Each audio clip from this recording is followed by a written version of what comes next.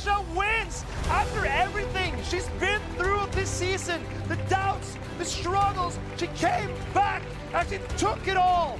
The queen of PvP is back on her throne. Polasha, Sevilla Special Champion. I'm Paula97, and I won Pokémon Regional, and I'm so happy right now. I have no words. I wasn't expecting to be here, so yeah, I'm really grateful. I'm really happy right now. Against Pato, I think I had a good matchup because my Pilot 1 and my Gator were so good. And luckily, in the last game, I saved my Pilot 1 for his Togekiss because I was expecting another different thing in back. I think my team was really good because it was core breaking everyone. I was a little bit weak to fire, but I beat 3 of them, so I was placing my team a lot of core breakers and they worked. The most fun part that I find is try to build some teams, to try to analyze the meta, how is it evolving, and I get motivated with walls. For example, I get the Travel Award 3 times. I mean, it's always fun to meet some people, to go to the tournament, and you are meeting with some people that normally you are not faced in real life. The people is amazing, to see the community, do some tourism, obviously. I love traveling in general. I will be in Prague competing. I was feeling for the last month that I wasn't able to top place in a lot of times because I thought that I don't have the level at this point, but I can demonstrate to myself that I can still competing, I can still fighting for the win. I decided very late to come to Sevilla because I was struggling practicing. I wasn't very motivated, so I was thinking about coming here but not competing. Luckily I competed, so I'm not gonna regret. I mean, you have to still playing. I mean, sometimes you are playing, for example, Go Battle League, and you are feeling that everyone can beat you. A lot of time you are going to struggle, but yeah, the main reason for being here is just enjoy the game. If you enjoy the game, you will have like better days and worse days. If you play every single day and you are thinking about your teams, you're gonna improve.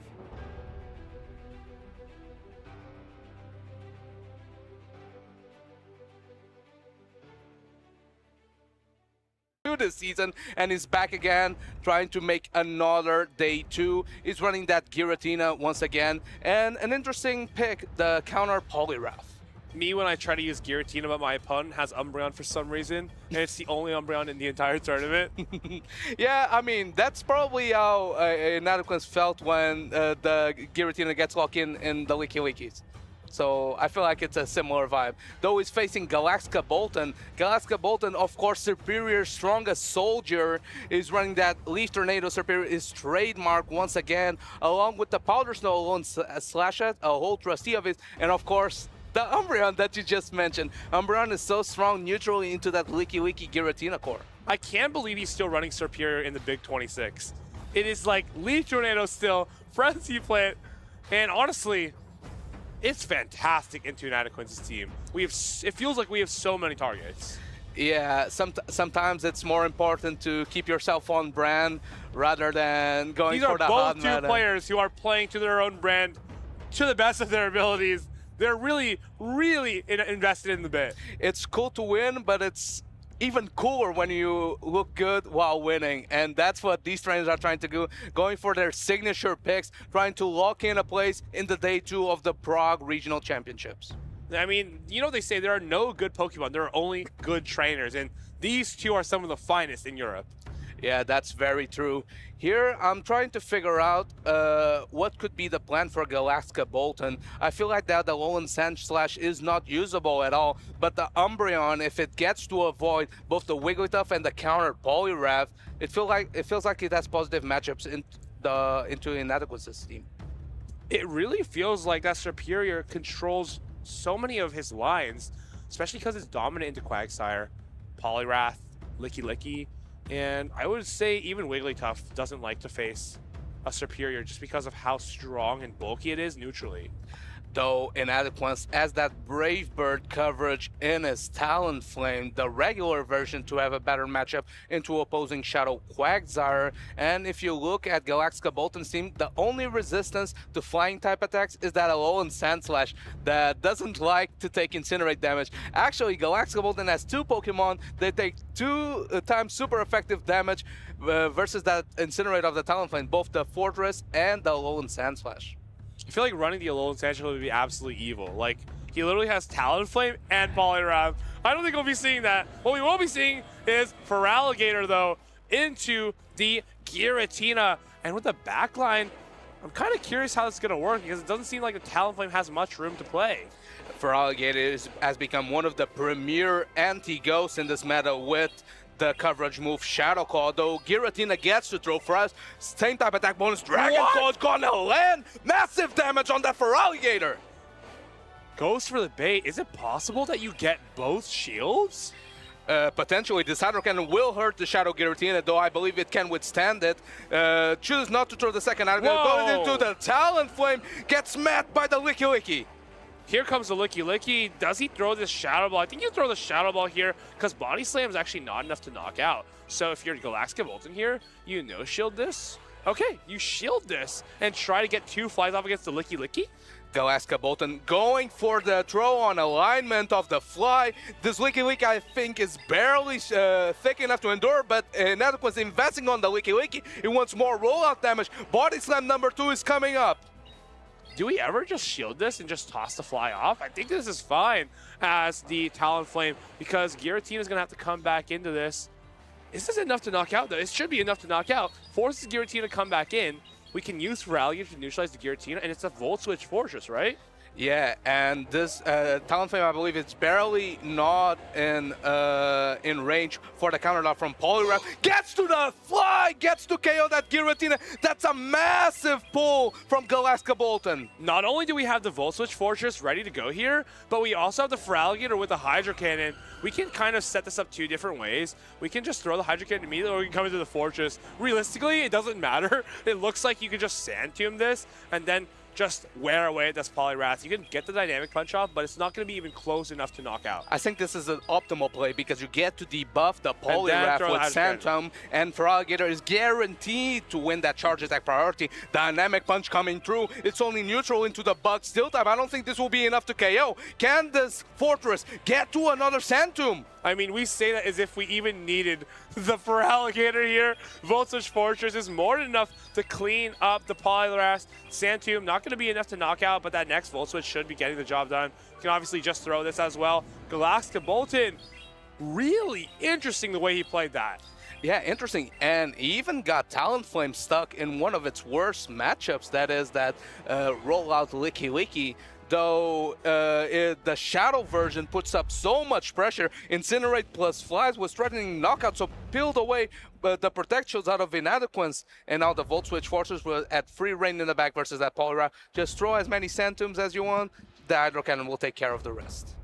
That was so crazy, especially letting the Dragon Claw go on the Feraligatr. Like, these are just crazy plays. I don't think I would have been able to make these plays in a million years. Yeah, maybe seeing that the Poliwrath actually has a very interesting matchup into his team because you either have Dynamic Punch as super effective damage, you have very good resistances, or even versus the Superior, its worth matchup, you have Icy Wind coverage, which helps versus the Grass type matchups. I wonder if we see the Superior being brought, though. Inadequate's definitely brought a couple of targets. Brought the Licky Licky, brought the Poliwrath, but if he goes strong to Superior, this could prove to be disastrous. I see disaster in the horizon. And I think you do too. Yeah, let's see if he does indeed do that. Galactica Bolton is known for taking some risks in this matchup. He's not Superior's strongest soldier for no reason. Leaf Tornado Superior has often got him off on some tough situations, but now he's in a position that he actually can take risks because he's 1-0 ahead. And you know that to face Inadequates and to get a win, sometimes you have to take some risks.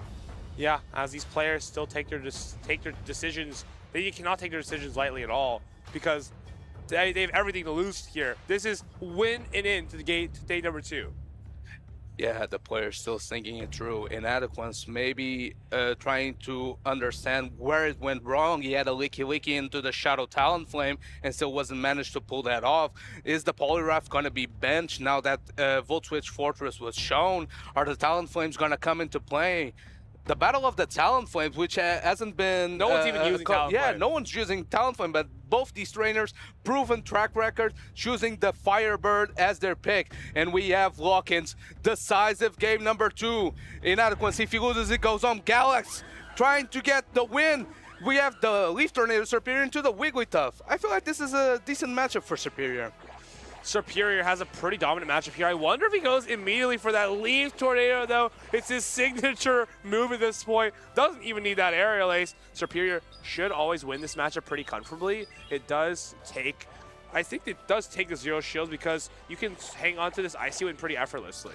Yeah, besides being a very tanky mob, he has tanky Pokemon. He has access to Frenzy Plant, one of the best grass-type attacks in the game.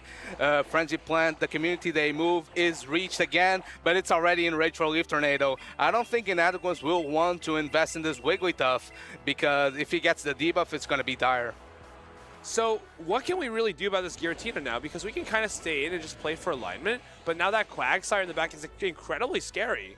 And if you look into the back line of Galactica Bolton, he has a lot of interest in staying in this matchup because the Talonflame wants to avoid this Giratina at all costs. And of course you have the Umbreon, one of the elite counters to the Ghost Dragon type. But I feel like the Talonflame is just stuck here. Can the Umbreon muscle through everything on Inadequate's team? I find that unlikely.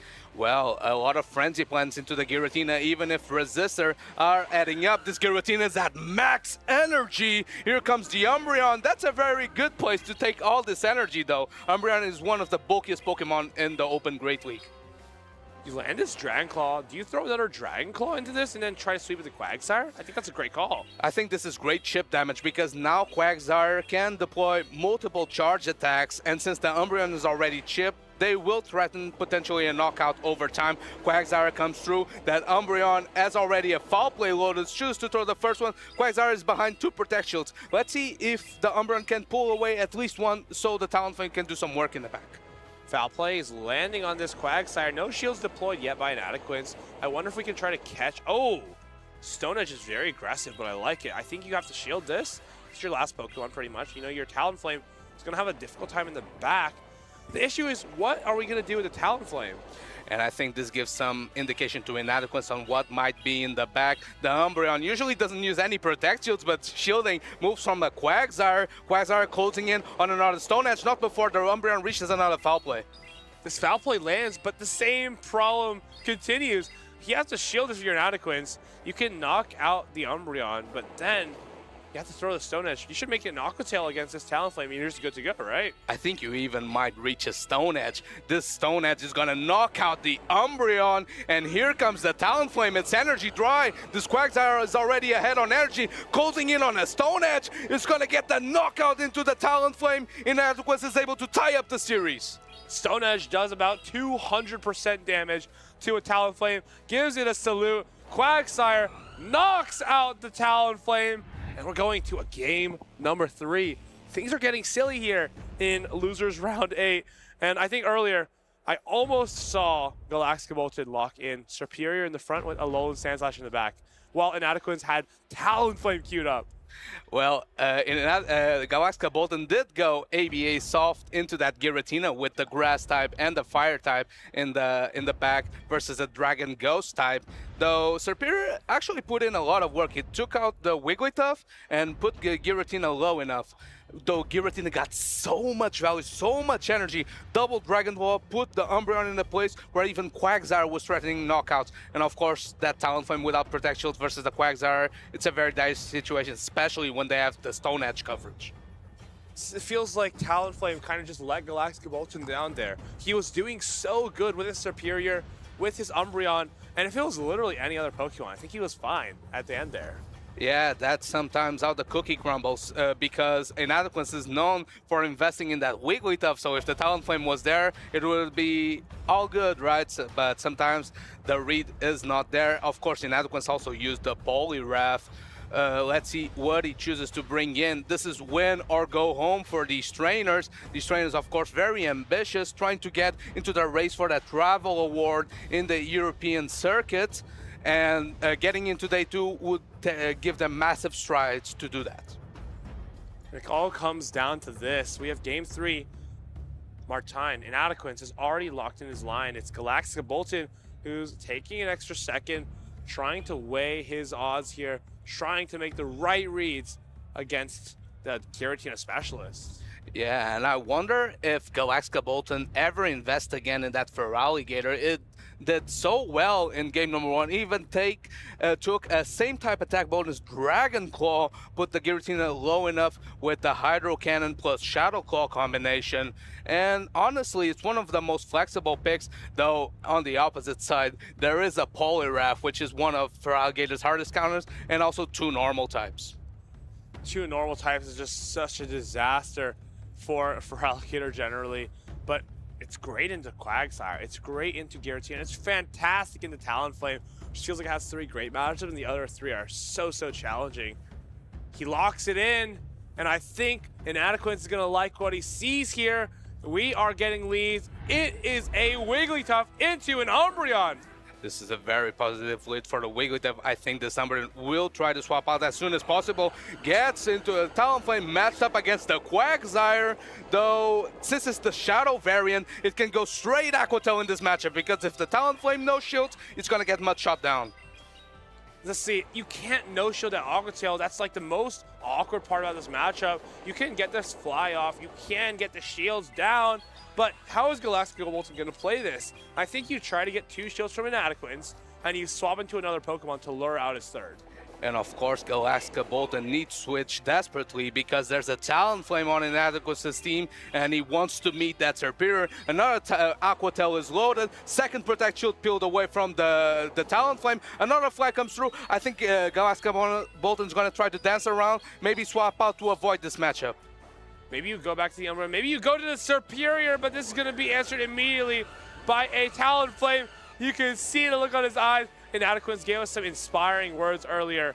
Just get the Wigglytuff on the Guzzlord, and everything else just save us the trouble.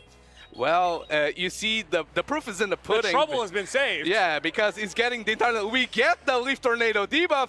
Leaf Tornado once again being thrown. I think Galactica Bolton wants to extend the matchup as much as possible here. Can we get a second Leaf Tornado debuff in a row? Not enough. We have the Talonflame at 100 energy. It doesn't even need to throw its energy. Gonna farm it all the way down. Frenzy Plant, same type attack bonus. I'm actually kind of curious how much this does to a Talonflame. Talonflame has a Brave Bird loaded. Pretty much just launch on whatever you want at this point. Maybe you come in with the Umbreon and Wigglytuff will come in, but it's looking fantastic for Inadequance. Of course, being double debuff means that this Brave Bird won't pack as much of a punch, though this Talonflame is very much outside farm range. Maybe goes in with the Talonflame. No, chooses to stay in with the Umbreon, maybe trying to go for an aggressive Snarl down. If you can throw 2 last resorts at the Wigglytuff, do you potentially have a chance ever? Brave Bird comes through. It's not doing a whole lot. I wonder if you can just pivot into your Talonflame here. I thought I saw vision for a second. I was wondering maybe if you could catch a fly, sneak it, Incinerate, be ahead on energy, knock out the Quagsire, but maybe that's a little bit too much to ask for. Quagsire comes in now, and that's all she wrote. Yeah, that Aqua Tail was loaded, paying attention. Inadequance doesn't stay in with the Wigglytuff for long, gets the knockout on this Talonflame, and now the Umbreon is just too low, has too much heavy lifting to do. This will be the end of the run for Galactica Bolton. Inadequance makes his way into day number 2. Fantastic team reads is what is so special about this trainer. It's one of his greatest skills, and it's not an easy thing to do, especially when you're playing against trainers who understand the matchups, understand how to pick lines to the best of their ability. Getting those calls right is what's going to allow him to save himself the trouble and get into day number 2.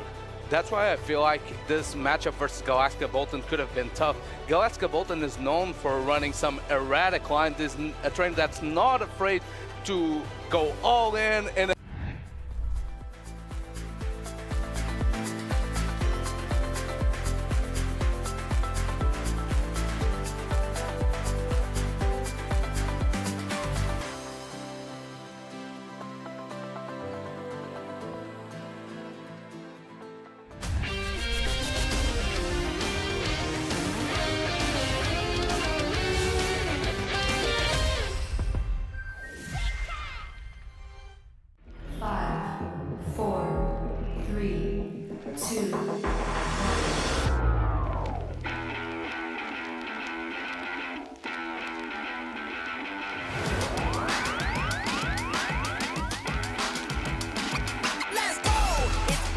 will move against it and then applied with that fairy zone on the Lily. Oh, he's ready to just give up the game. It's over.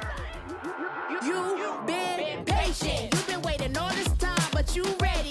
You've been putting in that grind, so let's go. Champions are hard to find, but you know the goal when you're ready to shine. Haven't heard of you, then they know. You got your sights set on that road. If it's time to battle them, then let's go. Cause you'll never stop. Show them what you got. Looking at this final HP to deliver the finishing blow, and just like that, they're Pokemon World Champions! Show them what you got. Yeah, they already know. You got your sights set on victory road. Show them what you got. Yeah, they already know. You got your sights set on victory road. He goes on the high speed! Resetting the bracket and then winning it in game number 5.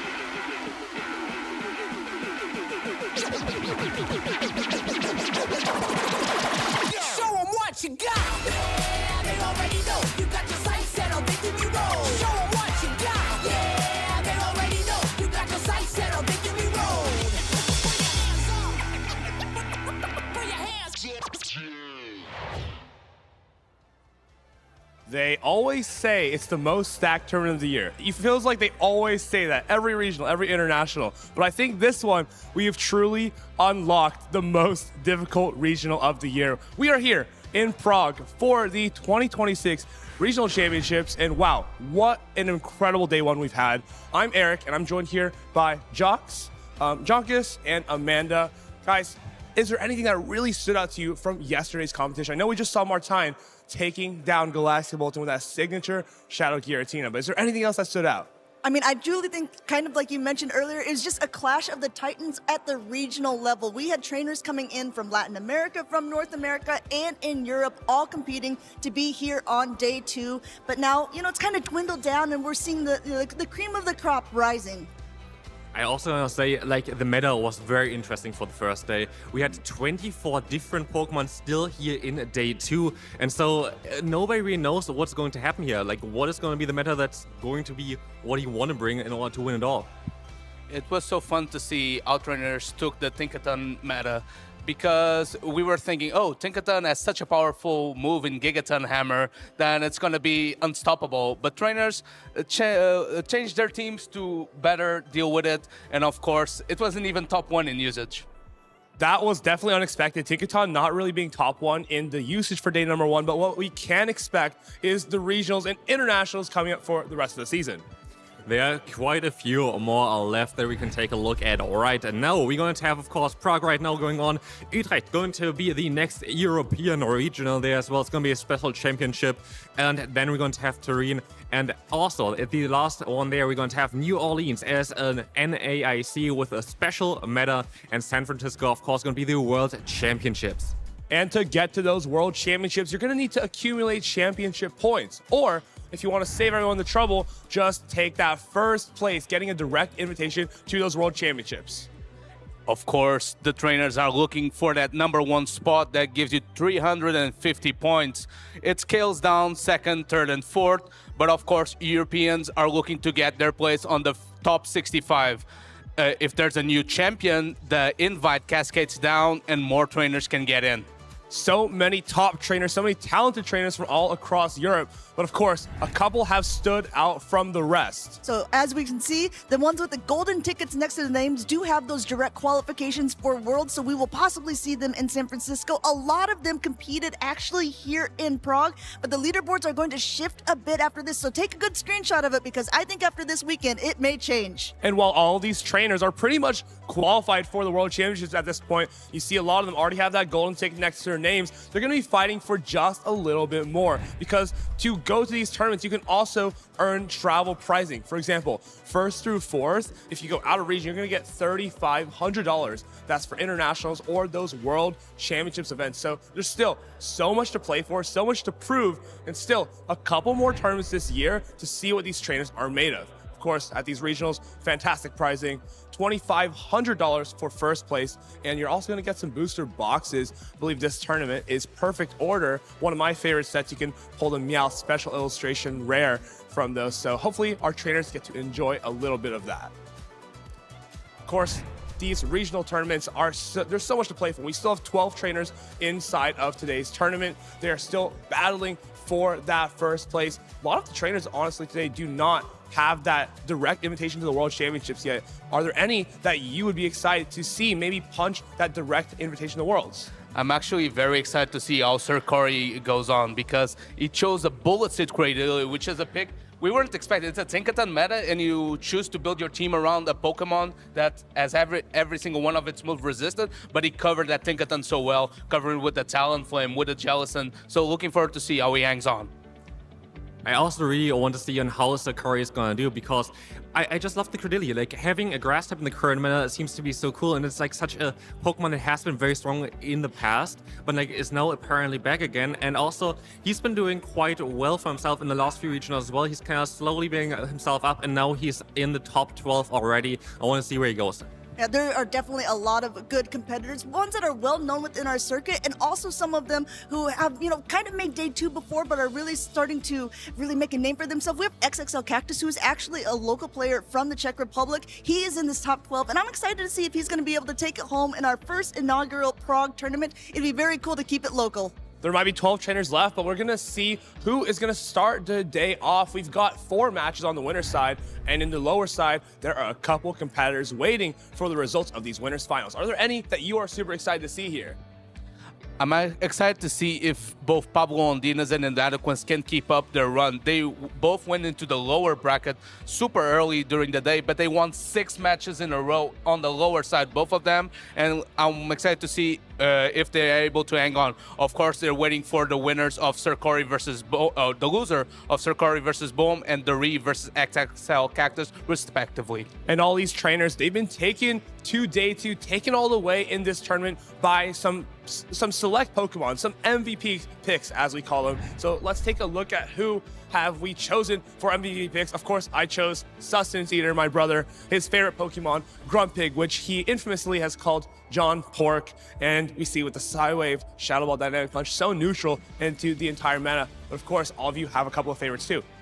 Yeah, I'm backing up Sir Corey. Sir Corey, of course, has a challenge in Boom, which has been a trainer that has made top 8 in every single tournament that he has participated on. But I feel like if he's able to get over that hump, over that hurdle, he has a very good shot at taking it all the way. It's funny that you bring up Boom because he is my MVP as well. And I picked Licky Licky for him there. Licky Licky is actually the #1 used Pokemon of day 2 competitors, but I think that Boom just does it better. If you're going to talk about his record there, I want to also say that he's played more games on stream than off stream in his entire career.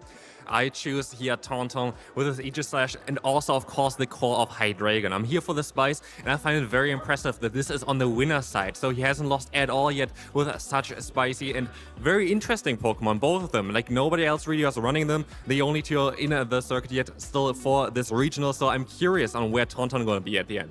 It's always so interesting, right? Because you see his Pokemon, his interesting Pokemon is Aegislash, and that even covers up the fact that he ran a Shadow Hydreigon, I believe, with Dragon Breath, Brutal Swing, and Access to Fly. So what a crazy selection from Tauntaun Matus. Very excited to see how he does today. We all know him as the Dragon Tamer, but maybe someone will be able to put an end to this madness. Of course, you're going to have to stay tuned to watch all of that. You can catch all the action for these tournaments on Pokemon.com/broadcast. As always, we're not just on Twitch, though. We're also on YouTube at Play Pokemon. So go ahead, leave us a follow on our channels. And of course, as always, on social media, do #Play Pokemon. Let us know who is your favorite to win today. I know we've talked about a lot of players, a lot of Pokemon, but it's going to be a very exciting day in general. Is there any last things you guys have to say about these players, these trainers? What are we going to see today? I'm excited to see how many Licky Mirrors we're going to get, and if is the that trainers... exciting? I'm not sure if it's exciting, but I'm looking forward to see what strategies trainers have picked up with some scrims maybe at the end of the day to see if they can avoid the Licky coming once again, rolling out their way into victory.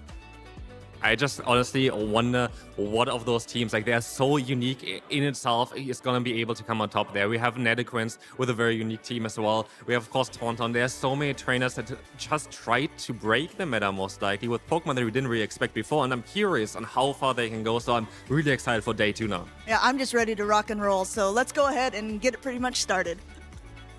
these players are on peak form. So let's take a look at the format, I suppose, of how these trainers are going to be fighting it out today in the rest of this Prague Regional Championships. And we are so excited to see what they have to bring to us. This weekend, the 2026 Regional Championships are bringing the electrifying action of the Pokemon Go matches to the global stage. Top trainers from across the world have gathered to compete for a share of over $125,000 in cash prizes, travel awards, and the all-important championship points that could secure their spot at Worlds 2026 in San Francisco, California. The competition is fierce and the strategy is key. This tournament spans 2 intense days of action, where our trainers battle it out in a double elimination bracket using the Great League format.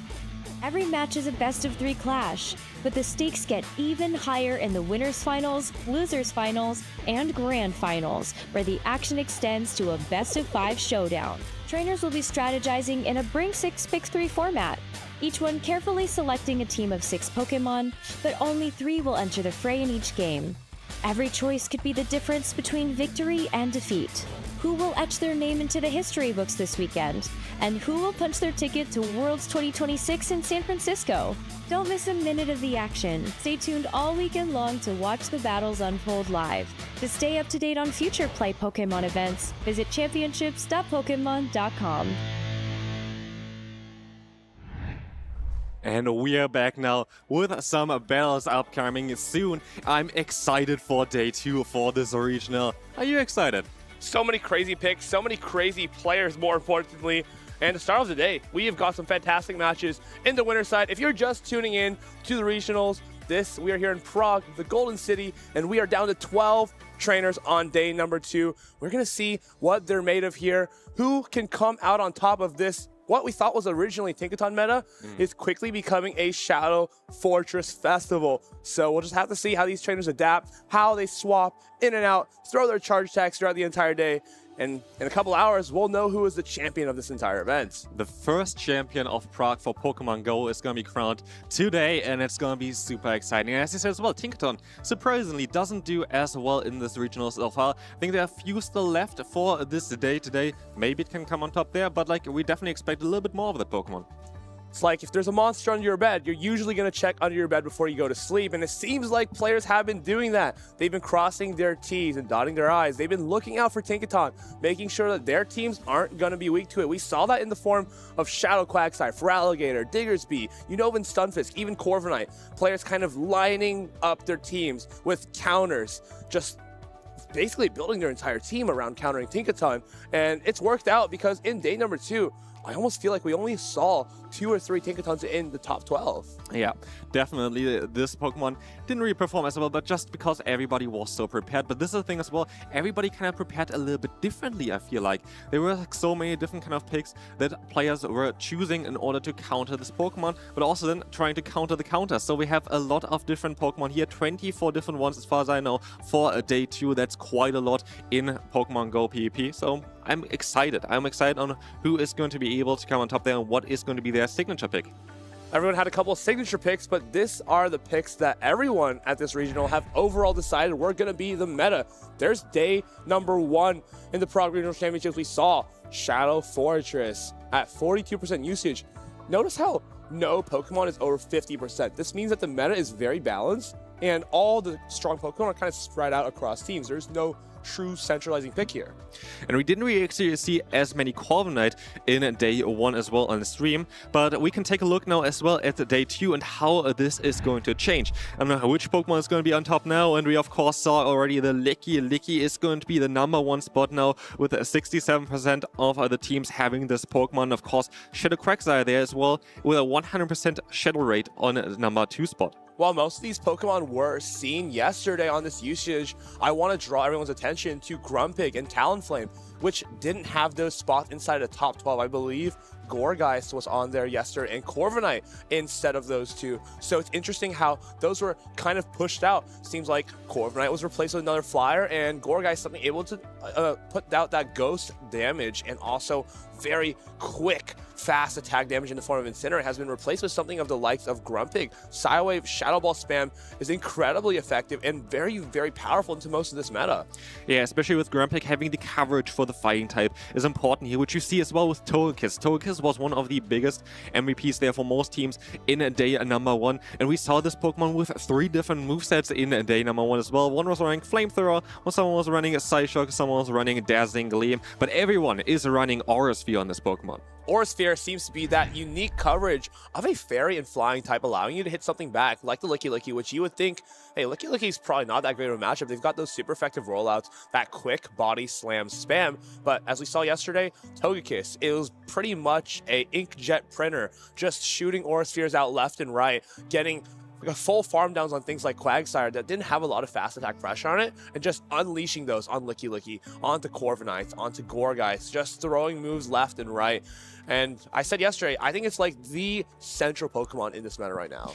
Yeah, definitely. Especially like this is very difficult to counter. Like one of the better Pokemon to counter would be, for example, even the Grumpig, because it can resist usually the Aura Sphere and the Psyshock. But again, you don't really know if this is going to be the case. Here, for example, for the Pokemon Spotlight, we see that Dazzling Gleam is one of the premier charge attacks there on this Pokemon as well, which allows you to do quite a bit more in like neutral matchups, for example, against something like the Stunfisk. But here we see the key wins, the Annihilate. We saw an Annihilate as well at the end of a day number 1, and the key loss is going to be the Credilli, which we saw as well already, and it's still going to be in day number 2. Credilli, though, it gets a little bit interesting when it switches that charge, fast attack, from Acid to Bullet Seed. It's actually going to struggle a little bit more up against Togekiss because you can't knock out with that Rock Tomb after the recent changes. Rock Tomb does just a tad less damage, so Credilli gonna need that acid, but we'll see if Sir Corey can muscle his way through the Togekiss in today's field. Of course, Dazzling Gleam is gonna help you with some matchups like Altaria, maybe even just landing more neutral damage against a Quagsire.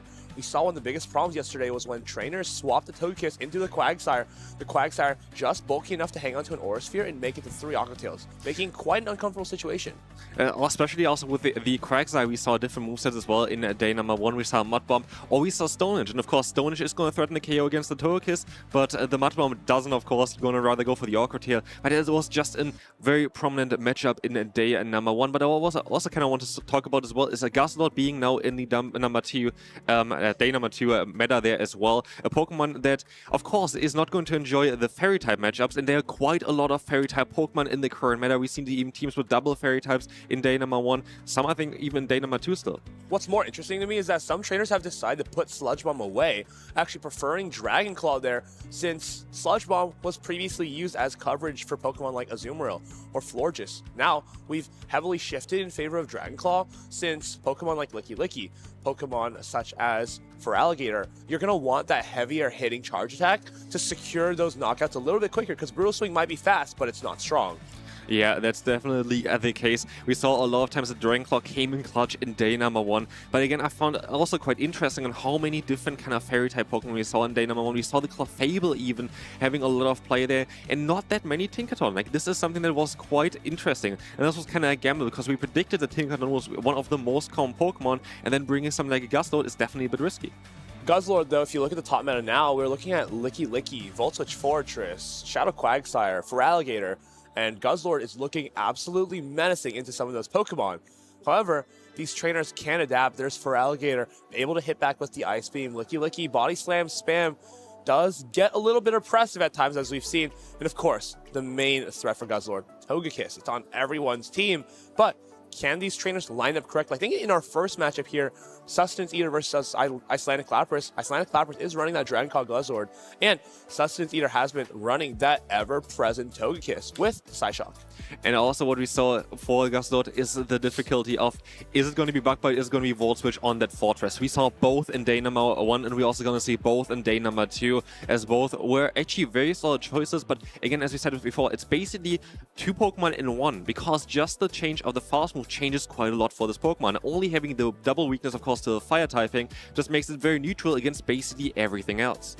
like Giratina has Alter form and an Origin form, but Shadow Fortress has a Volt Switch form and a Bug Bite form. One is a dynamic Pokemon having so much coverage, able to debuff, move in and out of matchups, and the other version, Bug Bite, just allows you to be a completely different beast, allowing you to secure Switch advantage when you need it, commit 2 shields to the Shadow Fortress, and let the Bug Bite do the work. And both of these trainers have Fortress. We're seeing both sides of the coin in this matchup today. Sustenance Eater with that Bug Bite Fortress, and Icelandic Lapras with Shadow Volt Switch Fortress. Yeah, it's going to be very interesting to see on how this is going to turn out. But I'm actually really curious about the Grumpig. I haven't really seen this much of Grumpig at day number 1, but I do think it's a very interesting Pokemon in the current meta. As we said already as well before, a lot of times Togekiss is running the Psyshock and the Aura Sphere on this, which is going to be resisted by this Psychic typing. And just having the coverage of Dynamic Punch is going to be amazing in a meta where the Licky Licky is the most common Pokemon. Grumpig is a Pokemon you bring with the assumption that trainers are going to be using Volt Switch Fortress and not as much Bug Bite, which, if you're asking me now, looks like a great call, since Grumpig is fantastic into something like Volt Switch Fortress as compared to Bug Bite Fortress, able to put on extremely oppressive Psy-Wave damage, even when resisted. Psy-Wave is one of those numbers where one of those charge fast attacks where the numbers kind of work out, letting you do 2 or even 3 HP per Psy-Wave, even when resisted. So mathematically, it's almost neutral. We saw a very interesting matchup in day number 1 as well. We had on one side the Medichim and on one side the Grumpig. Tell us a little bit about the difference between those. Well, they kind of are both Psychic types that hit for Fighting type damage. What's the difference between them? Medicham has a lot quicker access to the Fighting type damage, where Grumpig plays a lot more like a Psychic type, being able to focus on that Psy-Wave damage. Your Dynamic Punches aren't really what seals the deal, but let's see if Sustenance Eater can seal a deal here with his Grumpig, or will it be Icelandic Lapras who rises up with his Dragon Claw Guzzlord? And we're gonna see us on Icelandic Lapras side as well. One of the only Tinkertons that made it today are number 2, but he actually used it quite to some success in day number 1 as well. He used it quite a bit, and the Gigaton Hammer does so much damage. Just take a look here at the team again. We see the Dragon Claw on that Guzzlord, of course, which is going to be an interesting change for the meta. We see as well in day number 1 some Guzzlord still with the Sludge Bomb, but Dragon Claws seem to be quite strong for Icelandic Lapras in day number 1. Icelandic Lapras is the Birmingham Regional Champion from last year, and now he's up against Sustenance Eater, who has something to prove for himself. Has made top 8 before, has made top 8 at the European International Championships, top 8 in the Melbourne Regional Championships last year, but hasn't gotten that regional win yet, and this team is ready to take him to those grand finals. For Alligator, Licky Licky, such a consistent core. Throw in a little bit of spice. Throw in that Grumpig and Fortress. It's so consistent. It's so good at fighting through your opponents. Can Sustenance Eater take down Icelandic Lapras as the underdog here? We have here as well 2 Quagsires with a moveset of Stone Edge. It was like something in debate as well in day number 1, where we saw both Mud Bomb as well as Stone Edge very commonly. But here, 2 times Stone Edge. Going to be interesting because we're going to have the Togekiss, of course, here as well again, which is going to be threatened by that, at least on Sustenance Eater's side. Sustenance Eater has those. Oh, Seattle top 16 as well. I apologize, Harry. Also did make a day 2 in Seattle quite recently. But of course, he wants more. He's kept telling me he's due for a crazy tournament. Let's see if this can be that tournament for him. On the other hand, though, Icelandic Lapras has already had those crazy tournaments. Birmingham Regional Champion and Dortmund Regional top 8 and EYC top 32. He was not too happy with his recent results, but now he's in the top 12 already for this regional. So he is most likely very, very happy about this moment. He wants to have another title, of course. And he had such a great run in day number 1. So we have to see if Icelandic Lapras can continue this here in day number 2 as well. And also on Icelandic Lapras side, we have, of course, that Corsola. Corsola was one of the strongest Pokemon day number 1 as well. Such a bulky Pokemon. The main thing for Icelandic Lapras Corsola as well is it has glasses on. That's what I was going to say. The most important part of Corsola is those glasses. Those cool sunglasses kind of let you get through those matchups a little bit more effectively. I believe it helps you flip the Diggersby matchup in some cases. But of course, costume Pokemon are always cinema inside of the Go Battle League, inside of Play Pokemon. Our players, though, they look really, really focused. No nerves, but everything to play for. It's Sustenance Eater up against Icelandic Lapras, and we have a couple of lock-ins that you're going to be very interested to see here. Let's take a look at the lead matchup. We're going to have a Corsa against the Licky. This is not what Icelandic Lapras wants to see here. And we see the immediate stop out, of course, into the Quagsire, trying to charge up some energy fast and trying to get up some Awkward Tails now against the Bug-Bite Shadow Fortress. This is a matchup that usually favors Shadow Fortress on the swap because Shadow Fortress able to always secure switch advantage, able to apply fast pressure with those Sand Tombs. As you see, Bug-Bite's already taking Quagsire into about 55% of its HP, but Quagsire can fight back so quick with those Aqua Tails, so oppressive. 1, 2, 3, 4. And can Icelandic Lapras get to another one? I don't think he can because he hasn't committed this Protect Shield. It's going to be very, very close. Of course, the energy advantage in the beginning was quite nice, and it's just going to be enough to get that Awkward Tail off now. And so now it's a decision that's going to be crucial here. Do we use another Protect Shield as well? We do, because we want to have the alignment of the Licky against the Corsa for later on. And now we may have given up 2 shields, but we have a lot going for us. We have the Licky that's about to be aligned up into the Corsola. And most importantly, we have a Quagsire for that Volt Switch Fortress. This is where we're going to see a huge difference, as now this Corsola has to stay in here actually with the debuff. This is an excellent play from Sustenance Eater. This is going to be very interesting now because, at least for Icelandic Lapras, he can avoid the matchup against the ground type with a Volt Switch user. So this could be interesting for both sides. I would say it's kind of a play that's going to decide this battle a little bit, because now I feel like Sustenance Eater had a little bit of a better advantage in terms of the alignment, but maybe he kind of gave up a little bit on that now. Yeah, he has those Aqua Tails ready to go. It's going to be a charge attack priority on the second one. Is this going to pull away that shield from Icelandic Lapras? It looks like it will. Now this Nightshade, while dealing pretty good damage to the Quagsire, it's going to be a little bit awkward, right? Because it's not enough to knock out. And it's going to be very challenging to actually Volt Switch this Quagsire down. Yeah, this is going to be very close here. It's not going to be enough yet. And we see the swap out immediately, but on both trainers' side, going straight into the Licky. Of course, there's still the Protect Shield on the Fortress for Icelandic Lapras. And we will see, oh, the bait here. The Body Slam is coming through. This is absolutely the immediate evil. Shield. Body Slam bait onto the Shadow Fortress. Immediately shielded by Icelandic Lapras. And to some extent, it makes absolute sense, right? You know that your opponent's thinking, well, there's only one charge attack that you can really throw here. It doesn't make that much sense to throw the Body Slam, but yet it's Sustenance Eater launching the Shadow Ball now, getting that energy advantage. But can this Shadow Fortress bully through the rest of this team? There's still a Quagsire. There's still a Fortress left. Can it get the job done? The Oroctum is coming in now. This is going to knock out that Licky, and Fortress still going to leave here with a little bit of HP left, but it's going to be a bit tough one here because, again, there's still going to be the Quagsire, and we see the immediate stop out here from Icelandic Lapras trying to press immediately onto that Corsa, not wanting to have the matchup against the Quagsire here.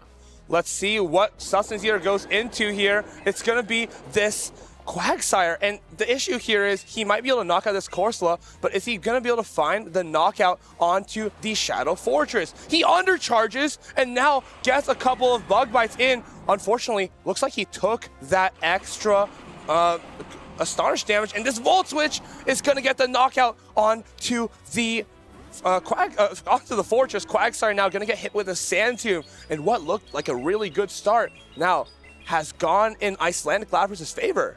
Absolutely, Icelandic Lapras is going to be able to win the first battle here with that Sand Tomb from the Shadow Fortress. And what an interesting play there. Of course, Sustenance Eater had a little bit of a better lead there. And of course, we had a normal type against the Ghost type Pokemon. That's quite a bit of a better lead. But Icelandic Lapras used the shield early in order to align himself. The thing is, that Quagsire was so powerful. It got to 3 Aqua Tails up against the Shadow Fortress. That's not something I was expecting. Yeah, definitely getting up there a little bit of energy first with the Quagsire definitely helped out to get the shields from Sustenance Eater there early. And yeah, it was a bit of an interesting matchup. Having the shields at the end there for the Fortress was quite nice. But again, as you said already as well, it's like the difference between Bug-Bite and the Volt Switch on the Fortress depends on like how the matchups are against those ground-type Pokemon. So like it was a bit of a tough one for Icelandic Lapras there at the end, trying to play up against that Quagsire, but he came on top there at the end. Very interesting first battle. Sustenance Eater, he has told me that when he plays these tournaments, he almost always loses the first game. This is just another day at work. He played against Ventusky, against Nezabethan, lost game 1 both times. Was able to get that 2-0 against Potaman, but now we'll see if he can get this reverse sweep again. Sometimes diamonds are formed under pressure, Let's see if he can get the job done and get this alignment that he needs so badly. Corsola is so strong into his team, but if he can put the Licky Licky in the right place, that will be the key to victory. Yeah, Licky Licky has to come here in order to deal with this Corsola, because otherwise Corsola is going to be very, very strong. Of course, Feraligatr could be an interesting change here as well in order to deal a little bit better with the Corsola as well, having the super effective Shadow Claw against it, but it's not the best matchup either. Like, it's going to be still positive, of course, for the Feraligatr, but we have to see on how those trainers going to adjust. It looks like they've locked in, and it seems that Sustenance Eater has once again, he has hit the jackpot. So hey, let's see what's going to happen here. Will he go for the Quagsire again? Yes, he goes for the Quagsire. It's answered by the Feraligatr now. What a fantastic adjustment from Sustenance Eater. This is a fantastic adjustment for sure, because this is going to be such a better matchup than what we've seen prior. The Feraligatr is going to be able to charge up to the Hydro Cannon insanely fast and doing so much damage, as we can see here. And of course, Icelandic Lapras is kind of forced to go for the hard-hitting Stone Edge here, which takes quite a bit of extra energy. Reaching straight for that Stone Edge. Sustenance Eater gonna put up that Protect Shield, gets the Stone Edge call correct. And now, can Sustenance Eater farm this down before a Stone Edge is reached? No, just gonna opt to throw that Hydro Cannon. Better safe than sorry. And Icelandic Lapras immediately opts for that no shield. Will he come in with that Shadow Volt Switch Fortress? Yes, it's exactly what he's going to do. We have here the Volt Switch now doing super effective damage, and it's just a back and forth on if Bug Bite or Volt Switch is better. It just depends on what you're going to face, and that's why we say as well, it's basically two Pokemon in one. As we're going to see here as well, the Hydro Cannon is going to get shielded straight away, but you have to still throw a charge move before. No, you're going to try to go for the full farm down, but you have to most likely invest yet another shield, and I'm not too sure if Icelandic Lapras is too happy with the situation right now, because the Rock Tomb, which mainly does the damage, is not going to go well against this upcoming Quagsire. He's out of shields, but he's not out of it just yet. He has those Sand Tombs loaded for this Shadow Quagsire, and while the first one isn't going to do a whole lot of damage, these things are going to add up real quick. Sand Tomb number 2 coming through, and Quagsire, it's just standing there. It's ready to take a hit. Sand Tomb number 2 putting Quagsire into the yellow health range. Can Sustenance Eater get to that Stone Edge? It's Corsola coming out from Icelandic Lapras. Immediate pivot into the Licky Licky, and Sustenance Eater has the correct alignment. He has found the target with the Licky Licky. Shadow Ball gonna land, gonna do massive, super effective damage into this Corsola. Phone swipes up, got a little bit too excited there, but it's still gonna do fantastic damage. Yeah, 2 Shadow Balls are gonna still be enough to knock out this Corsola, and of course we still even have the shield advantage here, which you don't really even need in this matchup, because you are going to be able to just go ahead, tank those hits, go for the Shadow Ball and knock out that Corsola. We're going to have another Power Gem though coming through here right now, just trying to charge up to those 2 Shadow Balls. Just gonna get the 2 Shadow Balls, launch one at the Galarian Corsola, launch one at the Shadow Fortress, but Sustenance Eater is in a great position here, getting a catch onto that Shadow Volt Switch Fortress, but it's all said and done. 2 Shadow Balls. Is this going to be enough to knock out this Volt Switch Fortress? No, it's just not enough, but he can get to his Sand Tomb. Going to go for a little bit of a cheeky catch there, but Shadow Ball loaded for that Galarian Corsola in the back. Even a Stone Edge would be enough to knock out from this range, or getting it pretty close at least. Here we're going to have now, of course, the Corsola coming back in, but it's not going to appreciate the incoming Stone Edge. This is going to be enough to knock out this Ghost-type Pokemon, and so it is a 1-1, and we're going to have a final game 3 here for this set.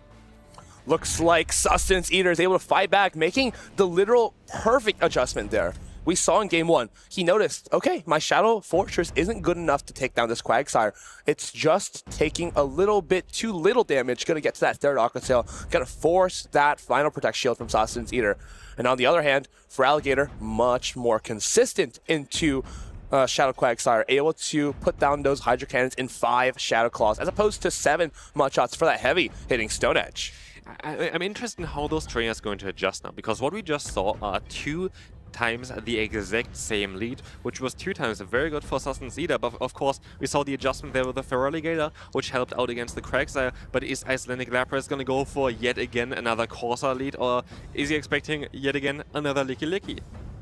Licky Licky has been so present in this entire tournament, has very few true hard answers other than that Poliwrath from Inadequance, but no Poliwrath to be seen here.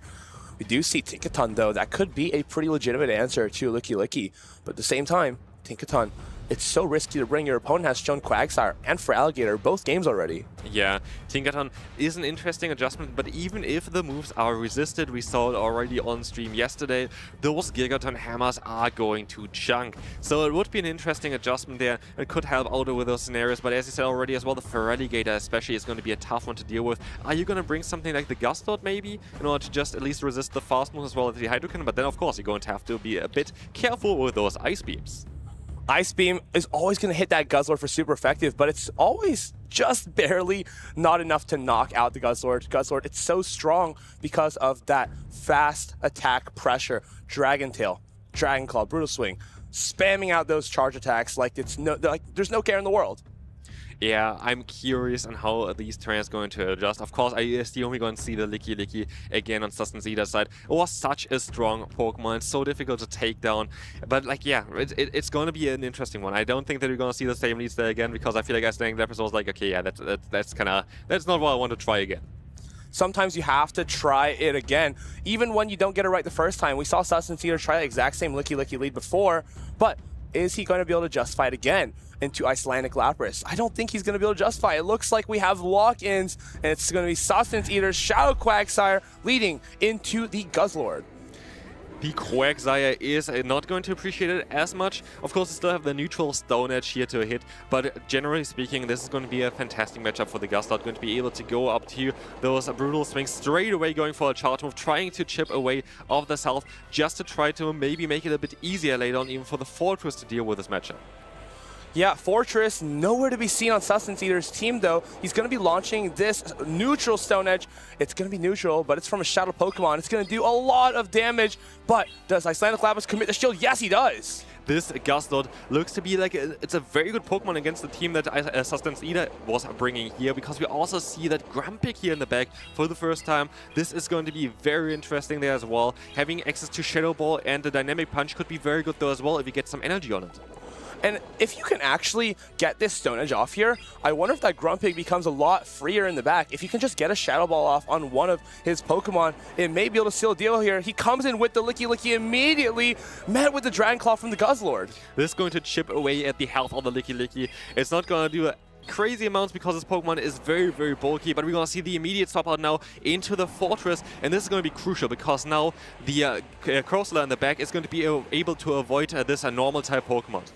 Now, this Rock Tomb from the Shadow Fortress won't be enough to knock out this Licky. So he's going to have to put a Protect Shield, saving himself from the damage here, but has to go for it immediately. Sustenance Eater is going to be able to get that second Shadow Ball off without having to commit a shield here. Yeah, this is not going to be enough to knock out the Licky yet. It is close though, but in comes now the Shadow Ball, and this is going to do some very nice damage against this Fortress. It's a back and forth here so far, but I'm curious because he's still going to have the Ghost type in the back here with the Corso, which generally speaking is going to be very solid against a Pokemon like the Grumpig. But again, Grumpig has the coverage of Shadow Ball. Now, this Sand Tomb just gets reach immediately from Icelandic Lapras, not messing around here, no need to go for that Rock Tomb, just wants to debuff this Grumpig so that the Corsola can handle it in the end game. But of course, Sustenance Eater is taking a lot of damage here from these Volt Switches. Can Icelandic Lapras get the Astonish down with the Corsola? And now we see the Dynamic Punch knocking out the Fortress. There's still a shield left for Sustenance Eater, but we're going to have now the Ghost type coming in. And of course the extra damage now from Astonish thanks to the debuff onto the defense. And we see the swap out onto the Shadow Ball, catching the move here from the Grumpig.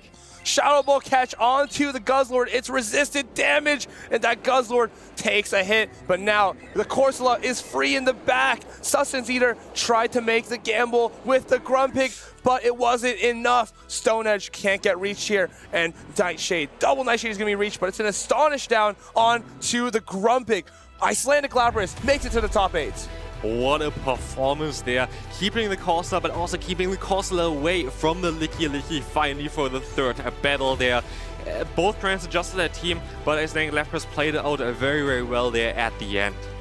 What an incredible performance there. Licky on the Corsola 2 games in a row, but he came back and put the pedal down. put his foot on the gas and got that Licky Licky onto the Guzzlord, got it onto the Shadow Volt Switch Fortress, and is fully avoiding the issues there with the Licky Licky. I really enjoyed the adjustment there as well with the Guzzlord. I feel like Guzzlord did a great job in the third game there as well. It was kind of unfortunate for the Grumpig, I have to say. Like, I feel like Grumpig would have been fantastic even against like the teams that we saw prior, but now kind of the adjustments that Icelandic Leopards made were not that great for the Grumpig. Yeah, I wonder what was the thought there of playing the Grumpig in that final game. We saw Icelandic Leopards Corsola, one of his favorite Pokemon, bring it to almost every single game. And Grumpig just couldn't get the job done against the Corsola. Would have wanted to see almost any other matchup, but no.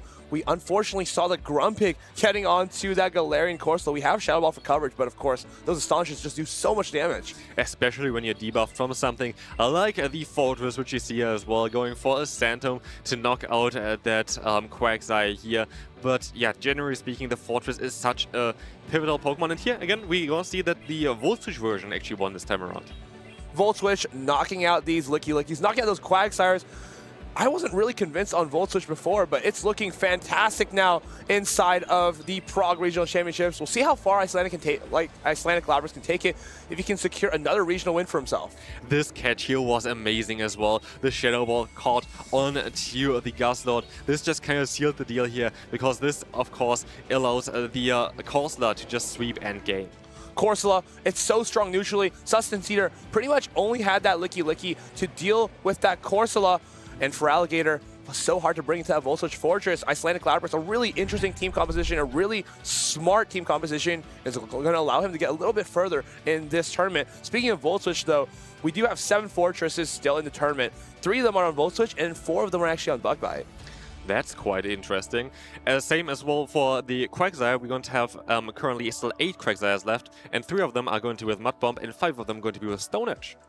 Very interesting. Mud Bomb, I felt like we saw almost more of it yesterday, but it seems like today players are pivoting towards that Stone Edge. However, this is a lot more unexpected than Quagsire and Fortress. It's that Ego Slash. It's that Shadow Hydreigon on the side of Tonton Matus. Yeah, this is of course my caster pick there as well. I want to see the Hydreigon succeed here because it's such a cool Pokemon together with the Ego Slash there. It's such a cool core because like if you play Ego Slash for a little bit in League of Battle League, you know it's going to be a bit tough to kind of get used to it. But the best way of playing it is trying to get the shields from the opponents early, and I feel like the Hydreigon does a great job at that. Hydreigon, it's so good against Pokemon like Unova and Stunfisk, even Pokemon like Licky Licky, which just don't have enough fast attack pressure into them. But of course, so many ways to play this. We saw him just pair the Ego Slash and the Shadow Hydreigon together yesterday. Wonder if that will still be the case today. Yep, we will see. We're going to have here, of course, Tonton Matus as well, the EUIC champion from 2023, the Dunks regional champion from 2025. He wants to have yet another win for 2026 as well. Trying to get one on the board every year. Tonton Matus, so many great World Championship performances. I just want to point out like how difficult it is to actually get a good World Championship performance.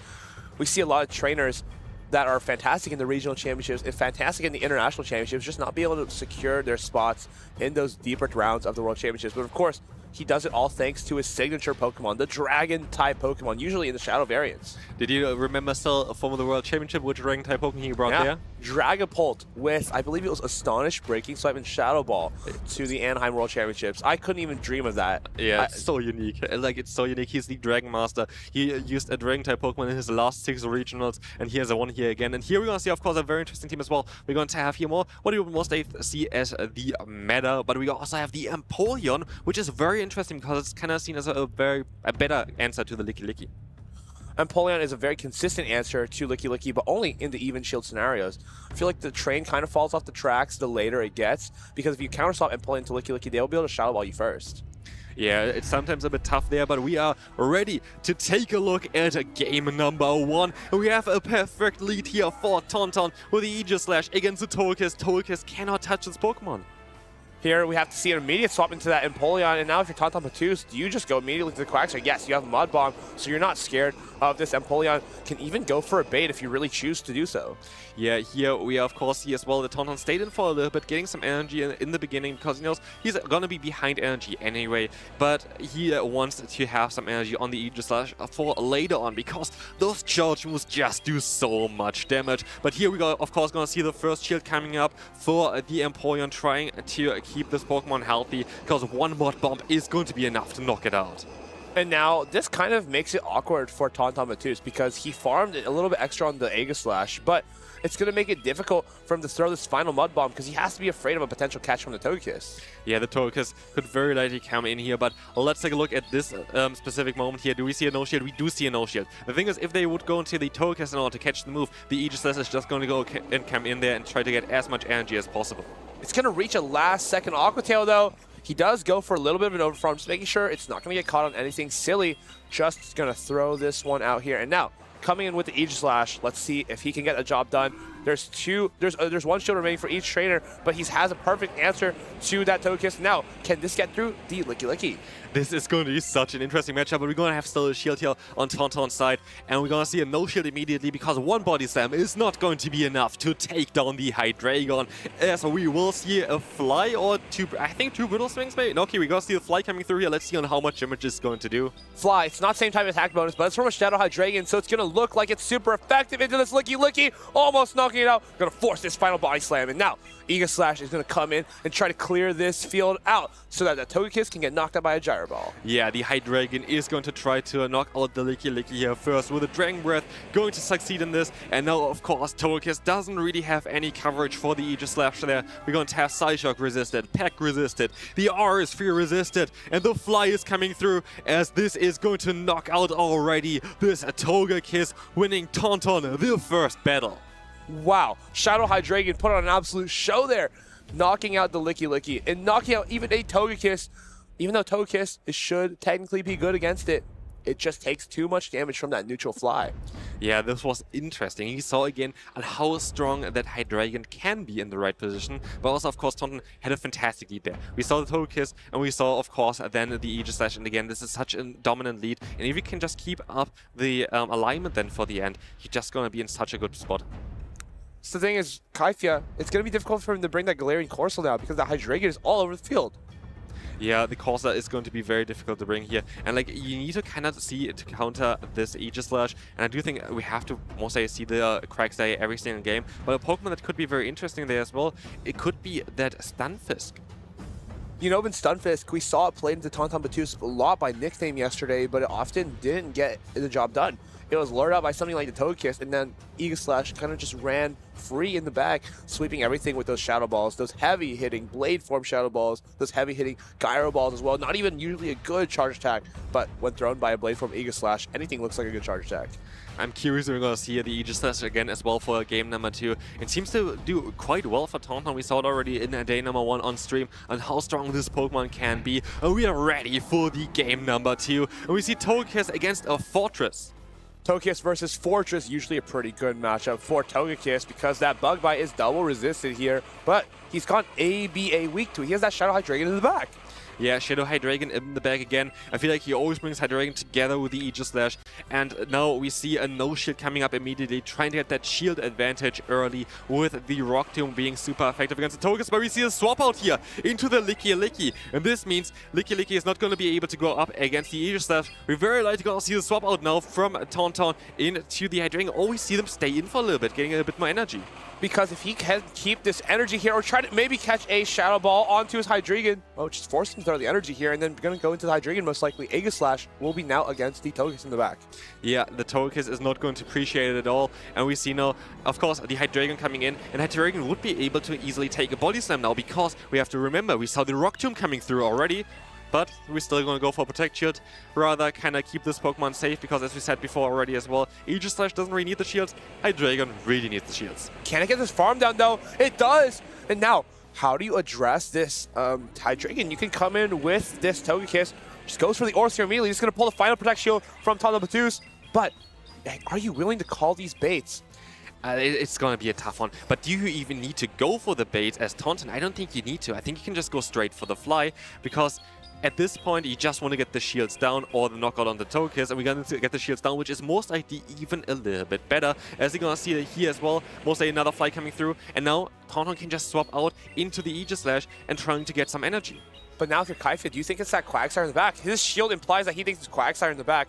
Now, you're just going to take this Aura Sphere to the Aegislash, resisted charge attack damage. This is going to do nothing to the Aegislash. You can try to come in with your Empoleon now, but is it too little too late? Shadow Ball, it's almost there. You're going to try to bank this, charge attack onto the Togekiss, maybe try to charge attack Brody Aegislash later, but Tauntaun Battus is building up to that Shadow Ball. Yeah, we're gonna see here that Tauntaun is just gonna get up to 2 charge moves, trying to go for a Shadow Ball. Is a Shadow Ball though enough to knock out this Empoleon? I'm not too sure about it, but what he could do as well is just go for a back-to-back. I think it's enough. Shadow Ball, Blade Form, Aegislash onto the Empoleon. This could be the game for Tauntaun Battus. Does it land? Does it connect for that 100% knockout there? And it's gone into the Empoleon. Shadow Ball into the Togekiss. Back-to-back Aegislash knockouts. Tauntaun Battus doing what he intends to do with his Hydreigon and Aegislash core. I honestly, like, running this at a regional championship and being so successful with it is just crazy. Easy, like, not easy, a quick 2-0 there, thanks to the Aegislash and the Hydreigon core. Like, who would have predicted this? This is, there's no other way to say it. This is absolute cinema from Tauntaun Battus. Aegislash, we haven't seen it have that much success before. We've seen it get a couple of top cuts, a couple of day 2s, but this could be its deepest run ever. It looks so dominant. It looks so dominant in Tauntaun's side. Of course, we saw a very good matchup in the lead in game number 1. In game number 2, we saw the damage that this Pokemon just can do. Like the Shadow Ball on a full health Empoleon, knocking it out. But then, yeah, of course, you have the Shield form, and you barely take any damage. Like, this is such an interesting Pokemon to run. It almost feels like you have everything, but you have nothing. Because when you're trying to charge up that first Shadow Ball, it feels so slow. That's that one drawback of using Aegislash. Look at this. Good luck, and Kaifia doesn't know what is about to happen in these next 2 games. Tauntaun Battus smiling because I think he has a pretty good idea of what he's going to do. You're going to see that Hydreigon getting that shield with Fly. Nope, just going to let it through. Fly knocking out that Togekiss. And that's game number 1 for Tauntaun Battus. Hydreigon, Shadow form, so dominant, so strong, and so much aura. Here we see as well on why this Fly as a coverage is going to be such an important piece, because you are going to be able to hit now hard even those Fairy-type Pokemon that would usually resist both the Dark as well as the Dragon-type damage. And the catch onto the Aura Sphere here in game number 2 allowed Tauntaun to just kind of get a bit of an advantage there as well, and then getting up to 2 Shadow Balls, knocking out both Pokemon back-to-back. There's that Shadow Ball for huge neutral damage. If it knocked out an Empoleon, we do not need to go for the Gyro Ball there. Easy knockout for the Aegislash. Tauntaun Battus doing what he does best, taking Spice to the next level. We'll see how much further he can take it in this match, though. Yeah, I honestly wonder on how much further Aegislash is going to be able to go there. It looks so dominant, like looked so dominant in day number 1 already. Now again, we saw on what this Pokemon can do. And it's interesting that not a lot of players brought this Pokemon, so it always is clearly kind of very difficult to play and kind of difficult to build around. But then pairing it with a Pokemon like Hydreigon as well, it just seems crazy. But we're going to have more interesting battles coming up very, very soon here as well, as you're going to see Sir Corey against Boom. Sir Corey, you talked about his Bullet Seed Cradily yesterday, and Boom, of course, one of the most consistent players in all of Europe. He hasn't played a whole lot, but when he does, he makes it worthwhile. He has that, I think, the same team as PvP David from yesterday. They are always running the same team, but Sir Corey went a little bit rogue with that regular Talonflame and Cradily. Yeah, regular Talonflame and the Cradily. Pokemon that we've seen, especially in like earlier metas. Now, Cradily especially was one of the Pokemon that was very, very dominant earlier on, but kind of fell off then again, and now bringing it in a meta where we expected Tinkaton to be one of the strongest Pokemon is kind of interesting. Tinkaton, it's pretty strong into most of this team, but of course, Talonflame, Unova, Stunfisk, Jellicent, 3 great answers paired with 3 Pokemon that aren't as great against it, which is a pretty interesting way to build a team. Yeah, and we have here the Wigglytuff as well, a Pokemon that also did quite well already in recent tournaments, but here again is going to be on multiple player side still as a preferred Fairy-type Pokemon. And what we see here as well, of course, on Boom side is going to be a very, very strong team that we saw already in day 1 doing quite well. It's kind of the meta Pokemon that you kind of could expect right now. Togekiss is such a devastating Pokemon. If this Pokemon gets energy, it's going to be able to destroy so many different Pokemon in the current meta. We'll see. Togekiss, it's pretty strong, especially because Sir Corey is running the Bullet Seed Cradily.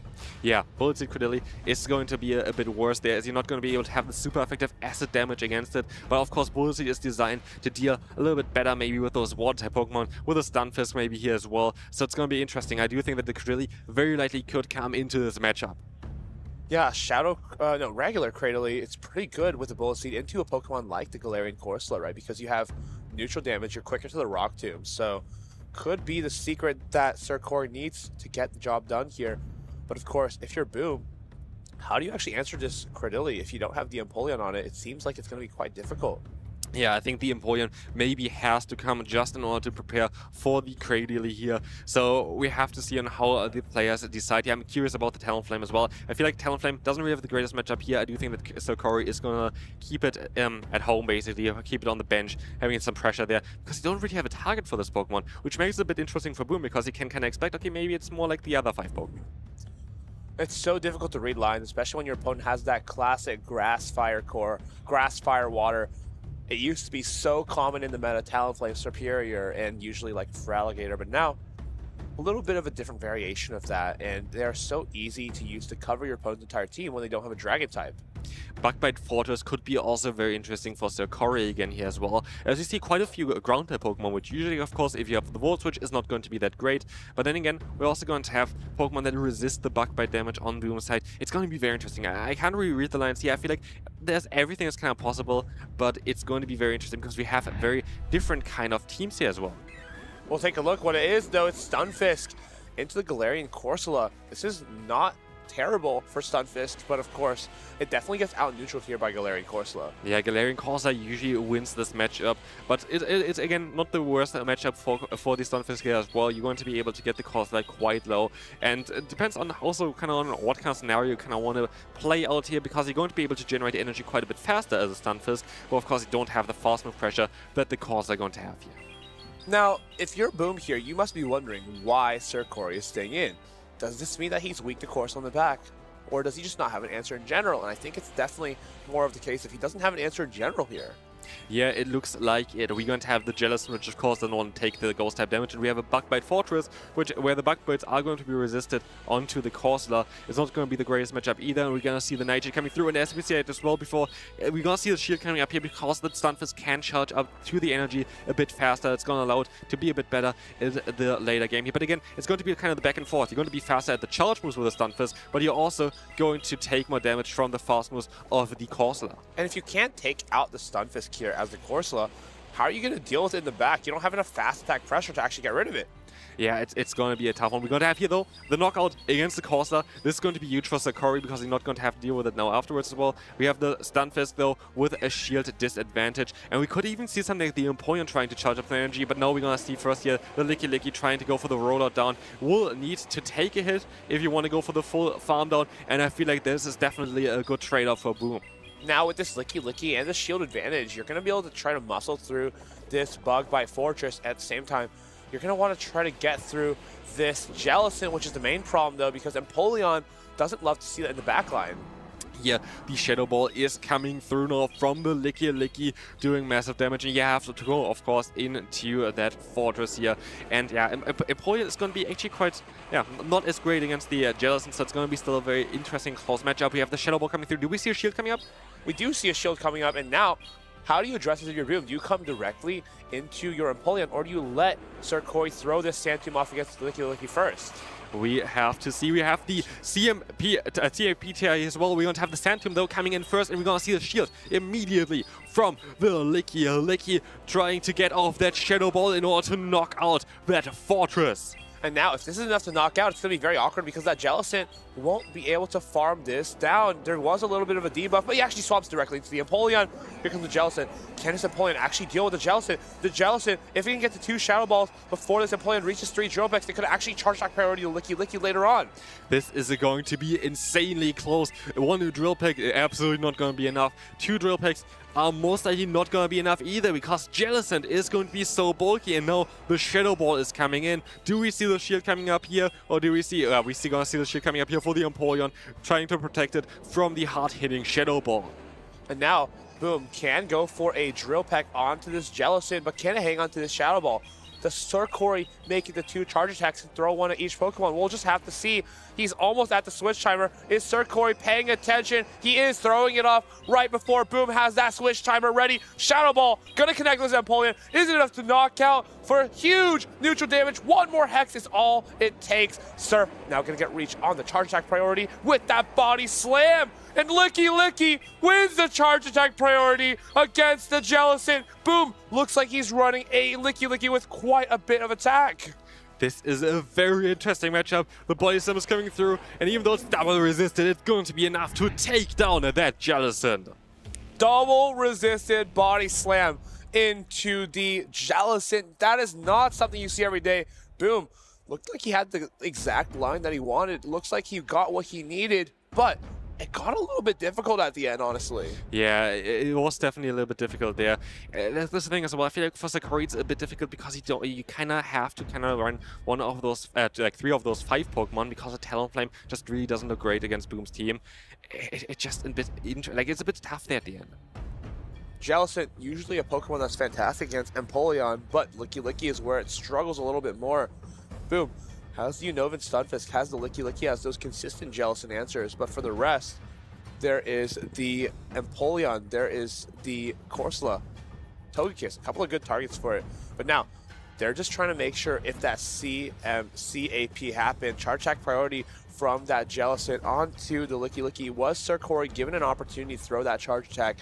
Judges, of course, are going to be taking a good look at that, just making sure everything is well and good here in our winners finals of Group C. Yeah, and of course, the players can take the time now to prepare for the next game. This is going to be a crucial one here. I'm curious if we're going to see the Credilli in here as well. I feel like Credilli does have quite a solid matchup against Boom's team, and I feel like Credilli is such a unique Pokemon that maybe not everybody trained with. Of course, it was a Pokemon that was quite common and popular at one time in those regional tournaments, but we haven't really seen it that much recently. But again, it's going to be interesting how those players are going to adjust. Are we going to see the Wigglytuff here? Only one way to find out.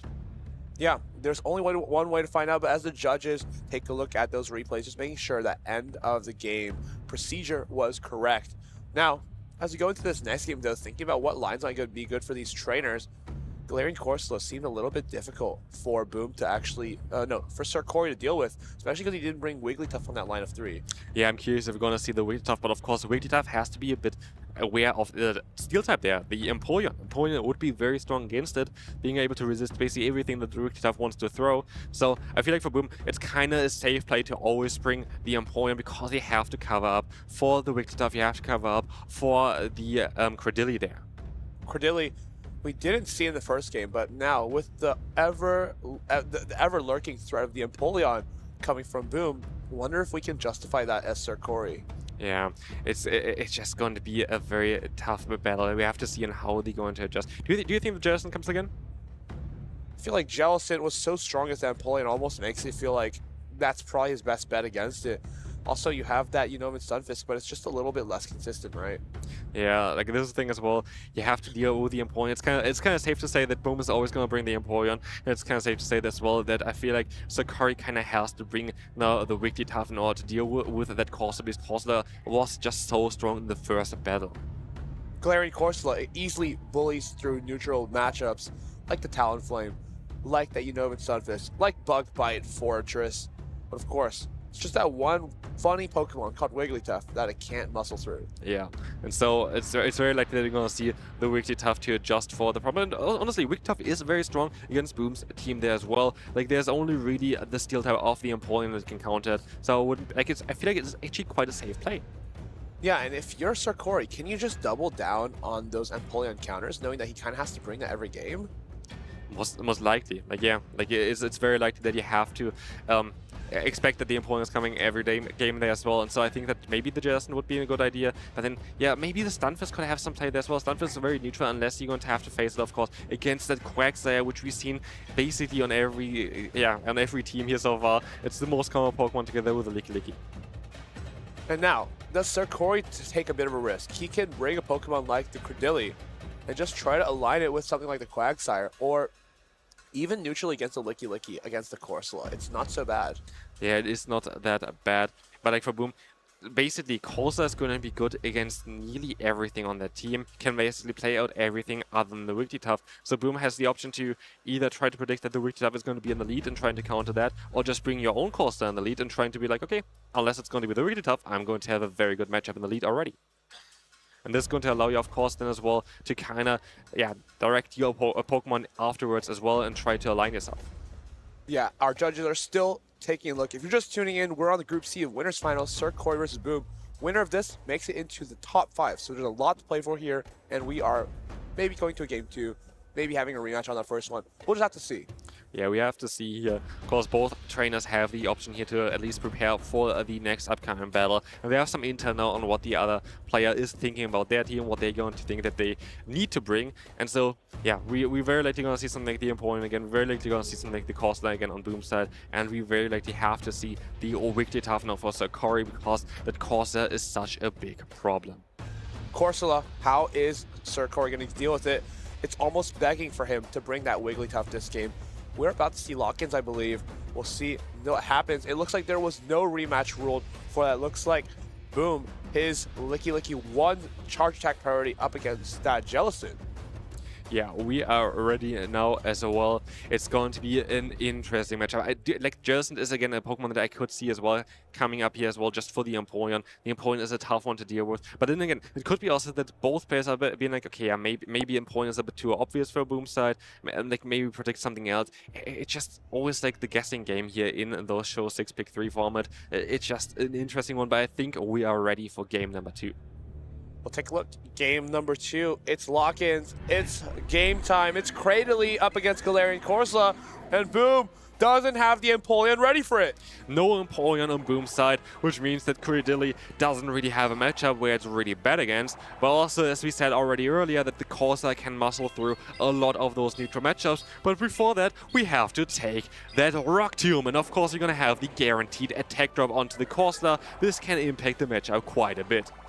And now if you're looking at this, not only does he not have a solid Cradily answer, he doesn't have a solid Wigglytuff check either. Yeah, no solid Wigglytuff check. There's only really the Empoleon for that anyway, but this is going to be a very nice and neutral matchup. But then we're going to see as well that there are 2 ground types in the back line. There we have the Stunfisk on one side and the Quagsire on the other side. It's going to be very crucial on how they're going to be aligned. But Boom, while you don't win this matchup as the Galarian Corsola, just getting the Cradily out of the way is going to be huge for him. Yeah, the Cradily is going to go, and no shield this move up as well. Of course, double debuffed Nightshade is not going to do enough damage, and Cradily going to be able to win this here in the zero shield scenario with another Rock Tomb. But we see the shield coming up here, actually. We see the shield from the Galarian Corsola. Maybe thinks he needs to take switch advantage here, but you still don't have anything for that Wigglytuff in the back. If he comes in with the Wigglytuff now, what do you pivot to? Yeah, this is going to be a very interesting question. We, of course, have those 2 ground types in the back, and it's going to be interesting in how those are going to be aligned. And we're going to have here now the Quagsire swapping into the Wigglytuff, and this is going to be very interesting for Sakori, because now you can avoid the matchup against your own Stunfisk. And I wonder if he swapped to Licky there, would Sakori maybe think it's an Empoleon in the back, and then go for that, with Stunfisk instead. Awkward Tail is coming through, doing half of the HP of that Wigglytuff, and we see now the shield coming up from Wigglytuff, of course, because you want to hit those Swifts. The Swift is going to be already charged up. They're nearly at 2 already as well, so the Quagsire doesn't really have the option to shield here, because it's most likely just going to knock it out straight away anyway. Yeah, you can't afford a shield here because he's at the back-to-back. If you do hang on, though, maybe you can make it to another Aqua Tail. No. Quagsire hangs on. Can I get to Aqua Tail? No. Just barely misses it. But how do you deal with this Galarian? How does the Galarian Corsola get any job done against this Wigglytuff? It's still so healthy in the back. Yeah, it's going to be a very interesting battle as we have, the Shadow Ball landing. Do we see a shield coming up here? We do not. So the Licky is going to be able to get a little bit of damage there up against that Stunfisk. But now we have the Mud Bomb coming in. This is just going to chunk away a bit of health. It's going to be a very, back and forth there. A lot of charge moves are going to be thrown here. Sakori now understands he just needs to shield the Wigglytuff. If he can get this low, here's a combo play from Galarian Corsola. Does he opt to give this a shield? No. Understands that he can just charm down the rest of this team with the Wigglytuff. It's not a charge attack priority. He lets the other Nightshade get off. This could be a turning point for Boom here, as this shield must be put up from the side of the Stunfisk. Yeah, you need to keep the energy. You need to keep the damage onto that Licky. We see the full farmer now, of course, and a lot of energy on the Stunfisk side, but it's going to be close because there's a Body Slam still stored as well. But in comes now the Mud Bomb. And do we see a shield here coming up against this move? Well, let's find out. We do not. And so we have another charge move stored, but we also have the Licky still in the back. This is going to be a CAP tie there as well, and this is going to be enough to knock out the Stunfisk with all the energy. But now, can we get rid of the Wigglytuff? Is there enough gas in the tank for Licky to get these body slams down? It's an immediate Swift from Sakori, but if we had opted for the Icy Wind, could we hang on to this next body slam a little bit better? This is going to be the question here, but you are going to try to get to the Swift early. We have to see there's going to be the body slam coming in. This is most likely going to be enough to knock out this Wigglytuff. Can Wigglytuff hang on here? Let's find out. Wigglytuff survives with 1 HP, and there's going to be no Swift reach in time. And is this a simultaneous knockout? Does the Licky Licky survive? It hangs on by 1 HP. Boom! Top 5 finish. Another top 8 finish to his resume. One of the greatest trainers in all of Europe. Now has his 5th consecutive top 8 performance. What a close battle this was. 1 HP on that Licky Licky at the end. The Wigglytuff would have been better most likely to go for the Icy Wind there, right? It would have definitely been better to go for the Icy Wind because at that point, he just needed to focus on going for charms. Even throwing the Swift there, if he didn't throw a move at all, he could have gone for the full farm down, and that would have been a simultaneous knockout at the end. But it's always tough battling on stage there as well. So even tougher battling against Boom. Yeah, especially against Boom. Well, like honestly, like Boom always getting into the top 8 minimum at the regional championships. That is just insane. Like this is just insane. Yeah, like it's always so interesting to see others living your dream. I mean, top 8 at all of his tournaments. That is not something I have done, or I mean, anyone else has done, to be quite honest. Easily one of the most consistent, one of the most talented players in all of Europe. And of course, he still has a lot to prove on the international stage, but in terms of regionals, I would not be shocked to see him take another one down today. Yeah, he won his first regional he ever attended to. His worst performance was a 7th place, which is just so wild. He has a 2nd place medal, he's a 3rd place medal, and now he's gonna go into the top 8 again in this regional as well. And here we're going to have the Corsair being able to get this move off. And this was a very interesting, this kind of turning point in the 2nd battle, because the Corsair is not only going to be able to get this one Nightshade off, it's also going to be able to get another Nightshade off, which changed the matchup here. And again, this body slam would have been doing a little bit less damage with the Icy Wind on it, but this is going to be just barely not enough for the Wigglytuff to hang on. And the Licky Licky stands there with a 1 HP. 1 HP, but Boom looked confident that his Wigglytuff was going to get the job done there. It hung on to that last charm and sends Boom into that next round. What a fantastic display there. No answer to Wigglytuff, no answer to Credilli either on that line of 3, but he was able to out-neutral, go in and out of those matchups, swap that Licky Licky in, get the Corsola out, keep those Nightshades for the Unova and Stunfisk in the end game. Just absolute cinema from Boom. A very, like a lot of neutral play there, I feel like, for both players. It was a very close one though. Like at the end of the day, we had like a 1 HP win there in game number 2, but both players played really, really well there. And neither of them, of course, like Boom is going to be further on already in the winner's bracket, but also Sakori still has the option to go through the loser's bracket to win this regional tournament today.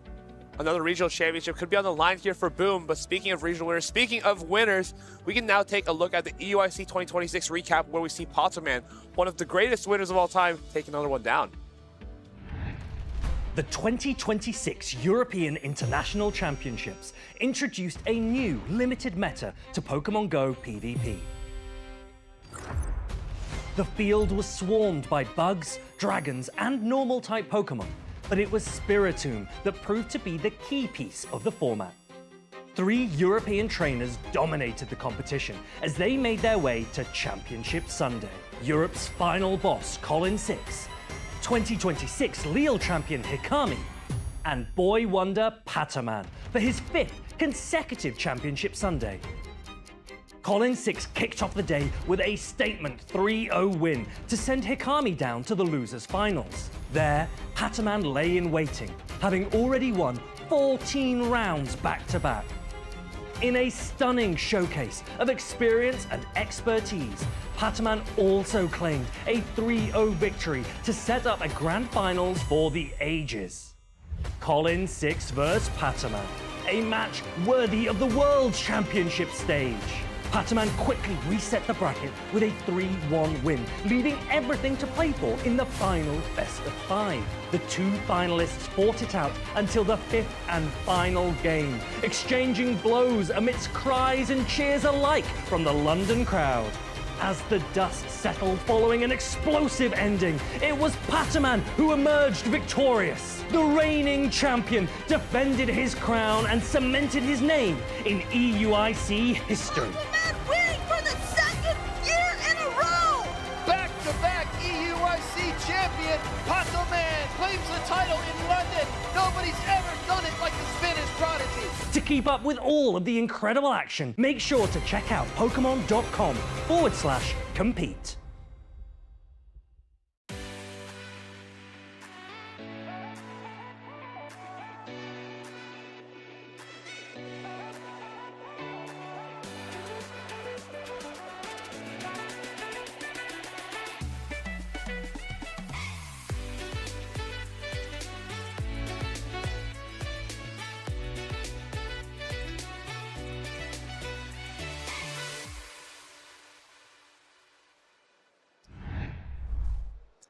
You saw so many swaps in those games. I bet you weren't expecting a double caster swap. Hi guys, I'm Jox here, joined by Amanda behind the booth. How have you been liking the game so far, Amanda? Wow, on the winner side of the bracket here and in this double elimination tournament, there's a little more, wiggle room up there, but man, the plays have been so precise, coming down to the absolute wire, especially in those last two games between Boom and Sir Corey. Absolute cinema, as Eric would say. Yeah, I bet you weren't expecting the bullet seed Cordelia to put in so much work. Boom had a tough matchup there, but he managed to wiggle around. Also, can we talk about that catch from Icelandic Lappers versus the Grumpig? One-turn moves, no problem. He catches this precise counter by Icelandic Lappers, getting the win there, securing his place on the top 8. So, at this point here, we are still in this winner's side of the bracket. So that means that these trainers have come in from day one. They didn't lose their actual rounds yet, but one of them, unfortunately, will be knocked down to the loser's bracket after this. We have the Reeve on the left-hand side against XXL Cactus, who's a trainer from the Czech Republic. Of course, a trainer from the Czech Republic, also a Worlds competitor, no stranger to the big stage. The Reeve, though, has been having an insane tournament. So far, he has played 2 regional champions, Rise to Occasion and Galactica Bolton, sending them both to the lower brackets. Absolutely, and he's running a very interesting team. If you're noticing here, he's got 2 Psy-Wave users on that, looking at that Malamar and the Grumpig. Grumpig actually jumped up into the top 12 usage for Day 2 competitors. We already saw Sustenance Eater using that earlier on. We'll have to see if the Reeve continues to use that in this tournament, but when you have a Guzzlord on the other side, do your Psy-Wave users start to feel a little bit maybe neglected, not as usable? I bet XXL Cactus is very happy to have that Guzzlord on that team, because otherwise, without the Dark typing on his team, that would be a tough matchup to handle. Though I believe the Reeve has enough answers to cover for those Dark types. So let's see if we have some double Psy-Wave shenanigans going on, or if XXL Cactus's Guzzlord scares them away. Now these teams are pretty similar. One thing we have noted with the Fortresses is that this one is on Volt Switch. I believe the majority of them, we had a stat was that the Bug Bite users were more prevalent in Day 2. We'll have to see if XXL Cactus can prove us wrong here. Fortress coming in right away up against the Reeves. Unnovan Stunfisk in the lead here. And this is a Volt Switch Fortress, so he's trying to swap right away into that Quagsire, not before doing a Volt Switch. Answered with the Feraligatr. It has access to Stone Edge, and the pacing advantage is going to be charge attack priority. Feraligatr wins that. Feraligatr going off first here. No protection used on XXL Cactus's side here. Going to take it all on to that. One thing to note as well is this one is running the typical tech on that Quagsire, which is Stone Edge. Getting the first shield off of the Reeve here. Wants to keep his Feraligatr nice and healthy. And I think this is very nice for XXL Cactus. He gets the shield advantage in this matchup. The Feraligatr needs to throw again, else another Stone Edge is going to be reached. No shield by the Reeve. He knows that Feraligatr can tank that, but Guzzlord has Sludge Bomb coverage. That will do nicely versus that Togekiss in the back later on. That Feraligatr is able to completely Shadow Claw down. What it lacks in health, it makes up for in energy. Ready to throw a Hydro Cannon or Ice Beam at whatever comes in. Waits to see it's that Fortress and releases that first Hydro Cannon. This Volt Switch is probably gonna knock out, but let's not forget that Fortress got 1 Volt Switch in the lead before. Oh, gets 2 for its troubles. This clicking on the Guzzlord right away. He's get met by the Togekiss, but though this energy advantage is gonna do nicely in this matchup. Yeah, going ahead there, one thing you did note, Jox, there is that there is Sludge Bomb on this Guzzlord, so it's going to do a nice super effective damage to the Togekiss. It is not enough to completely knock out, but the Reeve still opts to use a shield here because he he does have a lot of energy, and he wants that Guzzlord absolutely gone. Aura Sphere coverage proving nicely in this matchup for Togekiss, pulling the first protection out of the Guzzlord. Guzzlord trying to pace fast into that second Sludge Bomb, not before another Aura Sphere comes through. It's going to pull up the last protection out of XXL Cactus. Cactus puts up the shield here. He is at the Sludge Bomb. We might see a slight bit of an overcharge here, going for another attack first before releasing the Sludge Bomb. No Protect Shields remaining on either side here, and this one is making sure he's swiping all the bubbles. It connects with the Togekiss, but the Togekiss hangs on with the Sliver, and immediately a quick pivot by both trainers back into the Stunfisk and the Fortress. The Reef sniffing out that Volt Switch snipe, goes into the Unova Stunfisk. It's so healthy. And look, this Fortress has Santum coverage, but I believe this Unova Stunfisk is way too healthy to get rid of it. Trying to make it a little less healthy here as Santum #1 goes through. It is super effective. It is lowering the defenses, but these Volt Switches are doing pretty much nothing to this electric and ground type. Santum #2 coming through. And now Unova Stunfisk is open to be able to Thunder Shock down this Fortress as energy to boot to throw at this Guzzlord. Guzzlord is not quite yet at the move. First Mud Bomb coming through. Going for the attack. As a reminder, no Protect Shields are remaining on either side. This Mud Bomb will go through. This Unovan Stunfisk is double deep. A quick pivot by the Reef to the Togekiss for a chef's kiss ending for game #1 as this Aura Sphere connects. The Reef taking advantage so well of that 3-turn pacing of the Guzzlord, taking advantage of both his 2-turn users, Togekiss and Unovan Stunfisk, being so fast to those charge attacks, sniping down that Guzzlord, getting game #1 on lock. Wow, these games were incredibly close. Everything that we've seen so far in the winners finals have come down to split second decisions by these trainers, and you have to wonder if your XXL Cactus, ooh, he really got the read on me game #1 with that Fortress in the lead against the Unovan Stunfisk. That's really hard to come back from, but he really battled into it. What do you feel maybe on Cactus's side could be a safer pick for that lead? I think it's an interesting team comp by the Reef, maybe trying to predict that Guzzlord coming through. Though if the Licky Licky is going to stay on the bench, that Corsola becomes much better in this matchup. So potentially XSL Cactus can read it to that using the bulky Ghost type to get some advantage. One thing I'm very curious about when I'm looking at the Reeves team is what has he done against, has he played against any bug bite users or any bug type effects? Because he's got 2 Psywave users here, like the Malamar being one of them with the Dark type, and overall it's just like, that's a little bit dangerous, right? I mean, you have 2 that is super weak, and you knowing that, okay, I'm gonna have to bench those if that is potentially in. As Inadequate said yesterday, you just have to align your hard counter into it. He Yeah. has that Togekiss, a flyer that is also part Fairy type. It resists completely those bug bites. It's a very positive matchup though XXL Cactus doesn't have that bug bite Fortress. It is indeed the Volt Switch version, which is a way worse matchup for the Togekiss. Yeah, it's like, oh, you just gotta win. That is a good point. Let's take some notes, trainers, if you're wondering at home how to be the next regional champion. And both of these trainers want to be that.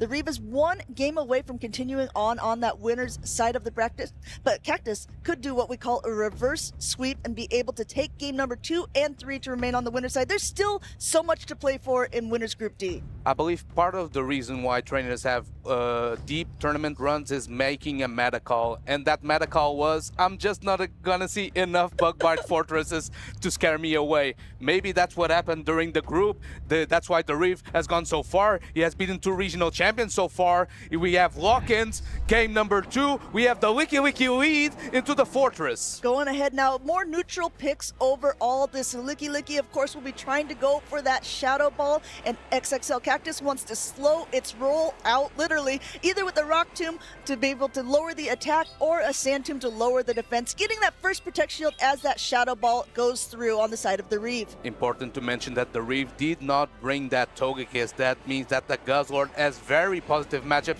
into the whole team. Switches the Feraligatr into a Volt Switch. Fortress has so much energy loaded. Gonna throw the first Rock Tomb, nerfing the attack of the Feraligatr. Nerfing the attack, the Shadow Claw's already not going to be doing too much to this Dark type Pokemon here.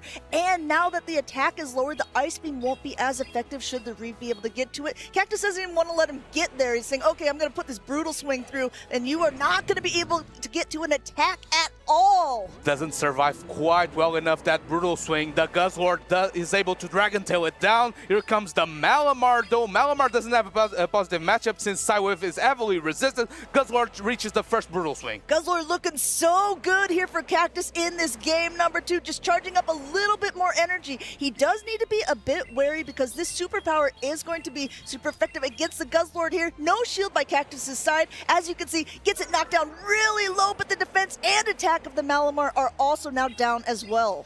Cactus now knows the whole team of the Reeve is gonna get the last Protect Shield out of this Malamar. This Guzzlord can't be farmed down. Can the Reeve get rid of it? It catches a brutal swing on the Leaky Leaky, gets the rollout through as well. Going ahead, just saving up a ton of energy on that Malamar. Switch timers are up, popping back out to hit this brutal swing on the Licky Licky. And now we're into the Quagsire on the side of Cactus. But there's a Shadow Ball coming through, and this is actually the heavy hitting attack that Quagsire would hope to avoid. And look at the health management by XXL Cactus. He has 2 Pokemon pretty much at full health, not after this Shadow Ball. The Aqua Tail comes through just before the Body Slam as well, putting pressure on this low health Licky Licky. Licky Licky doesn't want to use a shield at this point. It does have some energy, and it knows it's going to be able to hang on here. It goes for one more rollout before throwing the next Shadow Ball. Still no Protect Shield on Cactus's side here. This should be enough to knock that Quagsire out. XXL Cactus putting all his trust on the Volt Switch Fortress. This Malamar has energy low, doesn't throw right away. Fortress throws the Sand Tomb. I like this play a lot here. This Sand Tomb is going to lower the defenses here, and Malamar has to be able to throw something as that Guzzlord comes back in because those Psywaves are doing nothing. And now this Guzzlord will go down, but the Volt Switch Fortress is still so healthy. I think this is a very bad position for the Reeve. Can you take out this fort? Can you reach a superpower? No, Volt Switch Snipe. And now the Licky Licky just doesn't have enough in the tank. I think this is going to be a tied-up series. Going ahead now, trying to do as much as he can. Cactus ties up this series and winners Group D. We're going into Decisive game number 3. Can we talk about the role of Volt Switch Fortress in that matchup?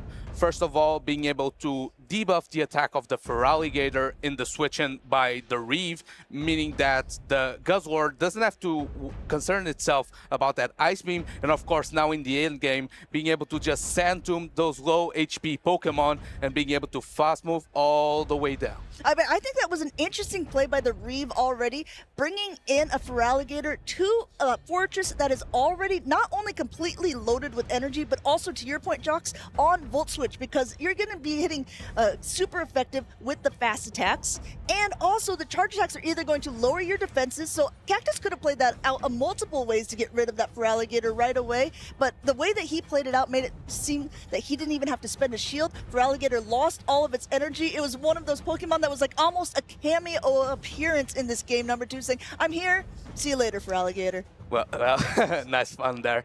I think the Reeve built a risky line because he had that game 1 advantage, hoping maybe that the Guzzlord wouldn't make an appearance since the Togekiss put in so much work versus it. I think the plan was maybe being able to get a shield advantage with the Feraligatr into a switch-in Guzzlord, potentially, and then the superpowers from Malabar would be way more threatening since the Psywave is heavily resisted. Of course, XXL Cactus made him pay because that Guzzlord gameplay was supreme. He even let go of the superpower because he knew he would take that comfortably, and it was very difficult to farm it down. Yeah, I mean, that was played out masterfully for that game number 2. As we're jumping now into game number 3, we're going to see who's going to say on that winner's side of the bracket. We have a Togekiss on the side of the Reeve versus Feraligatr on the side of Cactus. I think XXL Cactus is very happy that the Togekiss is here on the lead. Feraligatr doesn't go for the move right away, though. It's going to take this Aura Sphere. Does this Togekiss choose to swap out eventually, try to draw out that Guzzlord? No, it still stays in. Hydro Cannon is loaded, over farming a ton,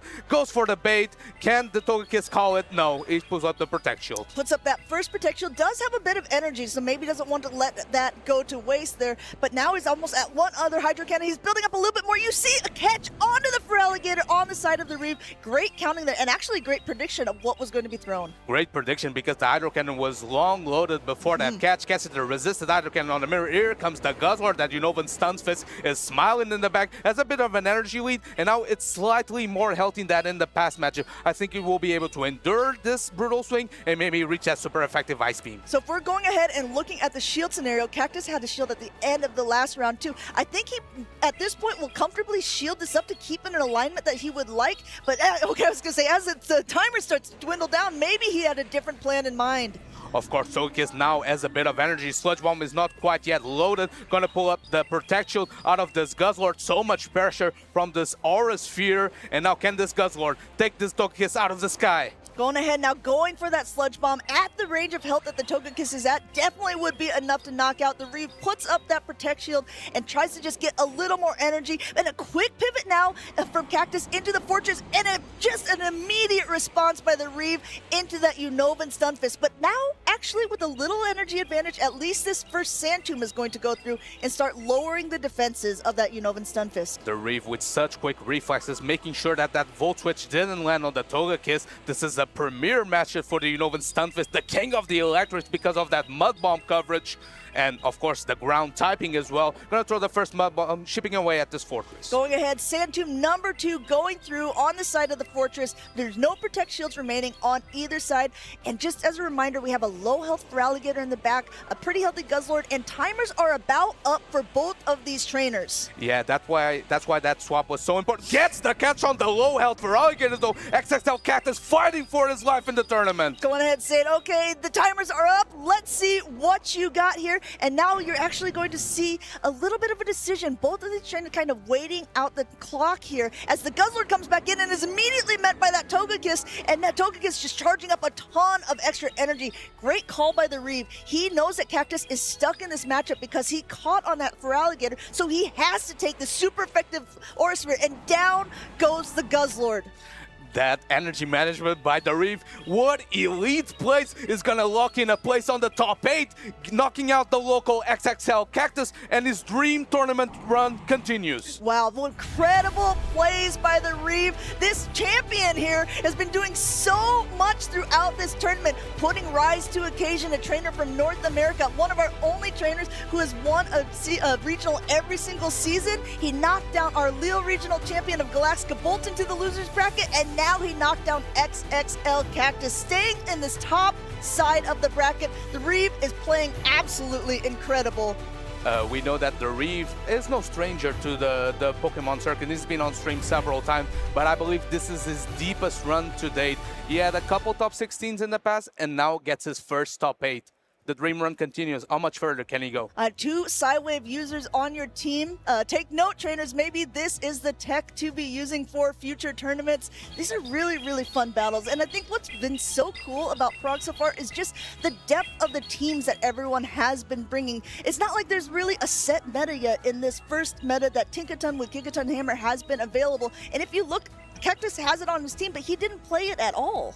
Yeah, interesting here. I believe the Tinkaton would add an okay matchup, but if you're facing a Feraligatr and a Unovan Stunfisk that don't really have a massive core breaker on the opposing team, maybe it becomes a bit risky to run.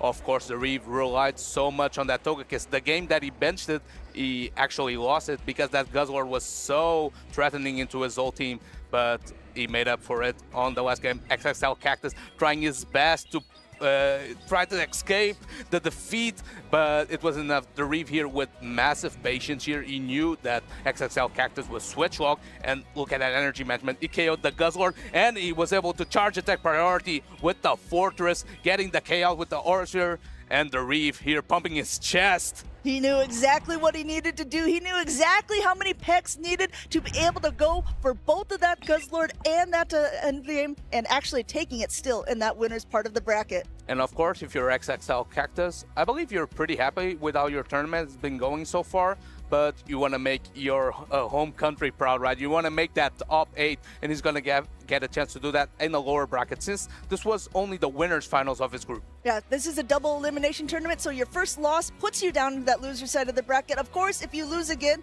that does mean you're out, but there is a lot of actually people who have been playing on the losers side of the bracket who have had deep tournament runs, being knocked down. Actually, I believe Inaticans was knocked down in the second round. So, I mean, the fact that some of these players have been playing for so long on day number 1 maybe actually just gives them more opportunities to be able to test out their teams for day number 2. And we have some of these people here on screen now as we're dropping down to that losers side of the bracket. We have Sustenance Eater, who's actually on the left-hand side, so I think we need the graphics switch there really quickly, and Nezabethan on the right-hand side.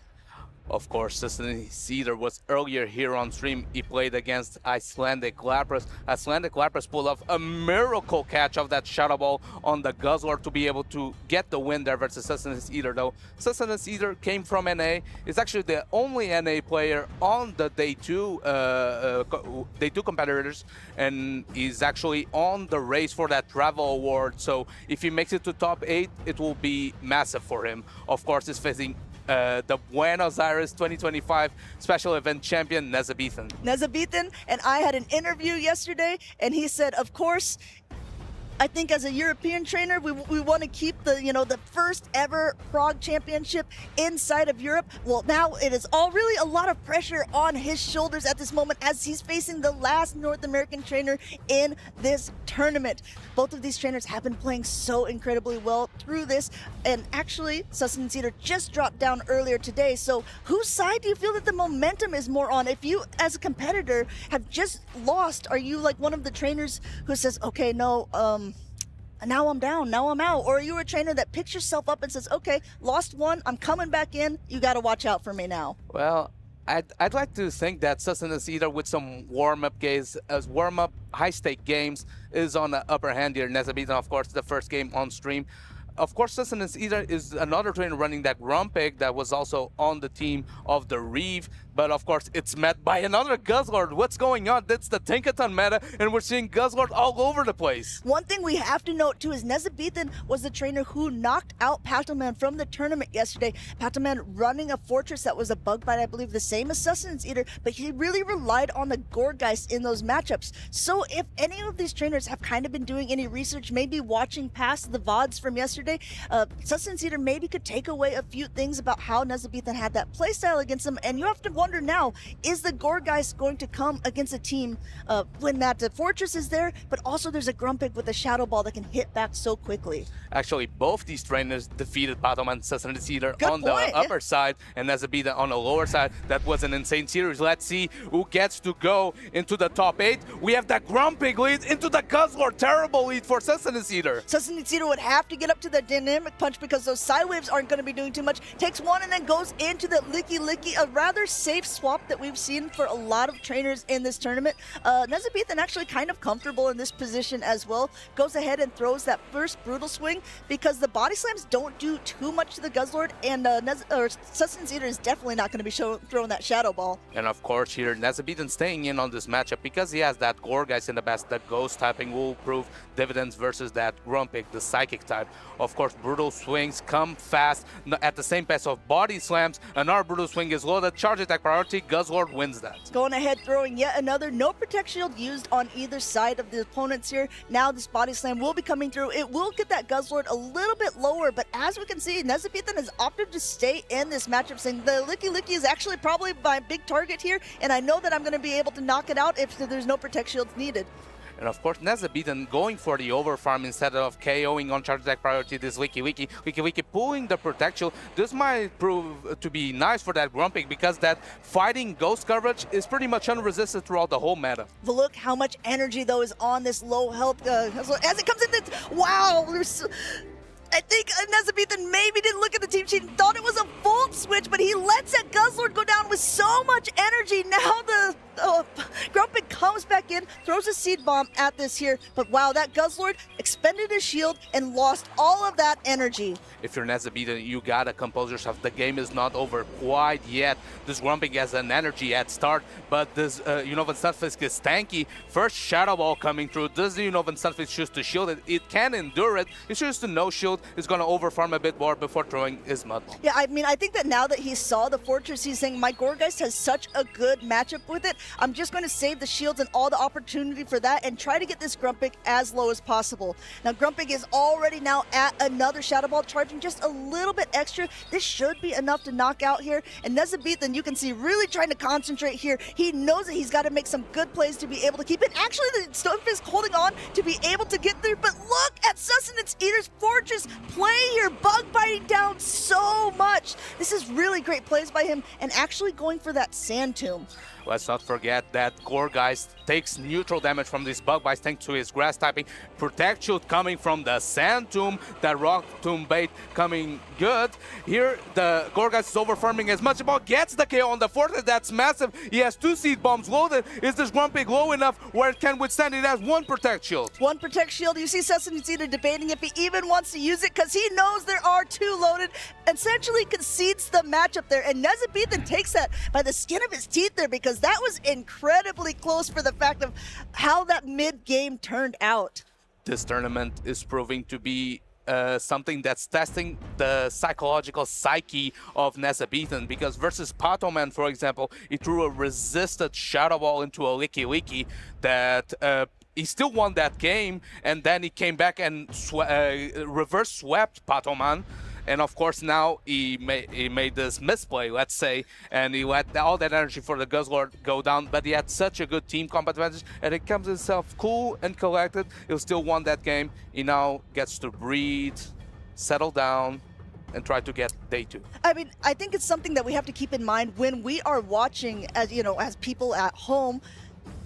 Of course, there's a little less stakes than when you're up on stage, and if you really kind of put it into perspective, it wasn't so bad. Yes, that Guzzlord went down with a lot of energy, and yes, there was a shield that was expended, but the Gorgeist being aligned to the Fortress was actually what Nezabethan wanted. So best case scenario was that he could have thrown an attack and still let that Guzzlord go down. It was because you don't want to swap out and not have those 2 aligned. We got the bug bite speaking into of the aligned. Gorgeist. Gorgeist finds its target once again. Will he pivot right away? Does a couple bug bites before switching. This seed bomb is going to be super effective onto the Feraligatr. Will he choose to shield this? Gorgeist looking so strong here in the lead and also in the swap. No Protect shield from Sustenance Eater. Takes that super effective damage, but knows that it can. And now in comes a Celio to just sop up all this water or ice damage, taking that on the chin right below the whiskers. And this is a regular Celio, not the Shadow version. It can take multiple Hydro Cannons, no problem. Here Nezabethan doesn't choose to overfarm, throws right away that Body Slam. Wondering now if the Fortress can bug bite this Celio all the way down and pull some strings in the back. But this is actually pretty interesting. You have to come in with the Fortress here because obviously as a Togekiss, even though you can hit back with the Aura Spheres, you don't want to be taking that damage from the Powder Snow. This Surf is now coming through on the Shadow Fortress. If you're Sustenance Eater, you've already seen the Gorgeist and you think maybe the Fortress has already done its job here. Just going ahead, getting up a little more energy before throwing. With that fast energy generation just before another Surf is loaded, the Fortress is forced to throw that Sand Tomb before he has to pull up a Protect shield. Gets the KO here. The Gorgeist is going to come back in. He does a couple more bug bites, essential, but here comes the Togekiss. Matsit's hardest foe in that Stunfisk, and Nezabethan is in the driver's seat in this matchup. Nezabethan maybe was a little bit shook in game number 1, but he is on point with his predictions with game number 2. Using a Protect shield here on that Unovan Stunfisk. Wants to keep it healthy, wants to keep sure that he's going to be able to get some alignment here and start stripping shields away from Sustenance Eater as well. Sustenance Eater recognizes it needs to get that Gorgeist out of the way there, and is deciding Togekiss might be the best way to do it. And of course, the way Sustenance Eater swapped into that Togekiss, it has that turn advantage, so it's able to get to a second Aura Sphere before the Togekiss has 2, the Stunfisk has 2 discharges loaded. Discharge is loaded, but he's overfarming as much as possible just before the switch call comes up. Throws another discharge. Great awareness by Nezabethan. Wow, credible plays here.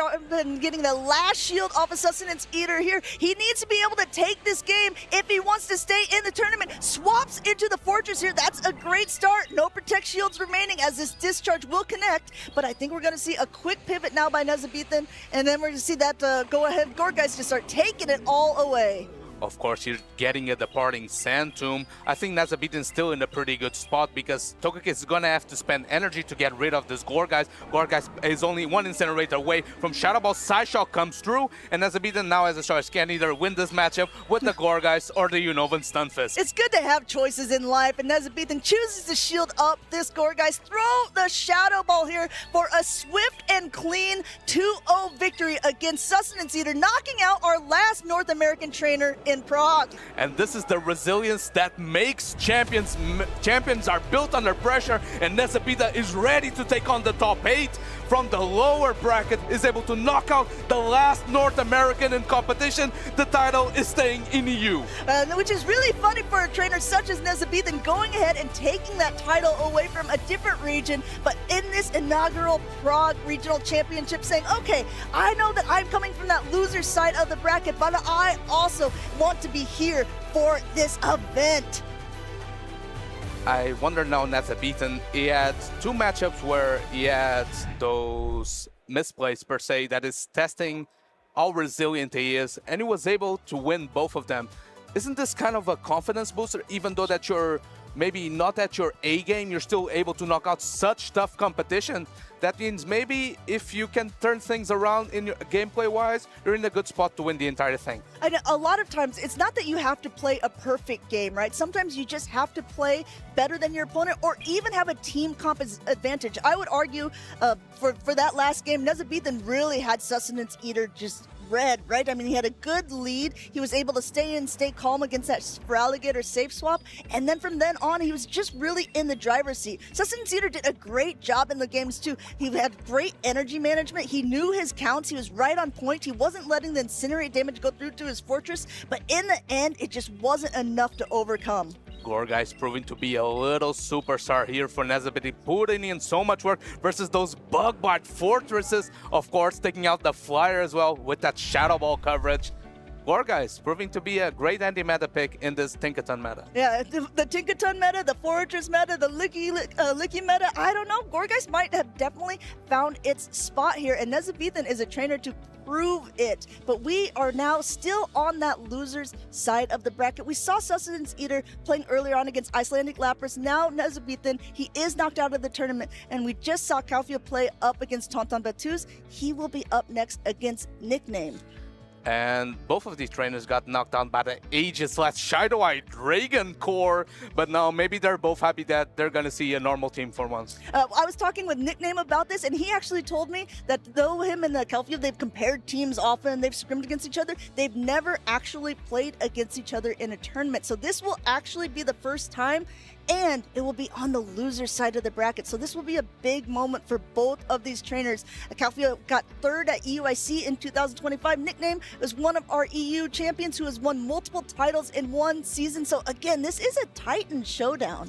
And it's funny that you mentioned that because both of these trainers were coming off stellar seasons previously. But in this season, I feel like they both think they're coming up short. They're not doing quite as well, quite at the same height they used to be. So this top 8 would be massive in their aspirations to come back to those top slots, to those medal spots that they aspire to be at once again. I know for a lot of trainers that know that I live in Belgium, and Kalfia is also from Belgium. I've actually had the opportunity to play against him a couple times in some local cups and challenges, which is a great way to go ahead and try to, test your mettle against different opponents, test some teams. And if you're looking to maybe do the same, you should check out this because maybe there's some near you.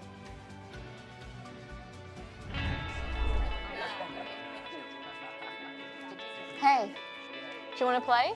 Yeah.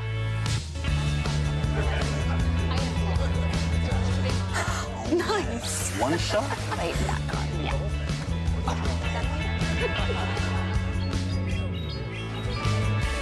I'll use twin cannons. Great game, guys. Bye. See you next week. Come play at your local Pokemon League.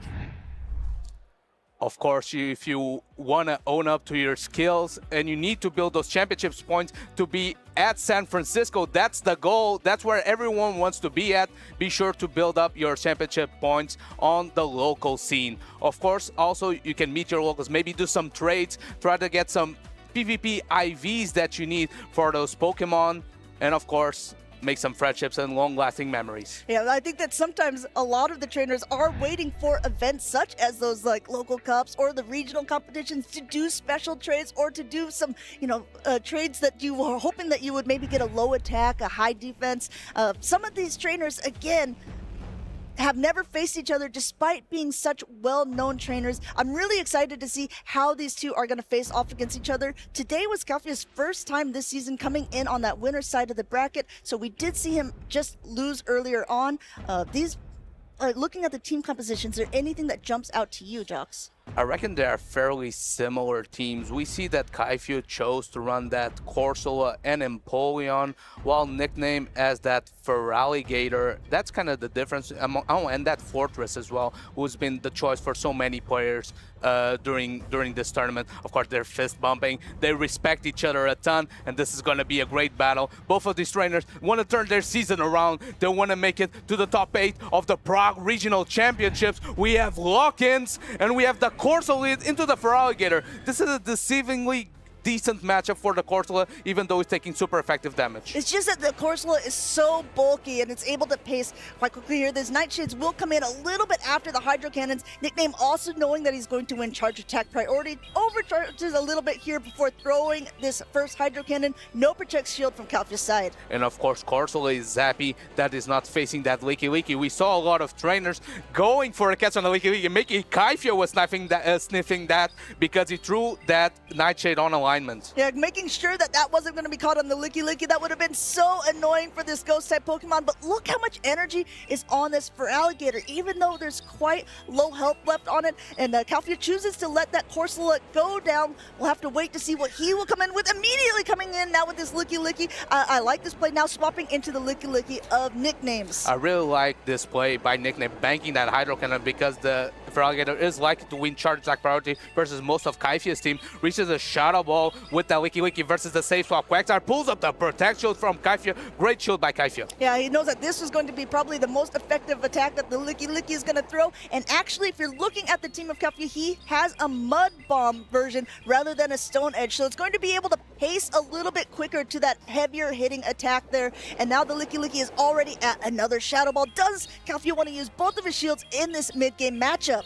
Regardless if you use the protect shield or not, the rolls won't add up enough where it gets the KO. The Quagsire can take this move comfortably, but now the question is, he goes for another Mud Bomb. I don't think this is quite enough to KO the Licky Licky. Can the Licky Licky choose to get to another move? Licky Licky got an extra rollout. Is choosing to invest on the Licky Licky, nickname is. Going ahead and just going for another rollout here for timing, and now goes for a body slam. Not really a bait necessarily, just hoping that it could knock out. And Calfia uses his last shield in this mid-game matchup as well because he is already at another attack. Doesn't even matter. Doesn't even matter, says Nickname, as this Hydro Cannon from the swapped-in Feraligatr takes out that Quagsire that was loaded with energy. That banked energy proving in clutch, but now the Licky Licky gets a great value, 2 rollouts worth of energy in the backline now. Nickname has a shield advantage as a low health Licky Licky and a Unova Stunfisk that resists the rollout. Calfia's Licky Licky is against the world here. It is fully loaded with energy. First Shadow Ball going through on the Unova Stunfisk that Nickname has brought in. He uses that last shield there as well because he knows it's going to be that heavy hitting attack, and we'll have to see how these traders want to do it, as it's just building up a ton of energy for both of them here, throwing that Mud Bomb on the side of Nickname, and it's going to have to hit the Licky Licky. That Feraligatr snap is going to prove key for Nickname because all that energy from Quagsire is gone, and now goes for the Licky Licky, gets the Shadow Ball, can't resist it, putting a cherry on top on his performance game 1. Wow, Nickname saying, okay, I didn't catch that Nightshade from the Corsola, it doesn't matter, I will catch a Shadow Ball from the Licky Licky here, going ahead, throwing a body slam of his own, which if you're in the Licky Mirror, that's what you're going to want to be throwing here, and Calfia has to overcharge a little bit because there's still such a healthy Unova Stunfisk in the back. I think he's just going ahead and conceding at this point, saying, it's just too high of a hill to climb. And if you think there was no chance for Kaifia to win that game, Nickname shutting that door down, gets that game 1. That's a statement win for Nickname. He wants that top 8 badly. Nickname saying last night, hey, I might be good again, as he's able to make it to day number 2 here. He has won the first game on stream here. He needs one more to be able to stay in this bracket. Now, we were talking about the teams here, and we noticed that Quagsire is on Mud Bomb, and also you were pointing out the different picks that Calfia is using. One more thing I would like to point out, he's also running the same team as the other Belgian trainer, Boom. Okay, interesting. And Boom made his way into the top 8 on the winner side. He just defeated Sir Corey earlier on the stream. speaking of, that Empoleon is quite decent into that Feraligatr Licky core that Nickname chose to run game number 1. I wonder if it could have some play in this matchup, because if you notice the Quagsire of Nickname's team, it doesn't have that Mud Bomb coverage, so that matchup is slightly better. Maybe that's why Nickname chose to run the Unovan Stunfisk, because it has a positive matchup into the Water Steel type. Definitely. I mean, Empoleon has a lot of play, especially because that is a Bug Bite Fortress and not a Volt Switch one. We'll have to see if he wants to bring it in game number 2. Maybe game number 1, he just thought, oh, you know, Nickname's going to over-predict it, and it was looking pretty good for that trainer. Nickname taking a couple more seconds to lock in. He's one of those trainers who, I think he really likes to go over every scenario, right? And that's something that maybe you can take away if you're playing at home too. If you're going into a matchup of a Show 6 pick 3 and you're picking your 3 Pokemon, you have to decide, if it's X in the lead, what am I going to do? You know, and just kind of go through that whole little matrix to help you decide what is the best Pokemon, what is your safest bet for a lead or potential safe swap. And I'm wondering now if the Corsola will be benched, since the Licky looks to be decently safe into Kaifia's team, and you always have that risk of that Nightshade being caught. Of course, the Nightshade wasn't caught because Kaifia switched it up on his play pattern. He didn't play regularly through that move on alignment, which wasn't optimal, but it avoided the catch.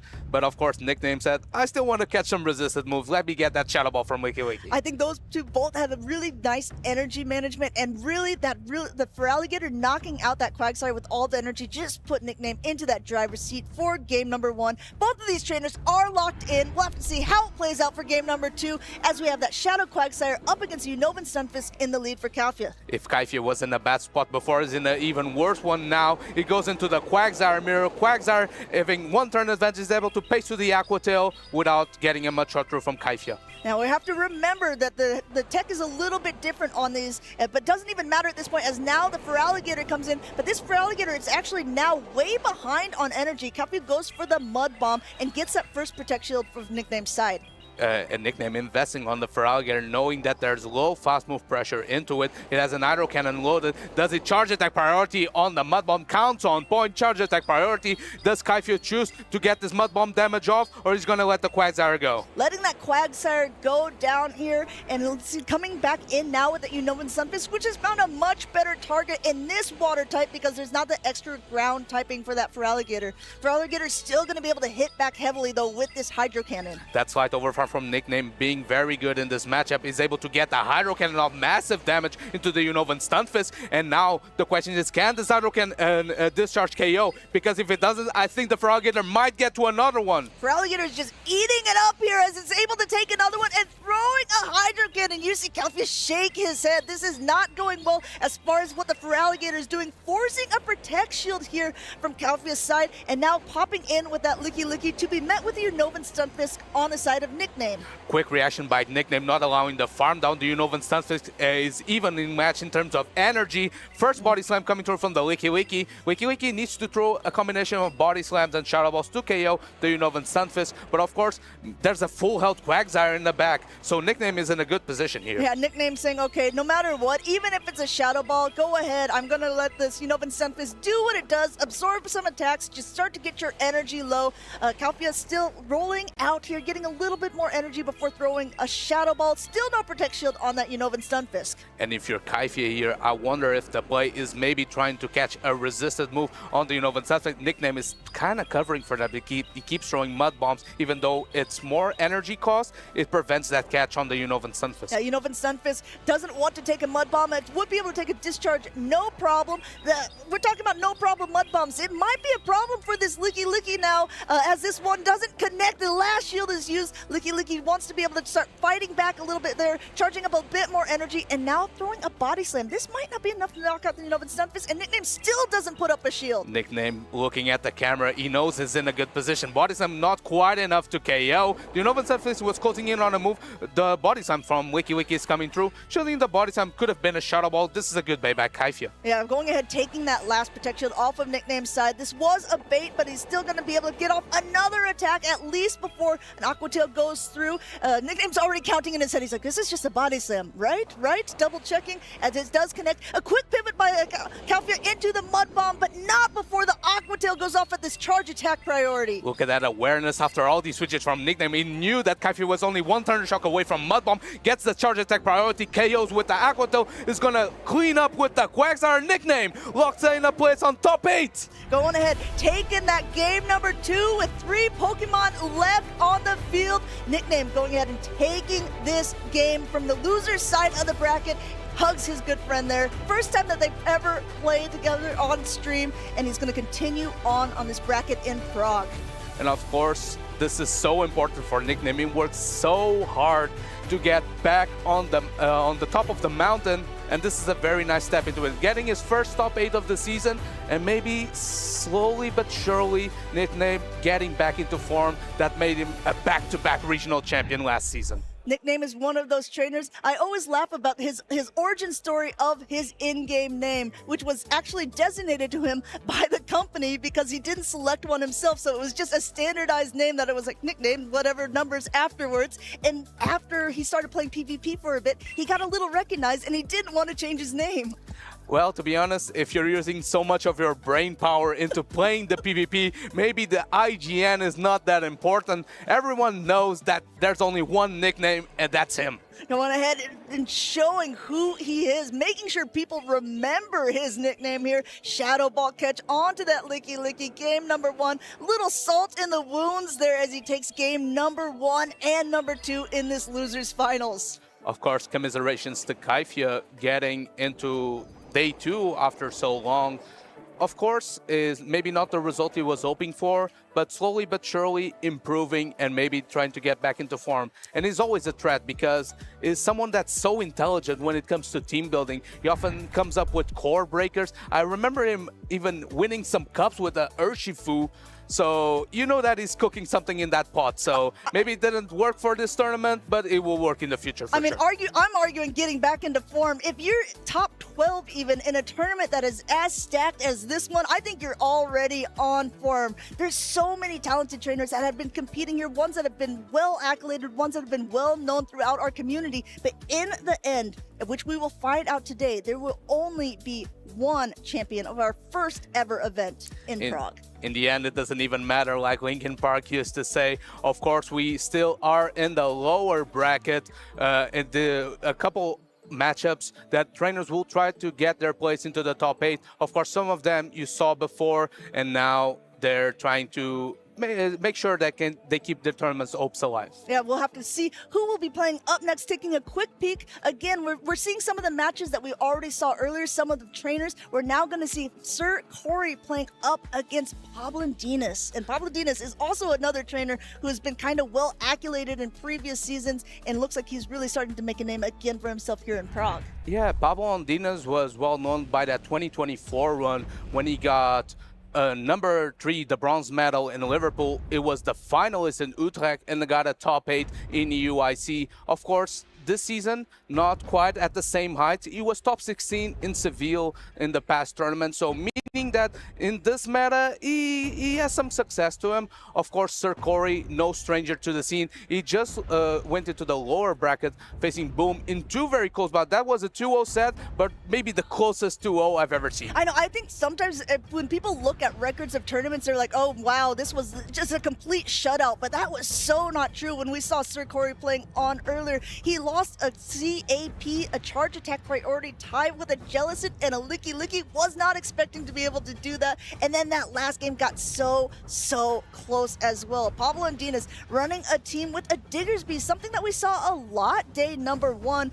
hoping to kind of negate that Tinkaton and some of the other damage, but we haven't seen it so often in day number 2. This is the first one that we've seen on screen. And of course, one of the few trainers that opted for that Volt Switch Fortress, the Shadow version. We're often seeing Bug Bite and the potential it has to sweep under 2 shields, but of course, Volt Switch makes that non-safe type attack bonus electric damage be very threatening into the water types, and of course your energy generation is much higher, making Fortress a very good setup mon. It can even debuff the defense of the opponents with that Sand Tomb, making your own fast attacks and charge attacks do even more damage, or Rock Tomb to make your Pokemon survive for longer. Yeah, Fortress was the number 1 used Pokemon on day number 1. It dropped a little bit in usage, but still 7 of them are in the tournament here.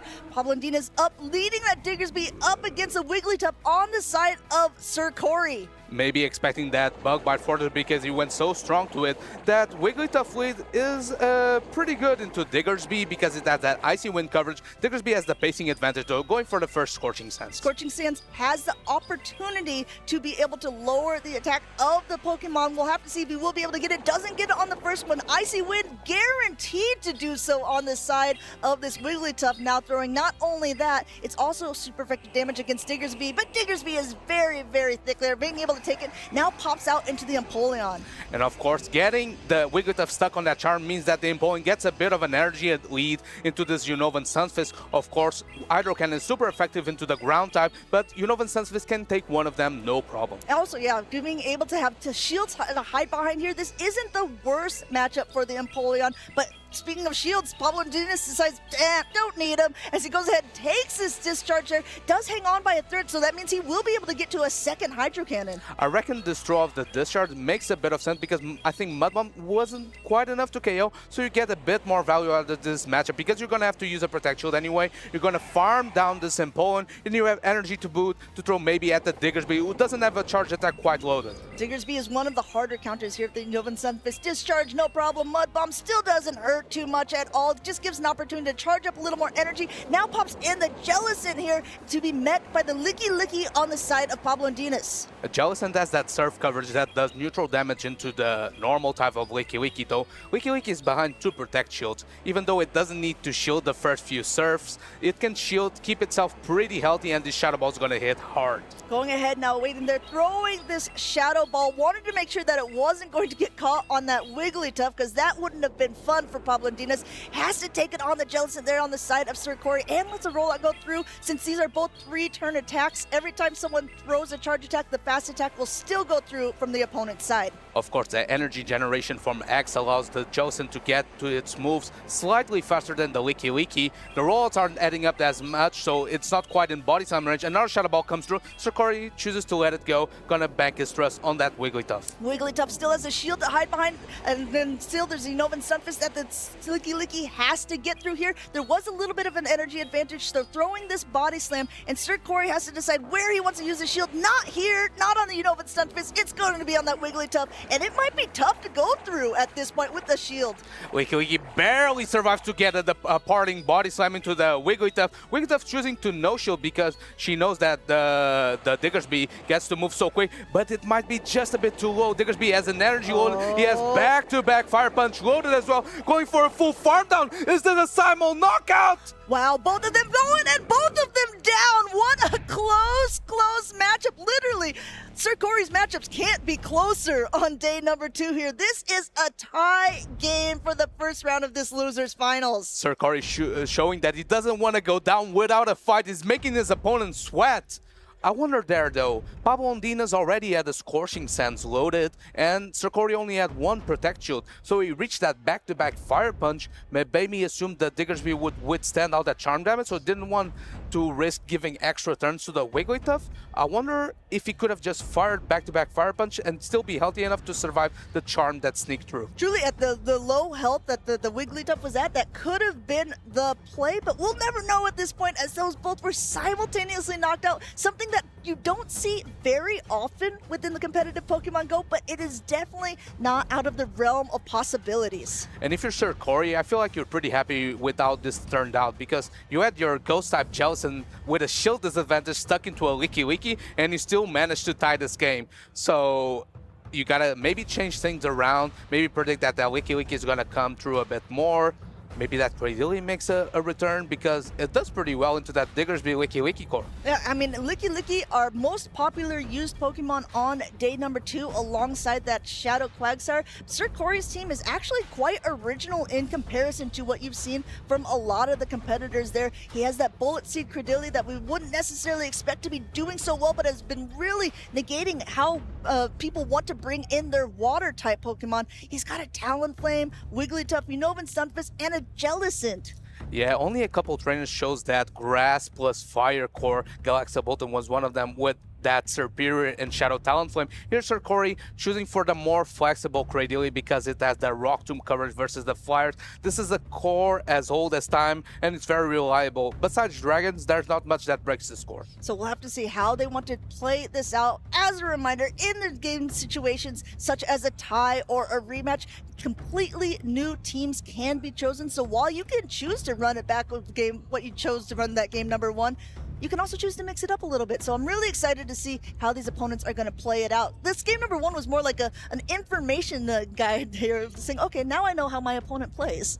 You got free information because you didn't have to give up any games for it. We have the Corsola lead into the Bullet Seed Cradily, opposite to the Acid Cradily, which would have its fast attack resisted. The Bullet Seed here, it's for neutral damage, and it's going to pace much faster to those Rock Tombs. Now, Sir Corey sort of played out a very, very similar match earlier on today when he played against Boom with the Corsola in the lead. So he kind of has an idea of how this could play out or how it should play out.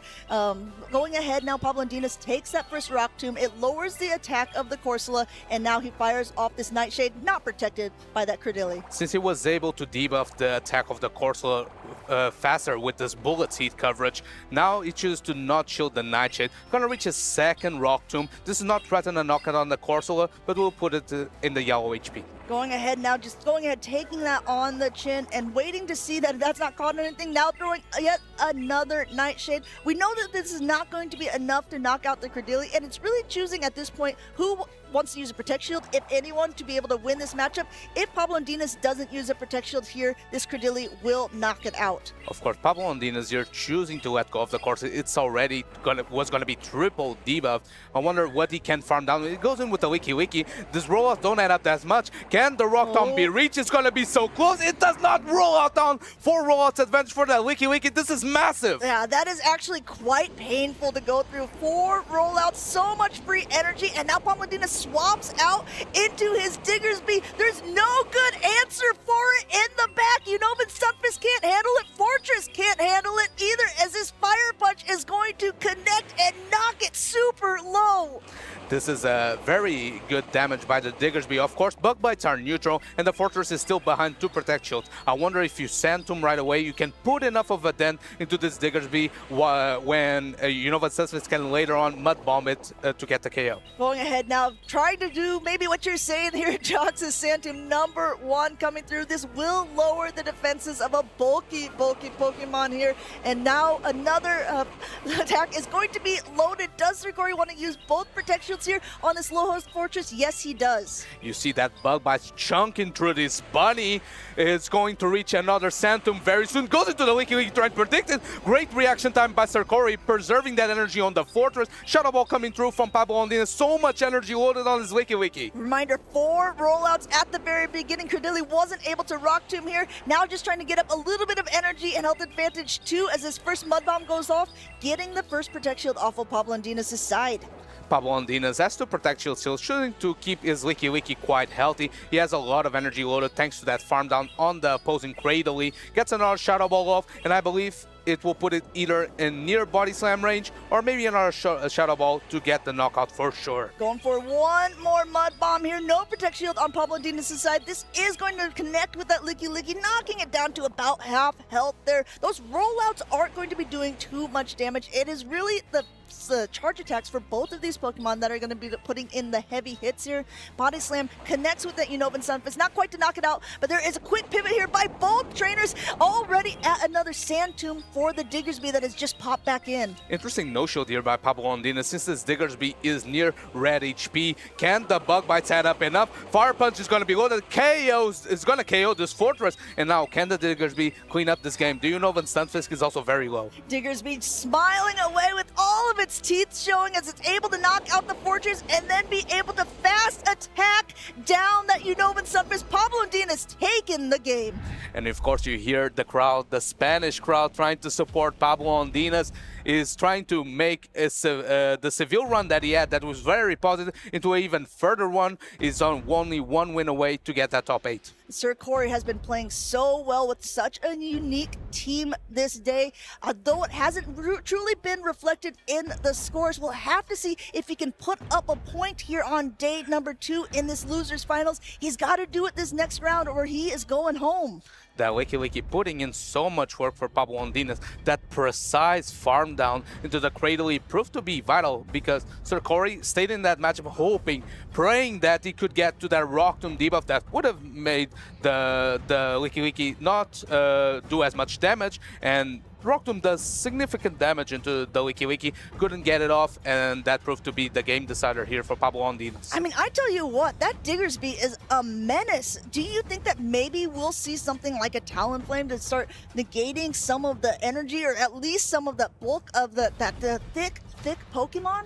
It could be, but that Diggersby is coming along with that Licky with double super effective rollouts. Of course, we seen someone like Galactica Bolton investing on a Shadow Talonflame versus the Licky prior, so it's not an impossible matchup, but it's very tough for sure. I like the adjustment by Sir Corey or bringing that Cradley because it does beat, as we mentioned before, that Licky plus Diggersby core, but they both have such high stat product that you just kind of get overwhelmed in a kind of a way. Pablo Ondinas was smiling that game 1 because he got that Corsola into the Cradley. He didn't even need to win that matchup, just needed to put the Cradley low enough where both the Licky and the Diggersby could take care of it. And I think that this has kind of been a reflection too. Maybe if Sir Corey is now going to lead the Cradley into the Corsola, he's got to come up with a different game plan of how he wants to play those out. Because yes, while you end up winning those matchups, that actually was maybe not a great moment for him, being able to give so much energy to that Licky in that first part of the game.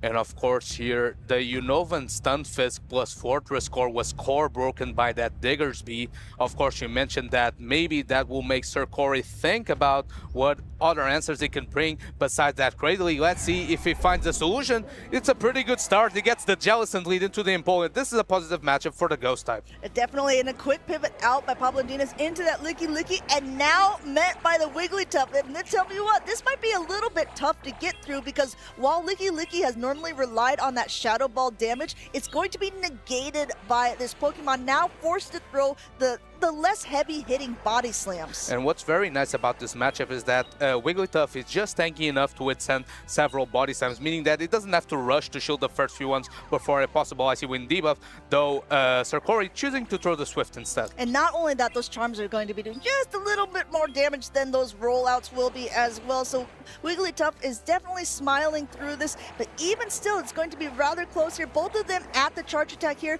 and Wigglytuff going ahead and throwing. I like this by Pablo Ondinas. He knows that he's not going to be able to win charge attack priority, so just opts to not even bother throwing it, going for yet another rollout because a little bit of damage is better than none. In comes the Empoleon though to try to start charging back up, and a quick pivot out by Sir Corey back into his Jellicent. Interesting pivot here by Sir Corey because he has that Cradle in the back that also struggles versus the Metal Sound Empoleon. The Metal Sound on the damage, the steel damage from Empoleon. Of course, Empoleon tried to throw chip it, trying to catch a Shadow Ball. Sir Corey sniffs that, goes for the super effective Surf instead. This is actually not too bad, though the Hexes aren't going to be doing too much to this normal type. The Surfs are going to be doing super effective damage, and this bulky Pokemon is now going to be quite a bit less bulky as the second Surf is going through. There's still 2 shields on Pablo Ondinas' side, and he uses his first one here, wants to try to keep a little bit of health on that Diggersby. And taking a look at the damage from the first Surf, I think the Diggersby will be able to withstand one more. He's going to pull up the first Protect Shield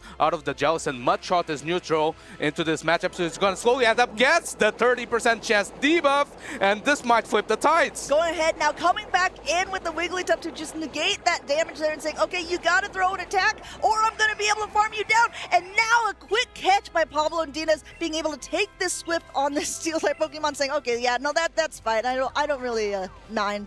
TikTok, that timer came up just in time for Pablo Ondinas to get that catch on the Swift, and now Empoleon gets a nice farm down. This energy will go a long way. Jellicent is already at FFP. It has a Shadow Ball loaded, throws it right away. Sir Corey, this will threaten a knockout. Will the Jellicent choose to shield the Empoleon choose to shield this instead? Goes for another Metal Sound before throwing a neutral Drill Peck. Drill Peck will be able to go through here. It's going to connect with that Jellicent because it's not going to be enough to quite threaten the knockout, and the metal sounds aren't going to be doing as much damage either. Going for a couple more attacks here and actually throwing the surf just in case it was that Diggersby popping back in, saying, okay, I know you caught on me once. I don't want to let this attack get caught again. Covered for the catch, but the surf does not quite enough to KO. Simultaneous swap by both trainers. This Diggersby has 2 scorching sands. Loaded to enter the first one into the bullets hit Cradilly. Can Cradilly withstand enough ground type damage to KO this Diggersby? Going ahead now, not shielding the first one, and second one is already ready to go. Keep in mind, this is that bullet seed variant, so it is going to be doing a little bit more with its fast attacks, and it's actually remaining a little bit healthy. Going for the grass dot, there's no protect shield remaining on that Diggersby, and there's very low health on the Empoleon. All the bubbles are being swiped here. We're knocking out that Diggersby. Sir Corey, knowing that he has to get rid of this Empoleon and a Hydro Cannon loaded thanks to that surf thrown, though if he did throw that energy into the Cradilly, that was still a protection, and of course that Jellicent as well. Already recognizing the writing was on the wall for game number 2, Pablo Dinas goes ahead and goes back to the drawing board here as Sir Corey ties up the series, gets his first point for day number 2 here in Prague. That bullet hit Cradilly ended up being very nice in this matchup, because if he had that acid version, maybe versus an energy loaded Diggersby, it would have been so as easy as it looked, because Sir Corey though was able to pace so fast into that super effective grass knot, being able to tie up the series. He's not out just yet. He has a last say in this matchup. And this is what we love to see. I mean, maybe as a competitor, you don't love to be in the position, but we're taking a loser's finals here from the day 1 to actual decisive game number 3. And this is high stakes for both of these trainers because, yeah, if you're on the winner side of the bracket, we've already seen it. You get another chance to play. You get to be able to play a little bit more, maybe adjust for the mistakes. But once you lose on that loser side of the bracket, you are out of the tournament. So after this next round, one of these tournament players will be done. Pablo Dinas can't keep up his dream run in this tournament. Let's not forget that he was knocked out in round number 2 versus Bakemi, and he had to win 6 rounds in a row to get to this day number 2. He's only 1 win away to get into the coveted top 8. And this is a big moment for these trainers, so don't blame them for taking a couple more seconds to lock in their teams here, deciding not only, I mean, truly, like we just talked about, they had really an extra game even to see how the opponent likes to play, what Pokemon that the opponent thinks is going to be the strongest for them. In game number 3s that are so intensive like this, do you stick to what's tried and true? Do you stick to what's been working for you in the game that you won? Or do you kind of throw spaghetti at the wall a little bit, so to say, and then say, okay, I'm really going to try something new. I got to be a little bit unpredictable here to be able to get this last game. I feel like the bench pressure that Diggersby puts on Sir Corey's team makes him have to rely on that Cradilly and potentially that Wigglytuff, a great core breaker that is Empoleon that we saw, that being the adjustment by Pablo Dinas on game number 2. I'm excited to see what comes next, though. We have the Unova Stunfisk into the Corsola. This is a fairly neutral matchup, but if you know Pokemon Go, neutral matchups usually are in favor of Corsola. Going ahead now, of Corsola they are, and throwing the Mud Bomb before the first attack is even available for that Corsola. Just wants to be able to start chipping away at some of this bulk that is on this team. If you look at Pablo Dinas' team, he actually has quite a bit of bulk on it all. He's got a Corsola, he's got a Licky, he's got a Diggersby,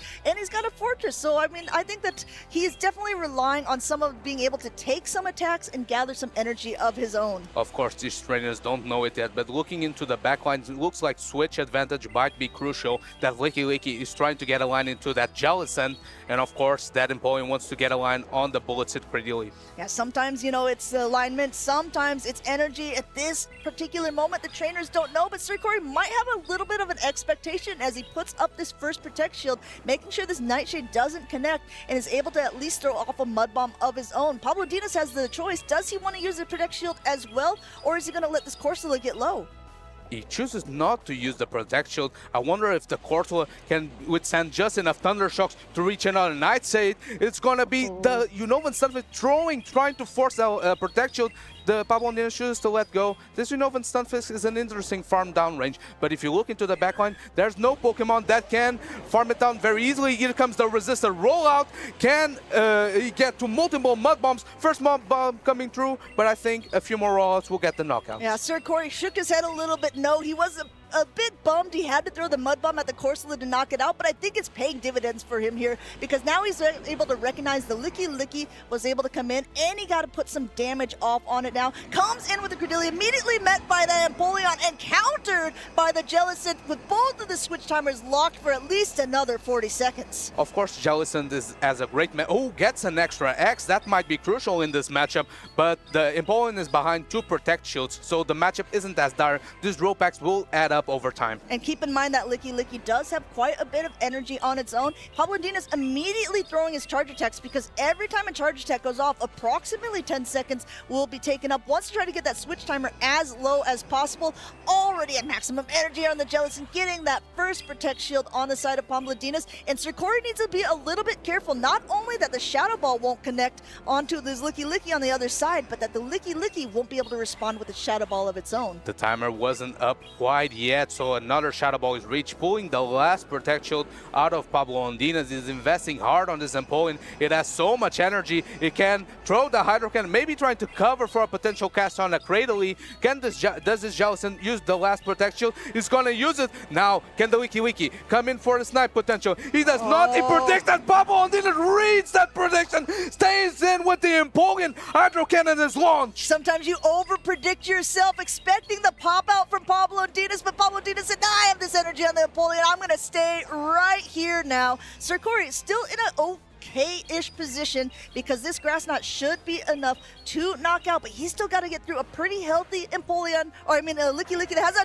ton of energy. Licky now at max energy, 2 Shadow Balls loaded, is gonna get the knockout into this Cradily, and I believe it's just outside surf range, so it should be able to clean up this game for Pablo Ondinas. Going ahead, doesn't even bother to throw the attack here. Pablo Ondinas smiling as this last Shadow Ball connects with the Jellicent, taking game number 3. The crowd roars as 7 series in a row since Pablo Ondinas is in the lower bracket, keeping his dream alive, makes the first top 8 out of the season.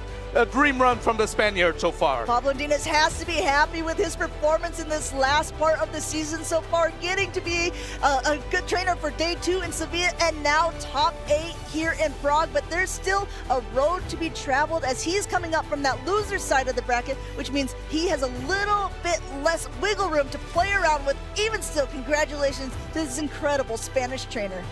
And I can't help to feel some sorrow because my MVP pick just got eliminated. He lost to Boom. Very close set, to be fair. And now versus Pablo Ondinas, they even have to play 4 games to get this matchup through. So, to be honest, I don't feel that much sorry because I feel like Sir Corey had a great showing here in the Prague Regional Championship. Yeah, definitely with a really interesting team. Both of these trainers bringing something a little bit different that we hadn't seen quite so much of in day number 2 here. But I think for Pablo Ondinas, Diggersby really put in the work for him for some of these games here. And then he was able to set up his backline with the Empoleon. This was such a nail-biter of a game number 1. Of course, Pablo Ondinas being able to core break Sir Corey, the Fortress, Unova Sunfist core, didn't want any of the Diggersby smoke. Gets the catch of the Swift, that TikTok switch clock coming up right away to catch that Swift. That was crucial to keep that Diggersby with so much energy and still at pretty healthy HP. Still, Sir Corey was able to fight back in game number 2, taking it away. But Pablo Ondinas, I mean, just so calm, so collected, was able to take these games. What a series that we've seen so far here in Prague. And this patience by Pablo Ondinas here, predicting that Sir Corey would predict the instant swap by both trains, staying in with the Empoleon. Oh, interesting, mate. You switched the Cradily into my Metal Sound Empoleon. Thank you very much. That still damage plus the Hydro Cannon was just enough to put the Cradily on Shadow Ball range, and then with that much energy banked, it just had to Shadow Ball the Jellicent to get the win there. It's so hard to predict, right? Sometimes do you want to play, if you're in the lead and it's such a neutral matchup, are you playing for an energy advantage on your Pokemon that you're coming in, like you're going to be able to farm down a low health Pokemon, or do you really need that alignment?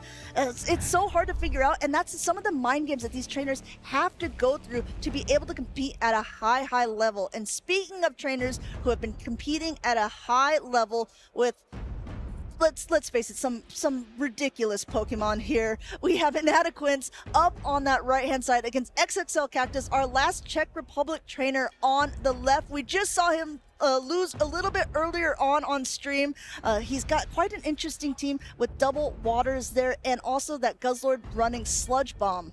Giratina's strongest soldier trying to take down the hometown hero. Of course, here XXL Cactus, one of the few trainers that chose to run that Guzzlord, was that with that Sludge Bomb coverage that proved to be okay into the fairy types. Like, for example, that Togekiss that it was on the Reef team. Unfortunately, just not quite enough. He did let a Sludge Bomb, but just not quite enough damage, though. He's trying to keep his hopes alive in this tournament, because what would make someone so proud as being a top 8 participant in your hometown regional? Yeah, and not only that, if you're talking about the Dragon coverage here, Guzzlord up against a Shadow Claw, Giratina, yes, it paces quite quickly, but you do have that fast attack pressure. Inadequence running a team that is a little bit different than what we've seen. Definitely the only Poliwrath that has made it this far into the tournament. Wants to be able to make that top 8 finish.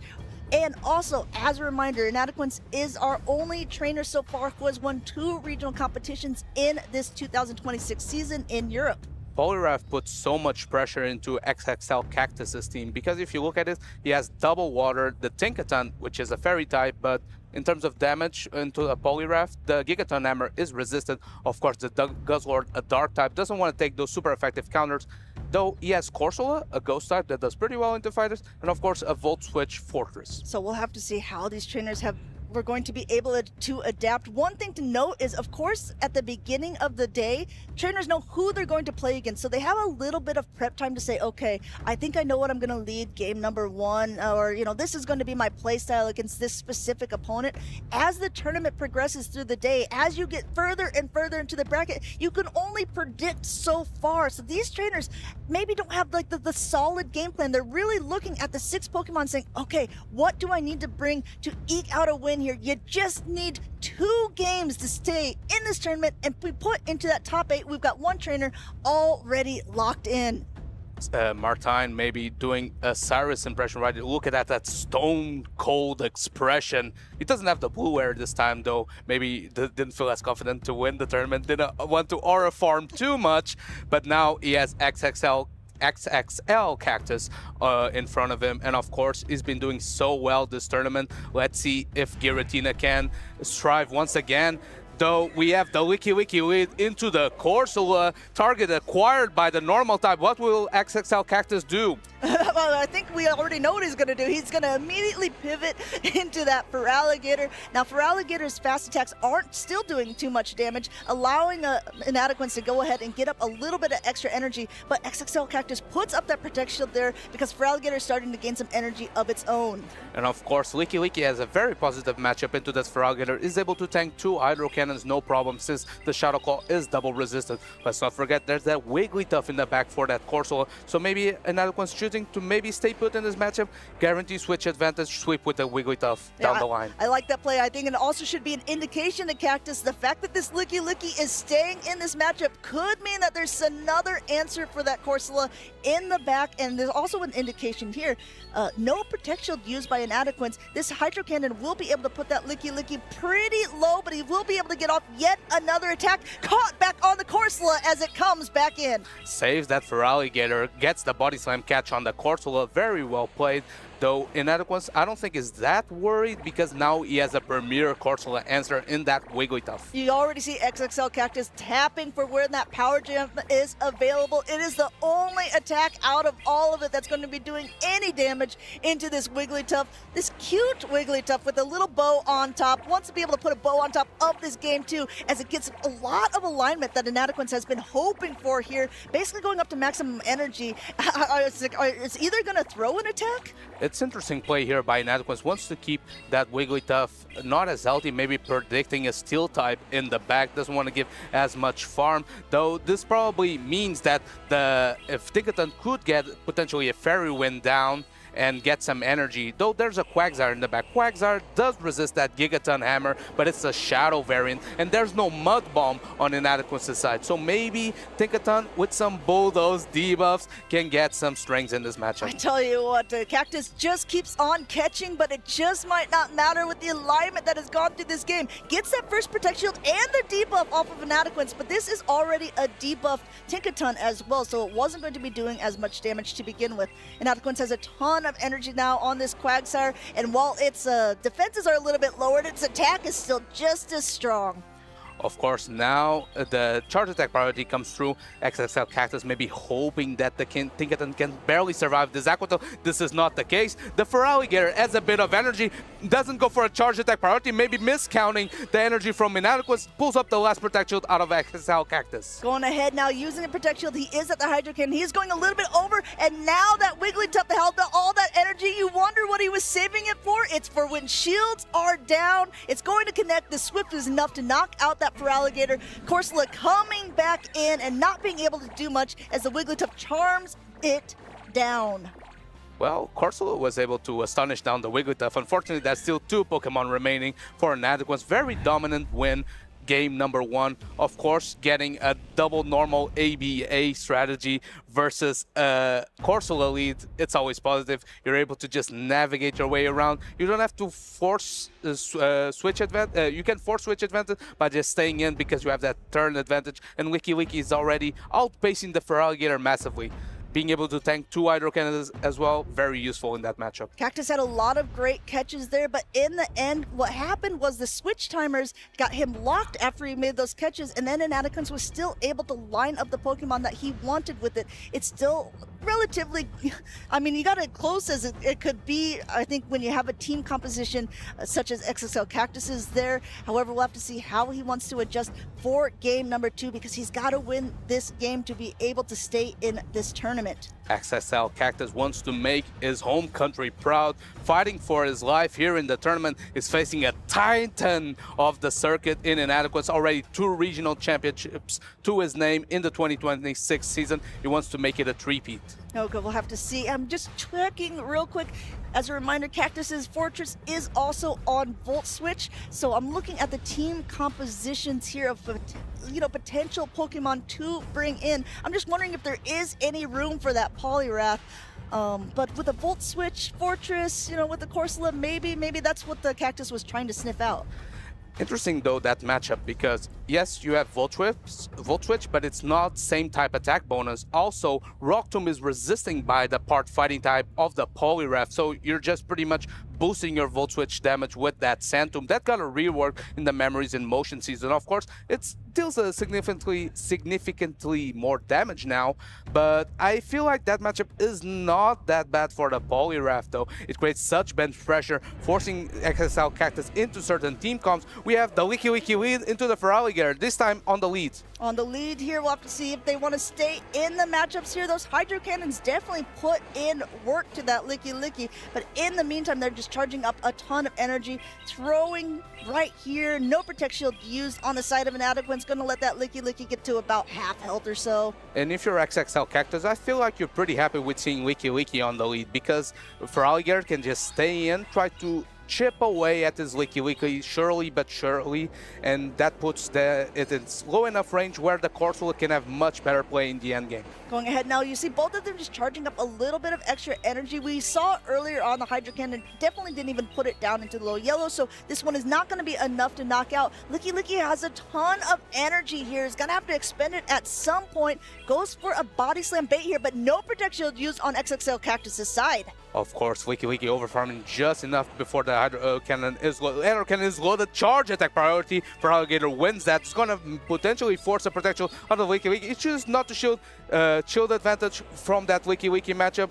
I think that's pretty good. Yeah, coming in now with that Poliwrath, Inadequance is not scared to bring it. He brought it in game 3 there too, but the Hydro Cannon is still able to reach on that Feraligatr side. Inadequance knows nothing that this Feraligatr can really throw will hurt too much. Doesn't choose the Protect Shield at that moment either. In comes that Corsola, which I think Corsola was trying to find that earlier on. Immediately gets hit with an Icy Wind. Icy Wind trying to reduce the offensive prowess of this Corsola. Of course, Ghost type damage is unresisted by Inadequacy's backline, so I want wonder, oh, he does an extra counter before swapping out. There's that Tinkaton in the back, which I guess it's quite happy to not see this Quagsire. Corsola can maybe chip it away for a bit, but not distinct the switch timers too much, because else that Poliwrath will come very quickly. Yeah, going ahead and just noting too that the Corsola has been lowered in attack, so not bothering to shield up that first Nightshade. Even still, that Quagsire is getting a little bit low. XXL Cactus puts up a Protect Shield here, and Apquins is running Stone Edge and Aqua Tail and builds up to it each time to force the XXL Cactus to make a decision on whether he wants to use the shield. Now finally using the shield as this next Nightshade is thrown. I wonder now if there's a window of opportunity for Inadequate, since the switch timers are so distinct. The Quags are going to chip away into the Corsola, maybe put it in Icy Wind range, or maybe deal with it by itself. Going ahead now, just charging up a little bit extra. He did throw the Aqua Tail. He's going to throw another one right before that next Nightshade is available. This should be able to knock out, but the Quagsire is so low. I think this Corsola, he barely hangs on as a Nightshade throws on alignment right away, trying to get rid of this Quagsire. The job by Quagsire is done. No, he chooses to invest even further on this Quagsire. That Tinkaton in the back, though, has shields down. And if we know something about Tinkaton, is it likes to lay that hammer. Going ahead now, recognizing I think that Cactus wasn't going to get to the hammer beforehand, maybe hoping that this Bulldoze should be enough, doesn't want the dynamic punch to be reached, and that's exactly what he's able to do. No, holding on by a thread, the defense falls, doesn't even matter, punch is completed, and there is an Aqua Tail loaded. As a reminder, on that Quagsire here, charging up a little bit of extra energy, it's a race here, going for another charge attack priority tie. Inadequate maximized the mud shot damage that he could in this matchup. Is this enough to put the Tinkaton in Aqua Tail range? He does get the knockout, and now Aqua Tail banked again for that Corsola. Quagsire sweeper! Wow, Quagsire at the end there, low health, doesn't matter, all the energy in the world. Aqua Tail after Aqua Tail, Inadequate stays in this tournament. Loser side of the bracket doesn't even matter. And just like Pablo Ondinas, Inadequate lost very early in this tournament. He dropped down to loser's bracket in winners round 2. So this means this is his 7th win in a row in the lower bracket. And if we know something about Inadequate, is that he's used to those deep tournament runs.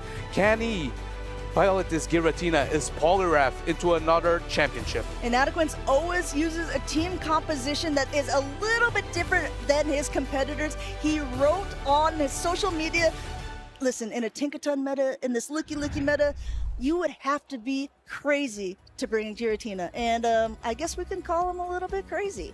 Yeah, I had a chance to film a recorded segment with Inadequate and a couple other trainers. And I was asking him, well, you know, team building is so tough these days. What was the pick that you were considering and you choose not to bring? And you know what his answer was? Oh, I was going to bring Giratina, but with a different fast move. Yeah, at this point, it's the only different option that it could seem to be. Even still, even with the competitor bringing something that is so unique, he's been able to do so well, not in just this tournament, but this season so far. He was our first winner of the season in Europe. He was able to win another one a little bit later on, and he's still well on his way as he's now made it into top 8 in our first ever regional competition here in Prague. XXL Cactus so close to getting into that top 8, but unfortunately it was not meant to be for the Czech hero. Yeah, I tell you what, there was such a different play style, right, that you've seen these players play through. XXL Cactus is a trainer who we've known throughout the circuit. Yes, his tournament dreams are over, but he played so incredibly well, and he's got to be proud of a top, day 2 finish, at least here in the Czech Republic. Of course, XXL Cactus, no stranger to medals. He was 4th place in the Warsaw tournaments a few years back. He wants to get back into those glory days world. He's been a consistent world's competitor, so that means he has the skills, the tool set to make another deep run. This wasn't his time, but I'm looking forward to see where he gets in the future. And as a reminder, those were back in the time when we first got the championship points, it was 50 competitors from Europe that were able to make it to that world's competition. This year, it has been up to 65. So he's coming home with a lot of different championship points from this tournament alone. That's enough to bring him up on the leaderboard. We might even see him again at Worlds yet again 2026. Speaking of championship points, of course, these trainers, even the ones that have won events before, just like Inadequate did the tournaments prior, he's still fighting for that travel award, right? Because we have the luck to have such a talented player, but also such a talented caster. So he doesn't get to play as many events as he probably would have liked as a player. So due to the shortage of events, maybe he doesn't get as much championship points as he could. Though when he does compete, he does pretty well. So getting further, getting another top cut, another top 8, puts him further in that travel award race. That's absolutely true. Another way, besides regional competitions, besides local cups and challenges, that you can gain a ton of championship points are at the international championships. And we actually have one coming up in a couple months at North America International Championship. It's going to be in a limited meta, and Eric is going to tell you a little bit more about it. We are here at the Prague Regional Championships. We're looking forward, though, to the North American International Championships. We have a couple of players here from North America, one from Europe as well.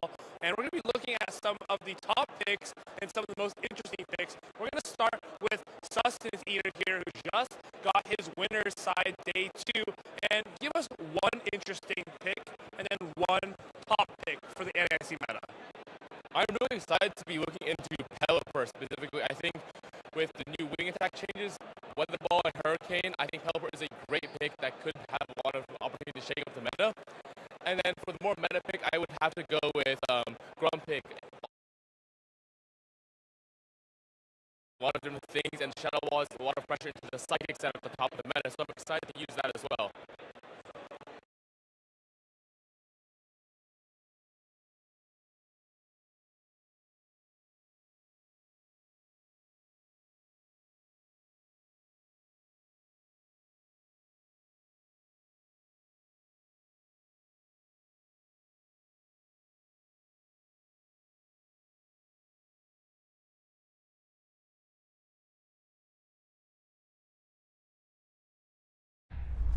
Well, we're back here, and to sum it up, NAIC is coming around the corner, and there's a lot of top picks, a lot of great psychic types. Already seen a little bit of Grumpig today.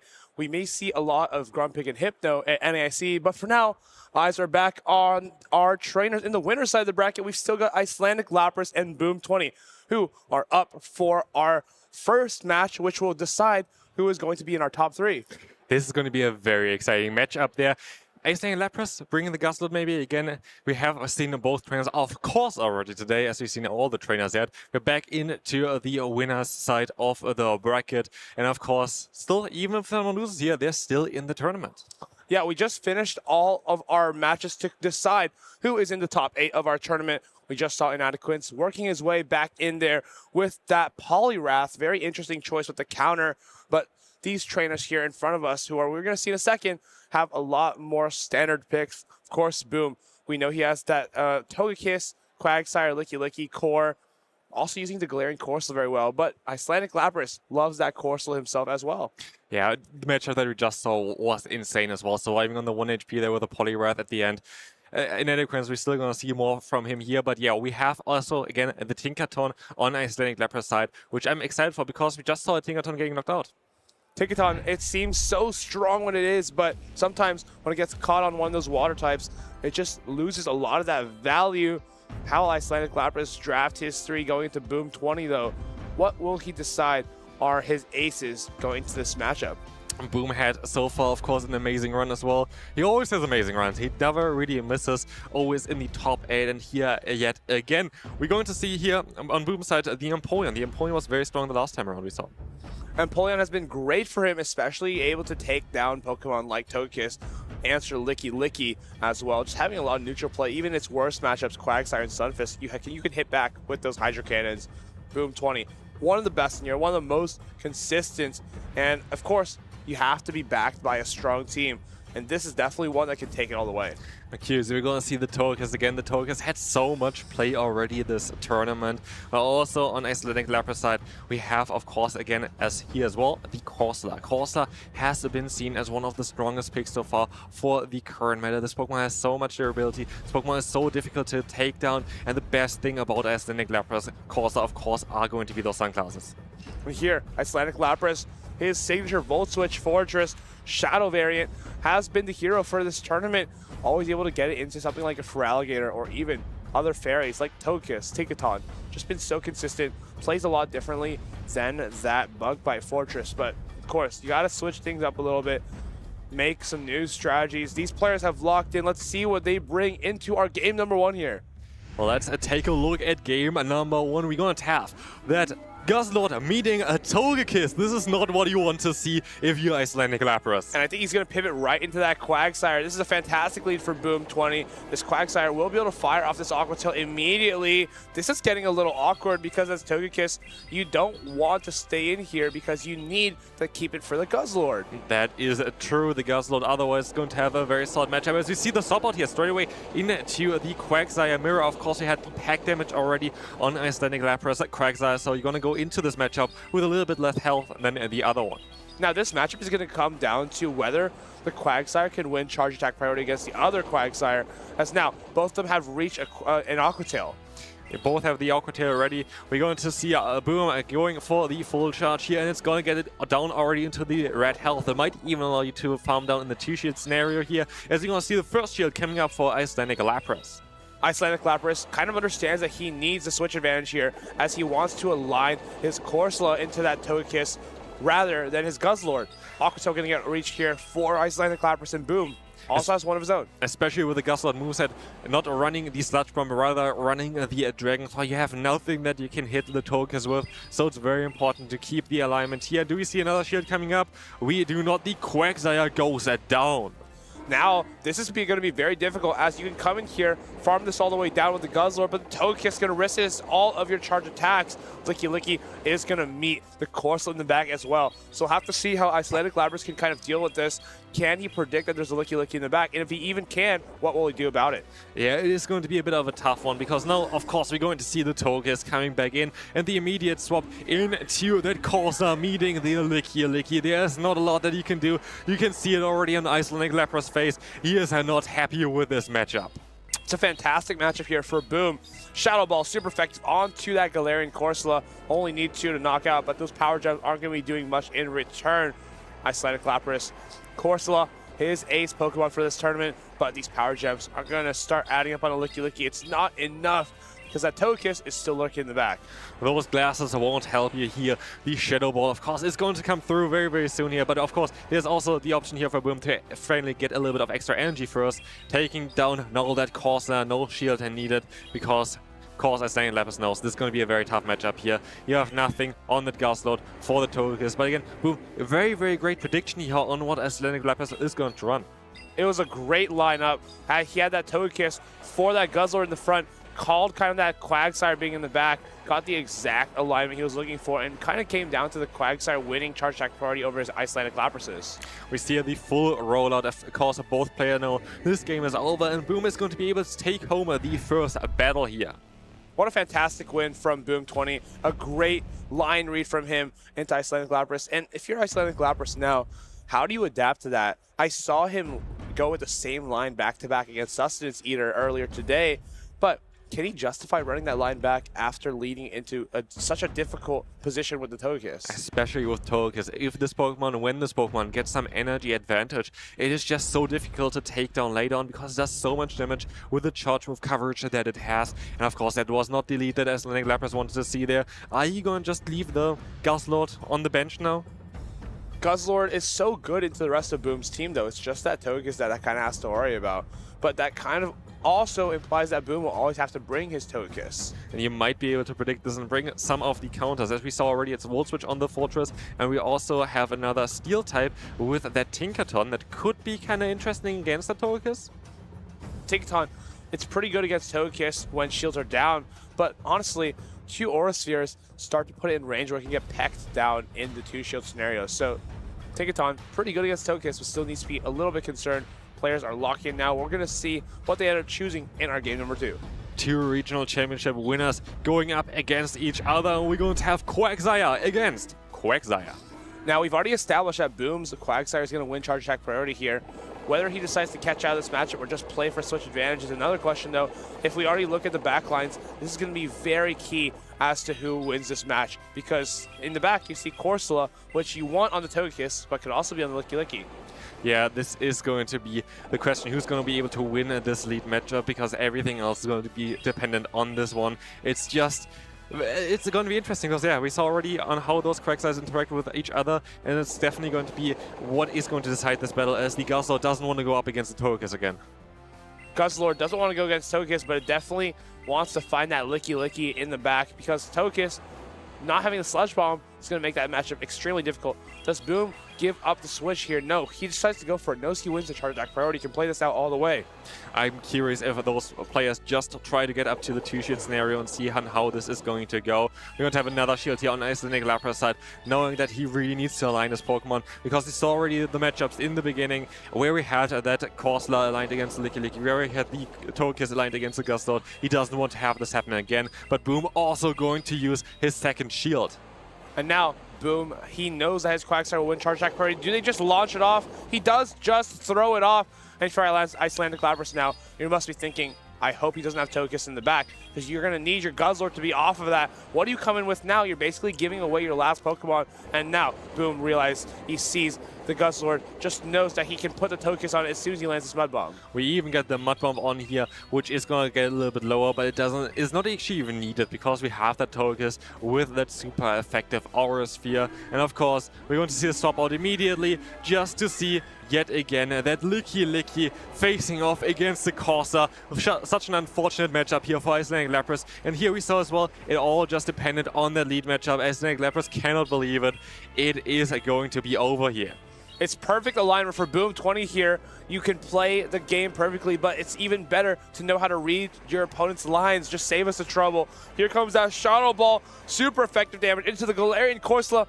Boom 20 already in the top 8, but making short work in the winner semis and moving on to the next round. It's such a comfortable win here. Guzzlord has so much hit points, but of course, it just can't get through the rest of these Pokemon here. Icelandic Lapras really didn't have any chance in either of those battles, but that doesn't mean that he's out yet. He's going to be in the loser's bracket, and he can still try to get his way up into the grand finals of the Prague Regional Championship here. As we will see the Togekiss coming in now, and there's of course going to be game. We see the Dragon Claw double resisted against the Togekiss. That's not going to do anything. Dragon Claw into the Togekiss. I'm kind of curious how much this does. That's actually a little bit more than I expected, but this Peck Down sending Boom. Oh, not the Peck Down. Psyshock. Actually, no charge on the Psyshock. I'm curious if this even can knock out. Double resisted, non-same type attack bonus, and it's enough. Oh, not enough to pick up the knockout onto the Guzzlord. Boom 20 is already in the winners finals. This was an amazing showcase, basically, on his reading skills for the opponent's backline. And also we saw again on how important the IVs could be for Pokemon, because we saw the matchup of the Quagsire against the Quagsire, and it all came down to who had more attack. Quagsire's charge attack priority was so important for that matchup. Boom 20 just knew the assignment, understanding that he has perfect coverage over the entire team from Icelandic Lapras, as long as he can secure his Licky Licky onto the Corsola, Togekiss onto the Guzzlord. This was just very much an impossible matchup for Icelandic Lapras, of course, with the matchup that we had there at the end. It's just both having Guzzlord on the hardest answer as well as having the Corsa on the hardest answer. Both games just makes it impossible. Like, you can't get out of there. This is the thing as well. You always have those risks for those Pokemon, like the Corsola. You have the hard answer there in the meta with the Licky Licky, which of course has the highest usage. And then we have the Guzzlord with the Togekiss. It's just unfortunate, but this is a risk that you take. Yeah, you see this Dragon Claw can't be reached here. Can't take out the Togekiss. Can't take down the Licky Licky. Such a strong core from Boom 20. Almost kind of you kind of wonder, why didn't he bring that Tinkaton? It would have been fantastic into both that Togekiss and that Licky Licky, but no, made that read instead. It was a Galarian Corsola hiding in the back for Icelandic Lapras.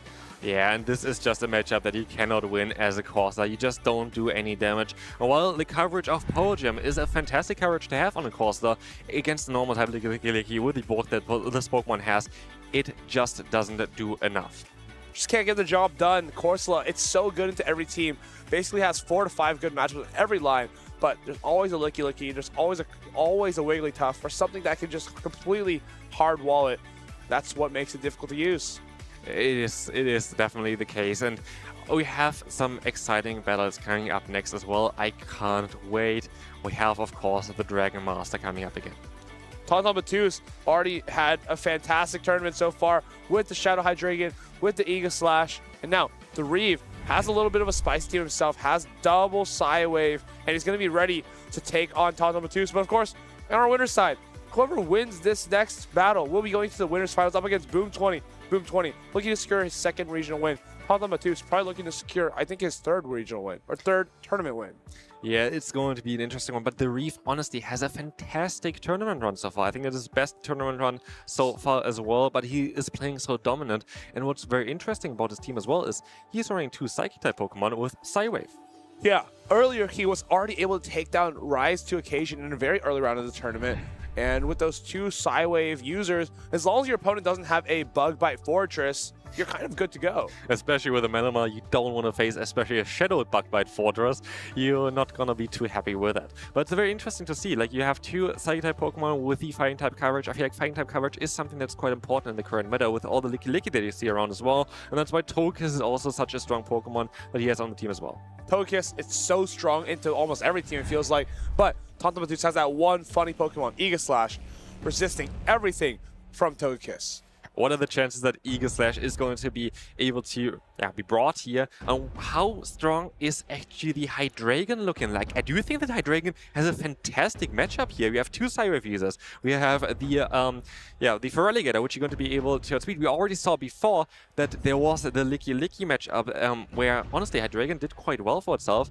So I could see that this Pokemon has a lot of potential in this meta, or like in this specific matchup. The Reeve pretty much only has, he only has Togekiss for the Hydreigon, and even that we've seen it get knocked out by the flies before, so I think he's gonna have to keep an eye on that, keep an eye out for it, because that could spell disaster if it's getting into something like the Feraligatr or any of the Psywave users. But this is the thing as well now, like if you know that the opponent kind of is forced to bring a certain Pokemon, you can try to counter it. And this is the interesting thing here, like if you know, okay, the opponent very likely has to bring the Togekiss in order to deal with my Hydreigon because he doesn't have otherwise any good answer for that, that means you can maybe bring something like the Eagle Slash and try to completely counter this Pokemon. We'll see how it does in this matchup because Eagle Slash, we know how strong it is in Togekiss. I think Tauntaun Battus has knocked out so many Togekiss throughout this tournament with the Eagle Slash, always landing those Gyro Balls or Shadow Balls. Doesn't matter what you throw. Togekiss is definitely getting knocked out. But the Reeve already locked in, pretty confident about his lineup here. He has those double Psywave users. He has the Togekiss as well. Maybe you can play some kind of an ABV strategy to lure out the Hydreigon.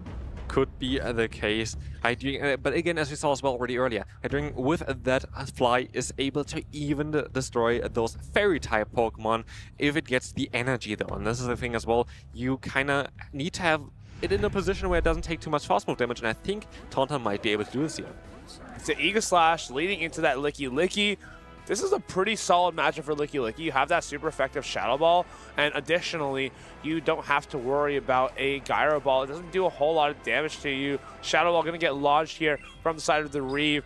It's going to be doing super effective damage. It's not going to look super effective, though, as it hits into this Eagle Slash. This is the special thing about this Pokemon. It can take those hits, but we might actually see a Gyro Ball coming out soon. Let's see. We're going to see another Shadow Ball. We're just going to try to get up to 2 of them, letting this move go through as well on Tauntaun's side. Let's take a look at this one. Yes, he's not going to invest another shield. But as this lead matchup plays out, you kind of have to look at the back line and think, hold on. That does not look very strong against the Togekiss in the back. We have a Bug Bite Fortress and a Shadow Hydreigon. How is Tauntaun going to preserve this Eagle Slash to be able to deal with that in the back? This is a very interesting. We have here now the Gyro Ball coming through. Is it going to do enough to two-shot this Pokemon? Let's take a look. 2 are going to be enough here to knock it out. Yes, absolutely. And so in the zero shit scenario, Licky goes down. Licky losing that zero shield scenario to the Eagle Slash. What do you bring in now, though? You have the Togekiss in the back, which is extremely free. You actually just bring in the Togekiss. It's going to be met with a Shadow Fortress, and now you can begin to put in work with those Mud Bombs. Even though this doesn't look that great for the Shadow, in Sunfist, because of that super effective Sand Tomb, you still have Togekiss ready for the Hydreigon. Yeah, this is going to be very interesting. Who is going to invest shields or where is the question here. We're going to very likely see the Sand Tomb very soon from the Fortress. Are we going to see a shield here now coming up on Tauntaun's side? I think you have to shield this up because how are you going to deal with that Togekiss? You already know all 3 Pokemon from your opponent. So if you can get through this, Unova Sunfisk, maybe debuff the Togekiss as the last Pokemon. You might just be good to go. The Reeve, though, is counting it up. He's trying to figure out how many turns he's going to need to be ahead with this Togekiss, how many shields he's going to need in advance. Can this actually get the Bug Bite down? And now, Tauntaun Batiste is in a much better position, able to launch this Rock Tomb. Togekiss, no shields. The Rock Tomb, it's going to do huge, super effective damage. And now, Hydreigon should be able to close out the game. We have now the double resisted Dragon Breath, but it doesn't matter at this point because we have so little health left on this Togekiss that the Hydreigon, again, is going to come in clutch here with the fast move of Dragon Breath. It's going to be able to do so much damage. We don't need to throw any shields and no any moves here at all because the Togekiss is going to go down. 2 shields still on the Reef side. It didn't matter. Dragon Breath is resisted into Togekiss, but honestly, that didn't even look so bad. Those Dragon Breaths were really starting to chunk away. And now, the Reeve. What an amazing lineup to have in the Tauntaun Batiste, but it kind of fell apart at the end. The train fell off the tracks. Now, how do we get this match back on track? How do we figure out a way to deal with the Hydreigon? It's honestly so impressive on how strong the Hydreigon actually is. Like, Tauntaun is the only player who used this Pokemon here. Nobody else saw the potential of this Pokemon, and now we see on how strong it actually can be. The pressure this Pokemon applies here, especially if you keep the shields for it, is just crazy. Like, we've seen so many insane wins of this Pokemon together, especially with the core of the Eagle Slash. I feel like they're both perfectly together with each other. I mean, forget that Tauntaun Batiste was the only player to bring Shadow Hydreigon. He was probably the only person to think of it, too. I don't know any other player who even came up close to this idea. Of course, maybe some people consider Shadow's Zweilous, but Hydreigon, its older brother, hasn't seen a whole lot of love in the meta. The benefit of Hydreigon, of course, is going to be that Brutal Swing that Zweilous is not going to learn, and of course with the Dragon Breath damage as well, and just the fast pacing of it, it's a very interesting pick. But what really changes a lot, I feel like, is going to be the coverage of Fly, which allows you to hit those Fairy-type Pokemon. Fairy-type Pokemon are always going to take quite a hit from Fly. It's not a very bulky Pokemon, so you got to keep a track of the Hydreigon's energy. Can't let it get an advantage, but at the same time, how are you going to do that? And we are going to be ready for game number 2. And we see the Stunfisk against that Licky from Tauntaun. Stunfisk into Licky, immediate pivot into Hydreigon, and it's met with a Togekiss. You have the Togekiss now for this Hydreigon, but what will you have for the Aegislash? You have the Unova Stunfisk and your Licky. So the Reef is well prepared for the Aegislash here, as the shield comes up immediately against the Fly. Not wanting to risk it here, and we're very likely going to see an Aura Sphere very, very soon, but trying to get some extra energy before another Fly is going to be reached. But this is looking like it's going to be a CAP tie here. This is going to be a charge move priority, and the Fly is going to get shielded. Both shields down on the Reef side. Wow. Actually goes down both shields to Hydreigon before even giving away one. This is exactly what Tauntaun Batiste is looking for. He has the Aegislash ready for action now. Can probably just bring it in here to this Togekiss.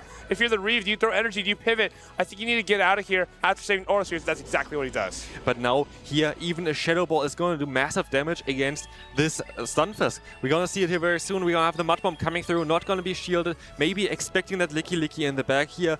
And let's take a look at the Shadow Ball that's very likely coming through very, very soon here. No, we're going to go up to 2 moves actually. Another Mud Bomb is going to be reached. It's going to be super effective. It's not going to look that way. But now, Tauntaun Batiste has the tools to take down this Stunfisk. Double Shadow Ball are going to be reached here. Wait for that Thundershock to go through so he doesn't take that Thundershock on his blade form. Really, really like the micro decisions here. Shadow Ball number 1 is coming through as the blade form. And will he reach for that second one? Will the Reeve reach for a catch? We'll have to see. Shadow Ball, Unova Stunfisk gets absolutely blown up. And now the next Shadow Ball gets reached. How will the Reeve deal with this Aegislash? He doesn't have fast attack pressure into it. We also just saw that Tauntaun stayed in for a little bit longer, got a few more fast moves, and if you are in the sword form like he is right now, you're actually going to be able to get some extra energy here compared to the shield form. If you had the form change there, you're going to be able to generate a bit more in this form. Now, you're going to be going back to the shield form, back to the bulky variant. Can you actually hang on to an Aura Sphere now?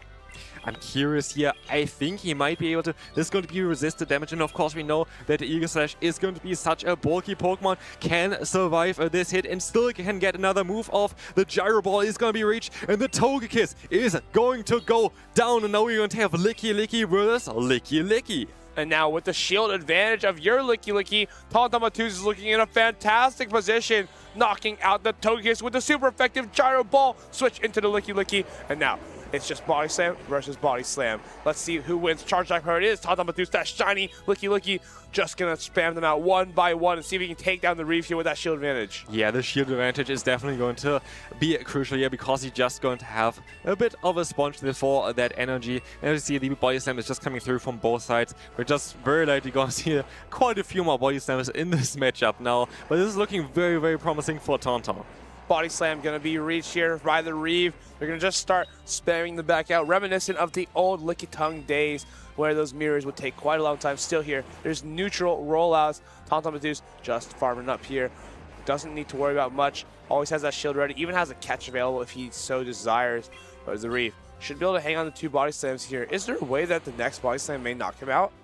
This is going to be most likely a little bit, maybe, but it's going to be another body slam coming through. That's mostly just not enough. Maybe put him into rollout range though. Let's take a look. It's going to be even a bit too much, I think, for a rollout here. Yeah, Tantan can just simply put up the shield. Let's see if he reaches for another body slam, or does he go for a shadow ball? It's resisted. I think they're laughing. I think I'm scared of what I'm about to see. Yeah. Nope, just goes for the body slam, and that's good game. Tantan 2-0 into top 3. I didn't want to risk the potential there for a shadow ball just for some fun there, but as we're going to see, this is going to be enough for Tantan to knock out the Reeve. The Reeve is still, of course, in the tournament. It's going to be in the losers bracket now, but Tantan going to be in the winners finals. Tantan fantastic performance, the Dragon Bolt community ambassador with those cool sunglasses. We're going to be seeing a lot more of that. Tantan is now guaranteed to play a best of 5. This is so exciting. Like, having a team like this in such, like in the top 4 already, this is crazy. Like having a Shadow Hydreigon, maybe even taking home the title. That's honestly unheard of.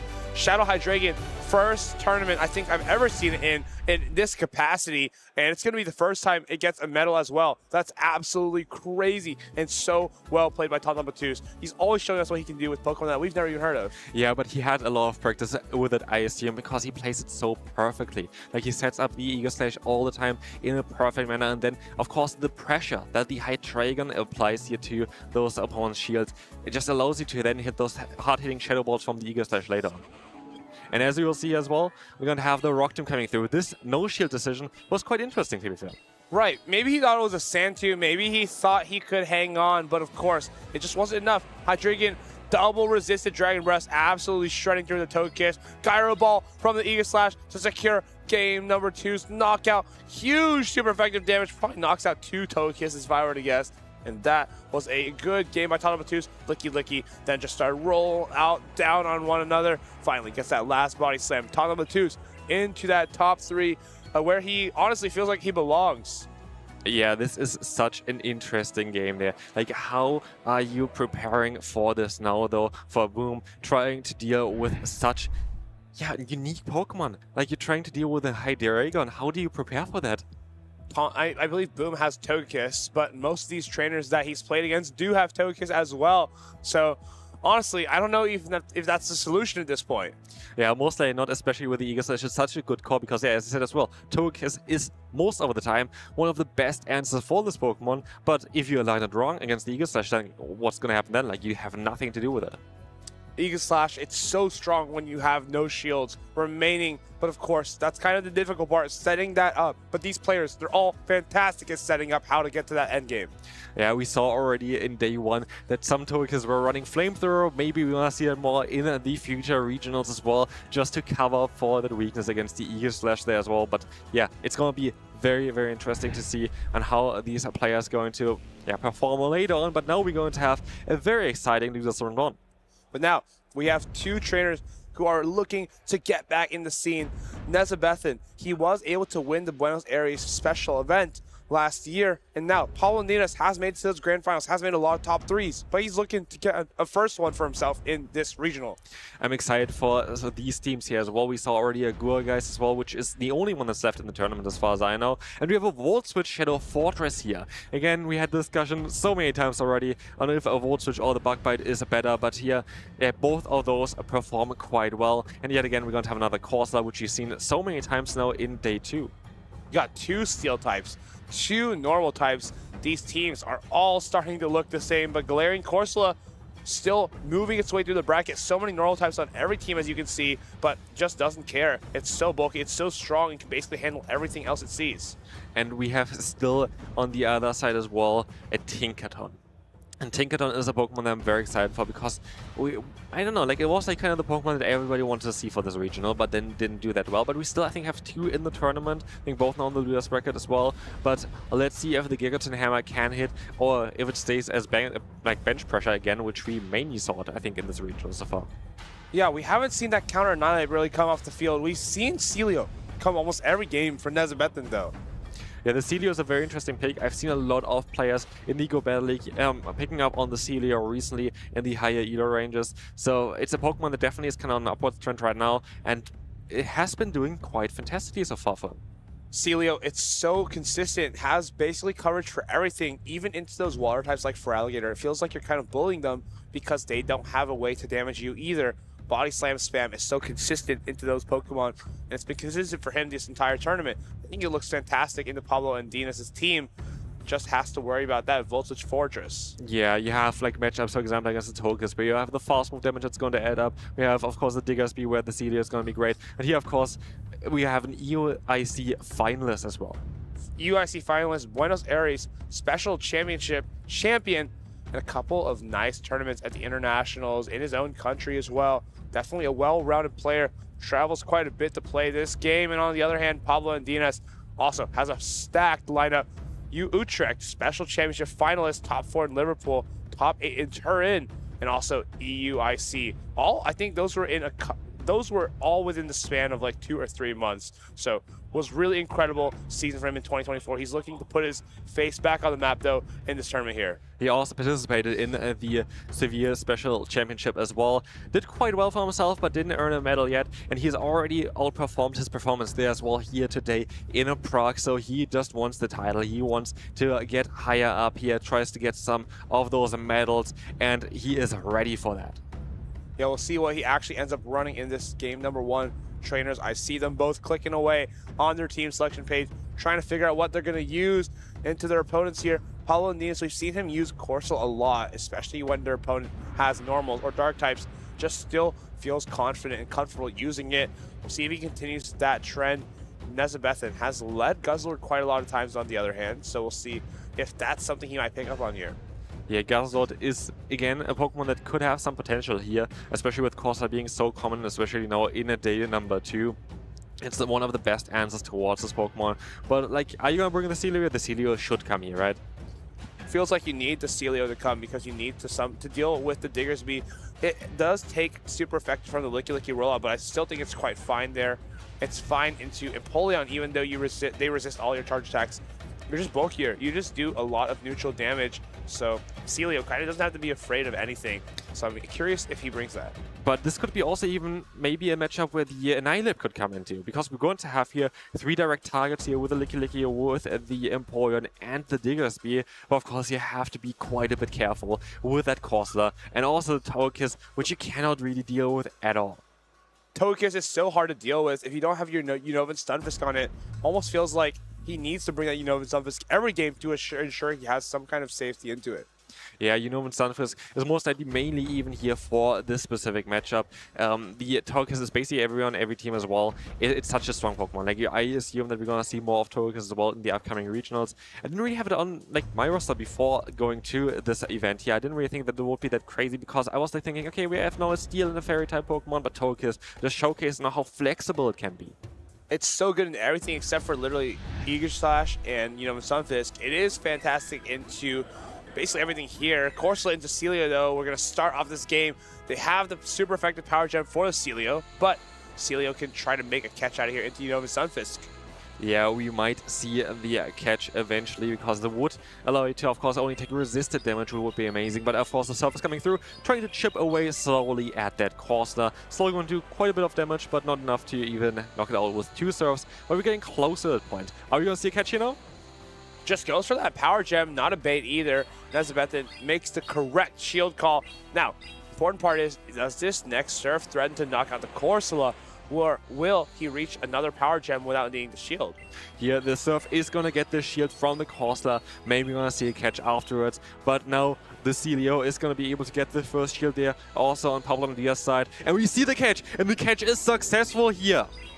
Unova Stunfisk is going to snack this power gem. But if you're Pablo Diaz, do you have to stay in? Can you go into the Licky Licky? How do you deal with this Unova Stunfisk? Your team is so weak to it. Yeah, you don't really have the best answers. And here we see already the Mud Bomb coming through. This will knock out the Corsair from this range. This should be enough. And so Corsair is going to go... Oh, 1 HP. It hangs on. He leaves with the Corsair. That might be useful later for a catch. But now, you come into this with Licky Licky. That kind of tells your opponent there's no Diggersby in the back. So, Nezabethan should feel pretty confident here. Can bully through this Licky Licky with the Unova Stunfisk and maybe even keep a little bit of it for that Empoleon in the back. Yeah, it's a bit risky actually to swap in that Stunfisk here if you have the Diggersby potentially as an option. But most likely Nezabethan just thought, okay, I have great answers for that. We have the Celio, we have the Gorgas, we have the Annihilate. We can use it as a save-up. And here, of course, we see another Mud Bomb landing against that Licky Licky, trying to get it lower. But those hits just don't do as much damage. We just try to slowly chunk them down. Shadow Ball, its reach, it's not thrown just yet. Nezabethan not trying to make a catch, and Pablo Diaz throws on a little bit of a sub-outdoor timing, just making sure this move lands, and that's the right play. Body Slam going to take this Unova Stunfisk into farm down range. And in comes now the Empoleon, but it has to still deal with this Mud Bomb doing super effective damage. Of course, going to be shielded. What is going to happen next? Are we going to see the Guzzlord coming in here to try to get some brutal swings off? Guzzlord only going to need 2 brutal swings now because those Unova Stunfisk Thunder Shocks were able to put it into 2 brutal swing range. This is very interesting. The Drill Peck is coming in, is not going to be able to knock it out in 2 hits either directly, but of course we still have the shield, which is very likely being used afterwards. And don't even forget, we have a Celio with so much HP in the back, probably wouldn't go down to a Drill Peck from the Empoleon, so you can honestly no-shield this one here. In comes the Drill Peck. It's gonna get shielded, but also Guzzlord still has potential against all 3 Pokemon anyway. So it just looks really, really good currently for that Guzzlord. In comes the Corsair, getting farmed down as well, not being caught off guard, not being able to catch the move here. Nice. Now brutal swing from the Guzzlord is ready for that Empoleon. You can also just bank up the 2 charge attacks, throw 1 at the Licky Licky, 1 at the Empoleon, and you'll be good to go. Nezabethan taking game number 1. Paul Diaz needs to play from the back foot now. Needs to try to line himself up against this Unova Stunfisk, almost forcing the Diggersby to come. That brutal swing knocks out the Licky Licky. That brutal swing is going to knock out the Empoleon. Nezabethan is going to be able to win the first battle here of the losers round. And this is so crucial because, of course, whoever loses here is going to be out of the tournament. And you definitely don't want to do that. Celio, what an impressive performance there from Nezabethan. Was able to kind of muscle through that Corsair in the lead. 2 surfs, just felt like it was perfectly enough to knock out. Caught the power gem catch. Everything going great for Nezabethan here, but he's going to need to do 1 more time to get into losers round 2. Very well executed there. For sure, we had already seen the power of the Celio in the beginning, but definitely the MVP there at the end. I feel like actually it was maybe even the Stunfisk just being able to catch the move. Do we see now the Diggersby coming in order to counter it? Diggersby, it's so strong against Pokemon like Tinkaton and that, Stunfisk, but it feels like the rest of the team is so scary for it. Annihilate and that Celio. I would love to see a little bit of Annihilate action here for sure for this battle, because we have like quite a few targets here and we haven't really seen it that much. Again, fighting type Pokemon kinda are not as common as at all, but we saw also only recently, of course, the Poliwrath doing quite a solid job for Inadequates there. But yeah, maybe we're gonna see some Annihilate action. Annihilate, I feel like Nezabethan hasn't brought it at all this entire tournament. I don't think I've seen his Annihilate even once. There's so many targets though, but it feels like a great spot to put it in just as bench pressure when your opponent has Bug by Fortress, Empoleon, Licky Licky, Diggersby. There's just so many things that your opponent has to respect when you're running the Annihilate. Yeah, and again, are we gonna see the Togekiss now coming in? Are we gonna be... we have so many answers for Togekiss as well, though. We're going to have that Stunfisk, which you kind of always going to have to bring if you need to be in there. It's just going to be very interesting on how these players adapt. I could definitely see that the Diggersby is coming in now, because you kind of need to, like, you expect that there's going to be a Stunfisk every single time there, so like you kind of want to counter it the best way possible. Diggersby, it's so risky, but at this point it feels like you need to just take a risk. You need to make that line read and take yourself into the next game. But then if you get it wrong and you have the Celio again, which you just saw in the lead as well, it's just going to be a bit tough. So let's take a look here. The trainers are logging in right now, and we have game 2 already. Let's take a look at it. And it's the Celio into the Diggersby. How will you come out of this? If you swap the Licky Licky, though, maybe your opponent doesn't have much of an answer for it. This is making life difficult for Nezabeathan because he decides to go for the Surf, going for the Surf immediately. Now, what does he pivot into? What does he read in the back? This is a good question. Are we going to see the Guzzlord coming in now? We are going to see the Stunfisk coming in now. Of course, resisting the fast move damage of that Licky Licky. And that Shadow Ball is not going to do that much either. Shadow Ball comes through. Not going to do a lot of damage. It's a non-same type attack bonus. But now, Mud Bombs from these Stunfisk is going to fly out real. Oh, actually goes for a Discharge instead of the Mud Bomb, since you may only need 2 discharges to knock this out here. Yeah, it's most likely what's going to be happening here. 2 discharges is going to be enough to knock out that Licky Licky from this range. And you have to throw 2 moves anyway, so rather go for the cheaper ones. Here, the Shadow Ball is coming in, still doing a little bit of damage, but it's not going to be enough to threaten a KO here. And the discharge is going to be enough to definitely take down this Licky Licky. Now, how do you deal with this Unova Stunfisk? You can bring in the Diggersby. You can maybe get an energy advantage, but does Nezabeathan allow it to happen? We see the Diggersby coming in here. We have the Mudshot coming through as well. And of course, you're going to charge up as much as you can. But still, the Mud Bomb over time is going to definitely add up a little bit as well. But you're going to most likely end up here with 100 energy, which is going to be maybe a bit difficult to deal with later. Can this energy actually go the distance versus Celio, though? I don't think it does a lot of damage, even though it's the same type of attack bonus. It's very bulky, and so is Celio.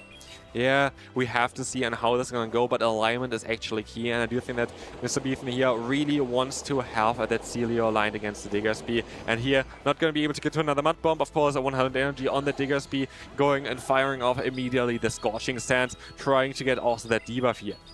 Now gets that first Scorching Sands out. Is the debuff going to be applied? It's not even enough to put it into half health. Corsola comes in. It's a Guzzlord.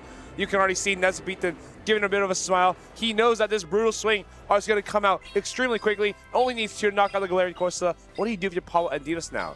Yeah, this is going to be a very tough one. You need to try to somehow fight back with the Diggersby, but you also kind of need to keep your Corsola healthy there, trying to shield up all the moves, trying to kind of get the switch clock down. But this is the thing as well, the Guzzlord isn't really threatened at all here. This still chunks quite a bit, but like you're gonna get there so much slower than the Guzzlord gets to those Brutal Swings. Next Brutal Swing is going to be reached. He has back-to-back Paulo and Dinos. What are you going to do now? You shield this Corsola. Do you try to make a catch? Do you even have the switch timer up? What can he do to wiggle out of the situation? Just barely not at that switch timer. And now, going to have to take this to the face. Galarian Corsola, charge attack priority on the Power Gem. But Celio is looking really good in this backline. Yeah, you don't even need to shield here, and we don't see the shield coming up either from that Guzzlord keeping the shield for the Celio, as Celio has such a fantastic matchup now. Even the Guzzlord hangs still on, and we're gonna see the swap out straight away. A Surf is all it needs, or even a Body Slam at this range. Okay, we're just gonna go for the full farm down, keep the Surf for the end game against that Diggersby. You just farm it down, shield up this Nightshade. There's nothing to be scared of. Celio is here to take this game down. Charge attack priority, not reach for Paulo and Dinos, and there's a Surf for the easy, super effective knockout on the bulky Diggersby. Nezabeathan just needs to farm this down, farm down that Corsola. He's going into lose round 2. Top 6 is guaranteed. Oh, the Celio had so much play there. Nezabeathan is going to be super happy about that performance. And bringing this Pokemon, it's a very unique Pokemon, the only Celio in day number 2. But it showcases why it's here. It's such a strong Pokemon against the current Go Battle League, well, the current regional meta. And that's exactly what he was looking for. His opponent brought the Diggersby. That's kind of the main target for Shadows, for regular Celio. You also have Altaria, which people aren't using as much, but overall, it's very bulky, and I think it's actually quite an underrated pick for this meta. It's actually true. Altaria kind of really disappeared with this regional, maybe also a bit too scared of all the Fairy-type Pokemon that are currently around. But yeah, definitely Celio, a Pokemon that I don't really expect too much either, even though it is going to be a Pokemon that, yeah, we've seen quite a bit in the Go Battle League. Now Celio, it's not something we expect a whole lot, but of course, it's now guaranteed into the top 6. We'll see if it can go a little bit further. Paulo and Dinos, though, commiserations to him. Another fantastic performance to add to his resume.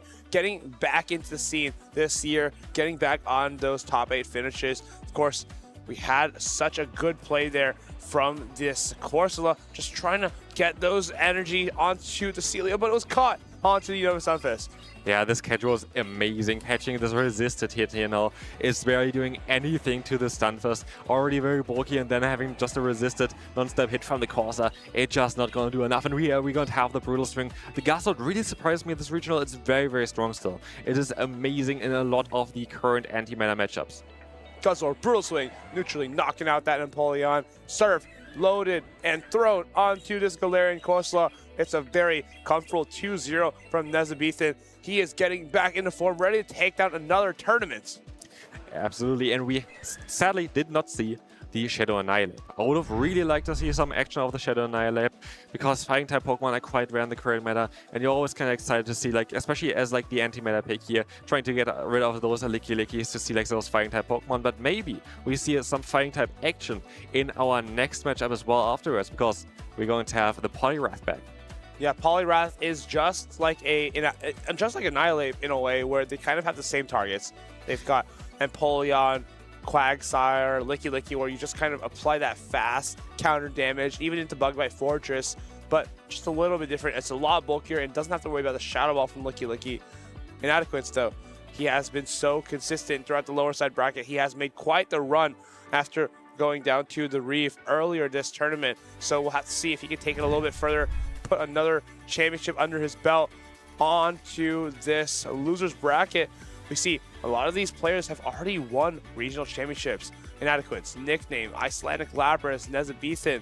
Now we have the Reeve still playing for his first one, and on the winner's side of the bracket we have Tauntaun and Boom. So really it's just the Reeve looking to get his first regional win. He's got to get through 7 other players though who also have already won tournaments, so what a stacked field of competitors we have here. It's a very stacked field here. I'm also like surprised about like the NA players. We haven't really seen too much of them anymore. They were also all very well decorated, but now we have EU here trying to defend the title successfully already. But we're going to have, you know, some regional winners against each other. We have a Inadequates against a Nickname.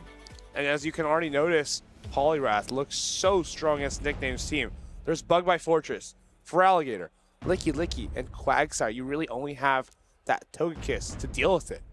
I'm curious if you're gonna see some more action of that Giratina, the Shadow Giratina. He already won this Season 2 regional with this specific Pokemon. Nobody else can really play, nobody else is having any good results with a Shadow Giratina, but Inadequates is already was able to win 2 regional championships with this Pokemon. Is he gonna get a 3rd one today? It's going to be difficult, right? Because your opponents always have Licky-Licky. They always have Feraligatr. It's so difficult to navigate in and out of that with those slow Dragon Claw and Shadow Sneaks. Yeah, it is going to be a bit difficult. I feel like the meta might not be the way for the Giratina, but we already saw this Pokemon putting in a little bit of work in day number 1. Maybe you're going to see it a little bit more as well in day number 2 now. But there's, of course, some other interesting Pokemon on the Nickname side as well. But, of course, yeah, World's Finals as well with Giratina. Now, both of these trainers have won 3 tournaments. I believe for Nickname, it was Stockholm, Utrecht, and Bremen. And of course, Inadequates, Frankfurt, Stuttgart, and Utrecht as well. Both of them have a lot to play for here. Looks like they're both locked in. I'm curious to see what these leads are. Both of them ready to go. It's going to be a Stunfisk into a Giratina. This is such an interesting matchup. This is mostly not what Nickname practice with as well. But Giratina is going to have actually a very solid matchup here. As you're going to see the Togekiss coming in as a save stop. There's nothing really that wants to swap into a Togekiss here. This is really awkward as Inadequates because you don't want to leave this Giratina here. You want to answer this Togekiss, but you don't have an answer either. We noticed it wasn't that weak against Togekiss yesterday, having these Shadow Sneaks that do quite a bit of damage, but at the same time, these Side Shocks and Pecks are starting to add up.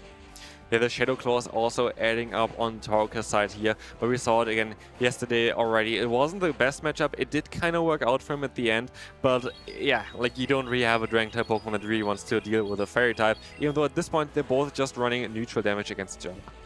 And now, does Nickname opt to shield this up? Does he need switch advantage? He must be thinking that Inadequates has another answer for that. Unova Sunfist is going to back, so he shields it up. Shadow Sneak not going to go through. We peck this all the way down. Is he going to get it? Yes. And now, How do you deal with this Togekiss? You have to bring in the Wigglytuff. You're going to take 2 Aura Spheres, I believe, though. Yeah, you definitely have to take 2 Aura Spheres. Another Charm is not going to be enough to knock out the Togekiss before it can reach another Aura Sphere. And we see here, it's going to be able to at least take 2. So are you going to bank everything for that Quagsire? This is exactly what a Niantic is going to do here.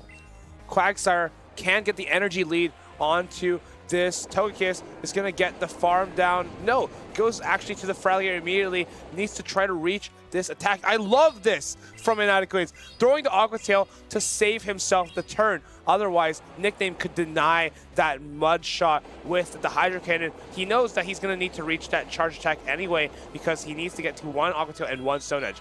Instant shield from Niantic, and he knows as long as he can get rid of this Feraligatr, he can take down the Unova Sunfist. That was a perfect play, knowing that you need to go for an Aqua Tail and a Stone Edge in order to knock out this Feraligatr, knowing that you would lose a turn otherwise. Just going straight for the Aqua Tail was a fantastic play, and the Feraligatr goes down here. But does Quagsire have enough to take on both of the last Pokemon? Of course, the Togekiss only has 1 HP left, and of course, it's a fantastic matchup against the Stunfisk. Nickname can try to Mud Bomb this Quagsire, but really at this point it comes down to a catch. Can he get the catch onto the Togekiss? Actually, Inadequence tries to catch a Mud Bomb himself, but then the instant swap into the Togekiss kind of met by the Wigglytuff. He's back to square one. Yeah, at this point was actually kind of perfect for Niantic because the Thunder Shock didn't do enough damage against the Wigglytuff, so you would have reached another charge move anyway. It was very safe there because you kind of needed to force a Nickname there to throw some energy. And at this point, we're going to have the Quagsire going for the Aqua Tails, and 2 of them are going to be enough to knock out that Stunfisk, allowing Niantic to take home the first game. We're going to have the Mud Bomb coming through. It is not going to be enough, of course. It's very close, but the Aqua Tail is already reached. This is easily going to be able to knock out that Stunfisk. You don't get to win 3 regional championships without having a little bit of grit here, but can Nickname dig in? Can he fight back from this deficit? It wasn't a fantastic lead, but he had a Togekiss that was so safe into that line. I wonder how he addresses this in the next game. Yeah, I feel like Togekiss as a Say-Sub seems to be super easy to use here for Nickname because there's nothing that really wants to go into that one. It's a very interesting thing towards the Niantic team. There's no real answer towards that Togekiss. Like Talonflame kind of, but like it's not really, because at the end of the day, you're going to just have neutral damage on both sides there, and there's no clear answer for it. And we saw that the answer in this game was actually the Shadow Giratina. That's absolutely crazy. The Shadow Claws start to rip through the Togekiss. Also, they have to be afraid of the Shadow Sneak, Shadow Sneak, and it's doing so much neutral damage after being improved in the recent updates. Of course, Togekiss just tries to 2-shield through, but Wigglytuff can have the most play into it with the with the neutral charms that are doing a ton of damage. If you're Niantic, are you going to try to run like something like the Poliwrath? We have a lot of targets for this Pokemon, as we have the main targets basically here with the Quagsire, with the Lickilicky, as well as the Feraligatr. We are all really good matchups for you. Or do you expect that maybe I don't really want to run it because I'm fearing that Togekiss? The thing is, we can run Poliwrath, but you know your opponent's always going to run Togekiss. So does Niantic try to run that risk? If he does, we'll see if it pays off. Players are locking in. Nickname still making those last decisions. And Niantic, I always notice he locks in fairly quickly. He's pretty confident about what he wants to run, how he wants to line himself up into the opponent. That's the difference between him and a lot of other trainers, his ability to read lines. Yeah, and also the type of team that he brings brings to most of the regionals, especially with the Giratina. He has a lot of experiences, especially though also in the core together with that Wigglytuff, with the Talonflame. He has a lot of experience towards it, and he knows on how to play those Pokemon to perfection. He plays everything to perfection, is so confident with Wigglytuff, Talonflame, Poliwrath, Giratina, some of his signature Pokemon that throws in meta like Lickilicky and Quagsire. And we are ready for game number 2. Let's take a look at those leads. It's Feraligatr into a Lickilicky. That's exactly what Niantic is looking for. If your Nickname, how do you address this? Do you take some energy from this Lickilicky onto your Feraligatr and then swap out later? Yeah, this is a very interesting, especially as you still have, of course, the Togekiss in the back and the Poliwrath in the back as well. And Poliwrath really doesn't want to go up against the Togekiss. To some extent, are you happy that your Feraligatr is seeing this Licky here instead of a Poliwrath? You have two fantastic answers for the Poliwrath at the back. So if you can soft lose this matchup, you might just be good to go.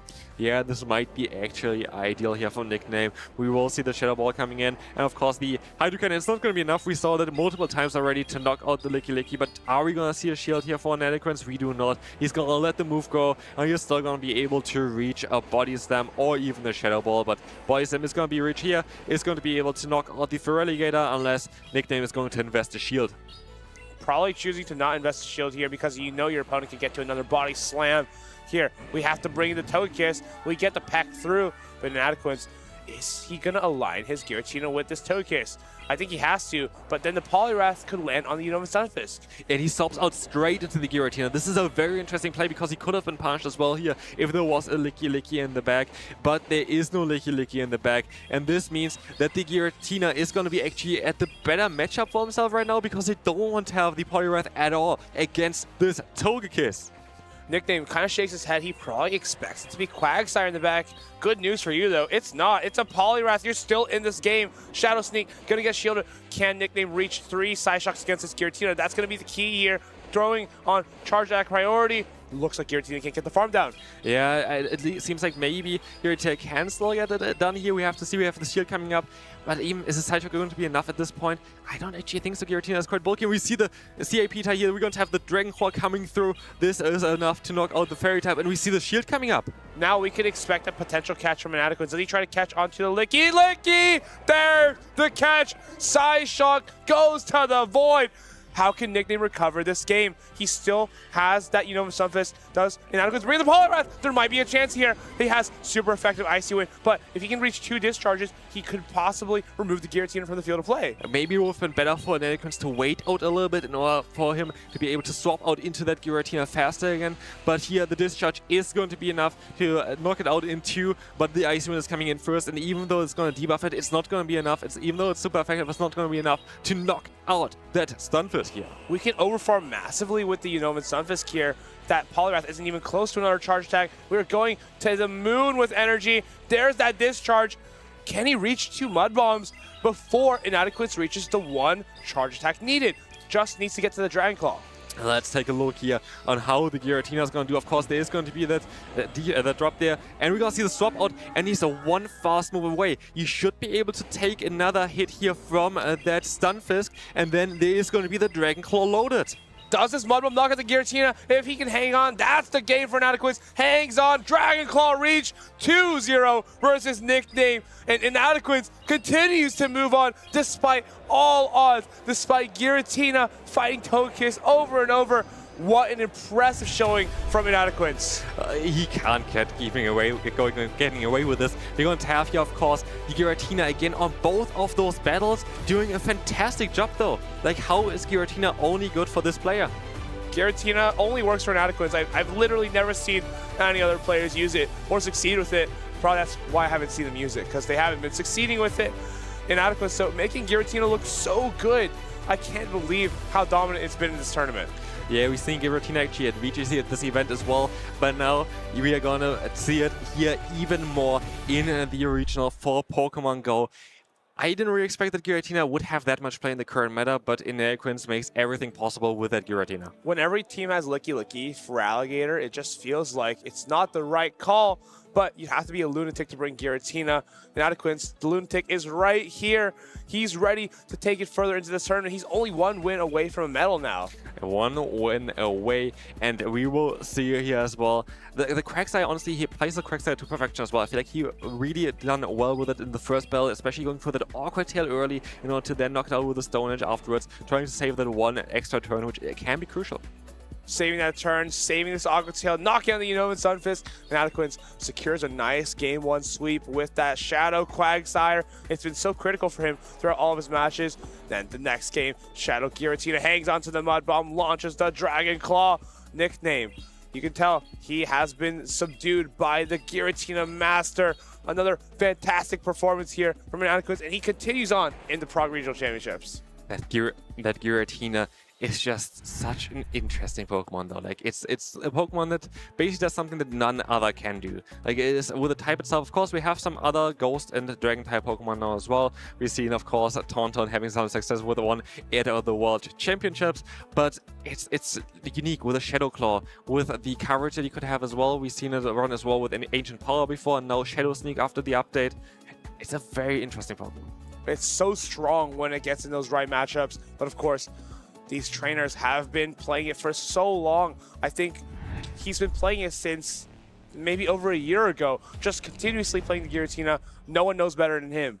Absolutely, and especially for those Pokemon that nobody else really plays, it's very important to know what you're doing, because also you have the advantage that the opponent doesn't know how to play against them. And here we are going to be in losers round number 2, the Reef against Decisive. Decisive, we saw him earlier using that Shadow Stealer to perfection, but the Reeve has that interesting double Psywave strategy. Decisive, though, is ready for that, has that Guzzlord. It's going to be so strong to this team, but at the same time, Togekiss always lurking from behind.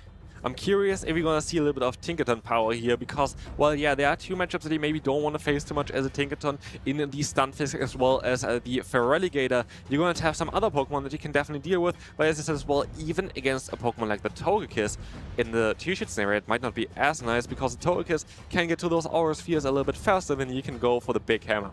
Yeah, but of course, you can always make baits with that Tinkaton, always throwing those Bulldoze, even against something like a Togekiss. Feels like they wouldn't have an option to even no-shield, so it could be the right play there. At the same time, Gourgeist looking pretty interesting into this team. We have Unova Stunfisk as a main target, and has enough neutral play into the Malamar, into the Grumpig, even not that bad against the Togekiss. What do you think about Celio here at this point? Because Celio, well, it's been kind of his signature pick here so far, and might not be the matchup for it. We have a lot of coverage against it in this matchup as well. A lot of fighting coverage from Togekiss, Grumpig, and Malamar, but still, Celio does so much damage with the neutral surf, so I can definitely see it being strong. Yeah, especially if you're going to have some energy up, you're going to be able to do quite well against something like the Stunfisk with those surfs, as you said already. And as said as well already before, the Celio against the Feraligatr with a Body Slam is actually not that bad, because Feraligatr doesn't really have great charge moves against it. Feraligatr, Hydro Cannon, it's one of the strongest charge attacks in the game, but against Celio, it doesn't feel like it does a lot of damage. Yeah, against Celio, a very bulky Pokemon, it doesn't do that much. But I'm also curious about the Guzzlord. Guzzlord, again, is a Pokemon that I do feel like has a lot of potential here. You just have to avoid the Togekiss. Has to avoid the Togekiss, but that's a lot to ask for when Togekiss is so strong to most of these teams. There's so many targets on this team, you pretty much just need to look to align the Unova Stunfisk to it. Yeah, are we going to see again the same thing that we saw before, that kind of Unova Stunfisk is the Pokemon that you have to bring just to cover this very strong Pokemon in Togekiss? Might be the case here, but then can you prepare for it? What are your answers? And I don't actually think there is like a great answer for Unova Stunfisk at all on the Reef side. The Reeve has the double Psywave. It's going to be difficult to use here because of that Guzzlord, but maybe you can lure it out and use one to sweep the team. Yeah, maybe you can lure it out, but I would love to see some action of the Tinkaton again. Again, it is kind of the first regional where you're going to be able to use this fantastic Pokemon. Everybody was excited, but apparently it's not as been used because everybody's also well prepared. And we are gonna see here the first battle coming up, the Reef with a Guzzlord against the Togekiss. As you said already, you cannot always avoid it. Now, you come in immediately to the Unova Stunfisk, and the reality here is the Reeve doesn't have much of an answer to this, so he's going to throw the Aura Sphere, and now what does he go into? Most likely to your own, or do you go to your Grumpig? We have to find out. They shield the Aura Sphere. They shield the Aura Sphere in order to keep this Pokemon healthy, because he knows, of course, there is no direct answer on the Reef side. There is no Pokemon that wants to really come into the Stunfisk. The Stunfisk is a very safe swap here for Decisive. So now, we come in with the Grumpig. The Grumpig can tank these Mud Bombs, no problem, but we're still going to need 2 Charge Attacks to knock it out. Throwing on Charge Attack Party. Here comes a Shadow Ball. So, you know, Stunfisk can definitely hang on here. Doesn't need to give up another Protect Shield, but Dynamic Punch, we're getting pretty close to being in range. We have now 2 discharges coming up here from it, Stunfisk. This might be enough to take down this Grumpig. Let's find out. It looks like it's going to be very, very close here. This might just be enough, but we're going to see the shield coming up anyway on the Reef side. The Reeve looking to keep switch advantage here. Just going to shield this discharge up.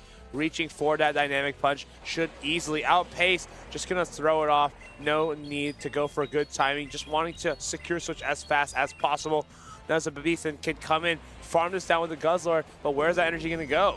Yeah, you have to kind of keep the energy for later on, because against that Togekiss, it's not going to work. Are we going to see a Dynamic Punch coming through? No, it does not. Going to get there in time. We, of course, see the immediate stop out here into the trusty Celio going up against the Stunfisk. This is not that bad for the Celio. If Celio could exit this matchup with energy, I wonder if it can start to take down the Togekiss. Surf goes no shield. It's super effective. It's doing huge damage to this Unova Stunfisk. Can you power stone all the way down now, though? This is going to be very tough. You have to take a hit here anyway. You're going to take the first one. Can you power snow down? Can you get enough energy here as well? But again, you have the Guzzlord in the back, and it's kind of not going to have any play here at all. We see the Body Slam reach at the same time, going to win the CAP tie here as well. The charge attack priority. The Body Slam is going to knock out that Stunfisk, and now it's it's not going to be enough. Barely not enough to knock out the Stunfisk. As a beatdown. Feels like you have to give up the shield here, but then the Togekiss is going to sweep your entire team. The Reef grabs the shield, comes in directly to Togekiss. It's going to pace to this Aura Sphere on one more pack. Charge attack priority not reached. Just going to try to get to back-to-back Aura Spheres. Launch one at the Sealer and launch one at the Guzzlord. Yeah, are we going to see now Guzzlord trying to knock it out with some Brutal Swings? Let's find out. We have a Brutal Swing here already coming through. Maybe two enough? I don't know. Like, I do think that an Aura Sphere is going to be not enough to knock out the Guzzlord yet, is it? This might not be out of the question anymore. Brutal Swing comes down. It's resisted, but it's almost there. Aura Sphere back-to-back is reached, but this means that the Togekiss might not be able to get to an Aura Sphere against the Celio. Yeah, the Celio should be fine here. The Aura Sphere is not going to be enough to knock out. And we see the Brutal Swing coming through. This is going to be enough to knock out this Togekiss. And Guzzlord is apparently a Togekiss counter confirmed here. Brutal Swing knocking out the Fairy from the sky. And the Dragon Tail is enough to knock out the Stunfisk as well. What a turn of events. Nazabeaton looks a little bit surprised that he was able to pull that one out. The Reeve had the perfect alignment, but Shadow Celio, or regular Celio, I keep saying Shadow, but regular Celio is not something we see all the time.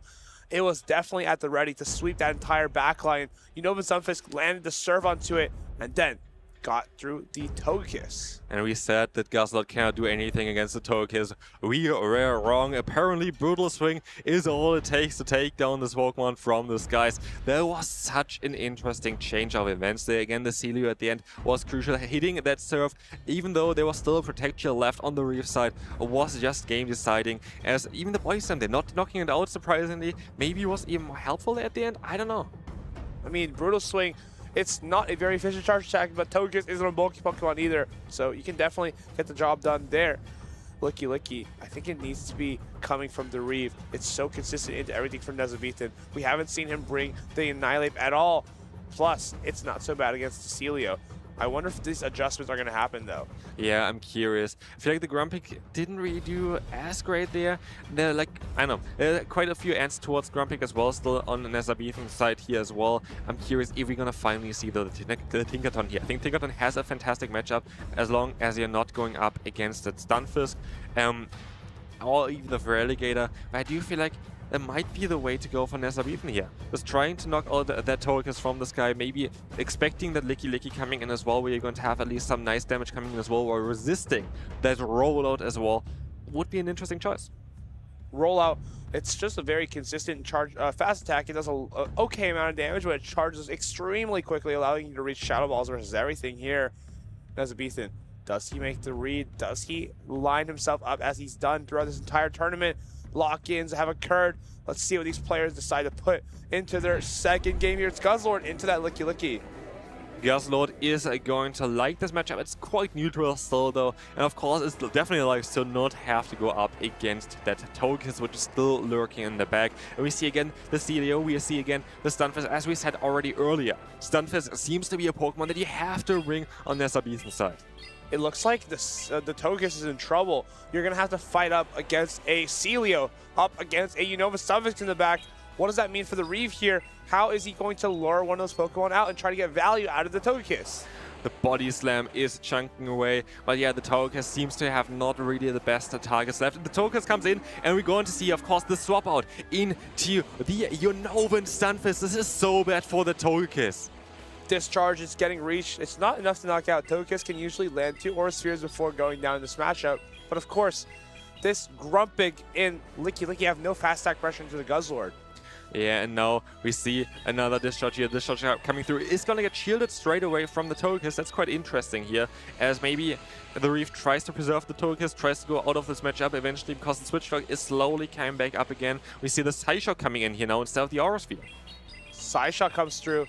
It's neutral damage. It's not as effective as the Aura Sphere, but maybe there's a reason here. Maybe he wants to get the energy somewhere else, throwing that Psyshock. Now he shields up this discharge. Let's see if this can get Togekiss through the matchup. We're starting to force Nezabethan to use shields. We see very likely another charge move from the Togekiss because now you pressure this Stunfisk. But actually we see the swap out here into the Licky Licky, taking now that discharge is not going to be enough to knock out that Licky Licky. Licky Licky has a ton of energy still left stored onto it. But this Licky Licky has charge attacks locked and loaded. Does Nezabethan commit shields to it? No. Understands that his Shadow Sealer can sweep the endgame here. Just needs to commit the shields there. Body Slam not enough to knock out, but he comes in with Guzzlord to get that farm down and takes a Body Slam before that happens. There's so much energy as well on the Guzzlord already. We're nearly at 2 Dragon Claws. The Body Slam is coming through, not being enough to knock it out. And of course, we have to go for a charge move in order to not lose all that energy. We have the Brutal Swing coming in. This is knocking out that Licky Licky. No protect shields are left. But in comes, of course, the Togekiss. And we saw already on how much damage actually this Brutal Swing going to do here. Brutal Swing gets thrown from the Guzzlord. How are you going to get rid of this Togekiss, though? Do you come into the Unova stuff and try to do a couple of Thunder Shocks, or do we just go straight to that Celio? You go straight to the Celio, and you have to use your shields now. But here's the thing, we still have the Grumpig in the back, and with that, we're going to have 2 times fighting type coverage, which is going to be super effective against that Celio. But we see the catch here! What a catch this is on a 1 HP Stunfisk taking this Aura Sphere! Now that you've taken this Aura Sphere, you can deal with the Grumpig accordingly. You just need to reach 2 Surfs before the 2 Dynamic Punches are reached. Surf number 1 comes through. It's neutral damage, but it's going to threaten to knock this Grumpig into the 50% health range. Surf number 1 comes through. It's going to see if we can get that Surf and Powder Snow down here. This is looking very promising for Nezabethan. This catch was absolutely crucial, because otherwise the fighting type damage would be too much for the Celio to deal with. But now we have still that shield left for it, going to able to avoid the Dynamic Punch from the Grumpig, and this Surf is coming through. Surf comes through. It's neutral damage. Is it enough to knock out? Can this Grumpig reach the next charge attack? It's barely not there. And now Togekiss gets Powder Snow down. Nezabethan, he's going on in the tournament. He is now secured into the top 4. What a run with that Celio. What a run and what a catch again, showcasing on why you maybe want to keep those Pokemon with 1 HP alive there, just because you can take those hits for the other ones on your team. Nezabethan, what a fantastic run so far, continuing to use that Celio to the absolute pinnacle of its ability. What an incredible way to showcase a Pokemon that we haven't really seen much in the play Pokemon scene. And I love this for this regional. We have so many signature picks that do so well that nobody really expected to have here on. We have the Hydreigon, we have the Celio, we have the Giratina still in as well. What a crazy lineup of teams. Then, of course, we have Boom 20 with the most normal team, with just Empoleon, Licky Licky, Quagsire, Togekiss. These trainers, though, they have brought some interesting teams. Unfortunately, only one of them is going to go on to this next round. The Reef brought the double Psywave, took down a lot of Titans in his run this weekend, but eventually it came to an end. Guzzlord, Brutal Swing, knocked out the Togekiss for the first time that we've seen this weekend. And Nezabethan, surprised by that Game 1 win. He powers through the second game, though, as he gets this Celio through with that beautiful catch of the Aura Sphere. This was amazing. The catch completely shifted the battle here. This is so great from Nezabethan, showcasing again why you want to keep those Pokemon alive, because now the Celio was able to seal the deal there with the Surf at the end against the Grumpig. Barely knocked into the Dynamic Punch, and now he gets a full farm down on this Togekiss. Celio into the top 4. What an incredible performance from Nezabethan so far. What an incredible performance for sure. And again, it's such an interesting regional because you have so many signature picks, so many Pokemon that you didn't really expect to see it so late into day number 2. Like Celio, we have the Giratina, we have so many different ones, and then we of course have that team from Boom, which just seems to be very solid, very nice meta picks, but there's nothing wrong with that either. Boom had such an interesting meta team, just always consistently playing meta teams and just doing the best that he can with them, despite all the odds, despite all the weird Pokemon that he faces throughout this tournament. We saw Giratina, we saw Hydreigon. There's just so many crazy things on all these teams. So having something consistent and meta is allowing you to push through all of these just because they're stronger Pokemon on paper. Yeah, and we're going to have an exciting matchup coming up soon with also Icelandic Lapras again, which we've seen already before, and we have maybe a video prepared to us as well.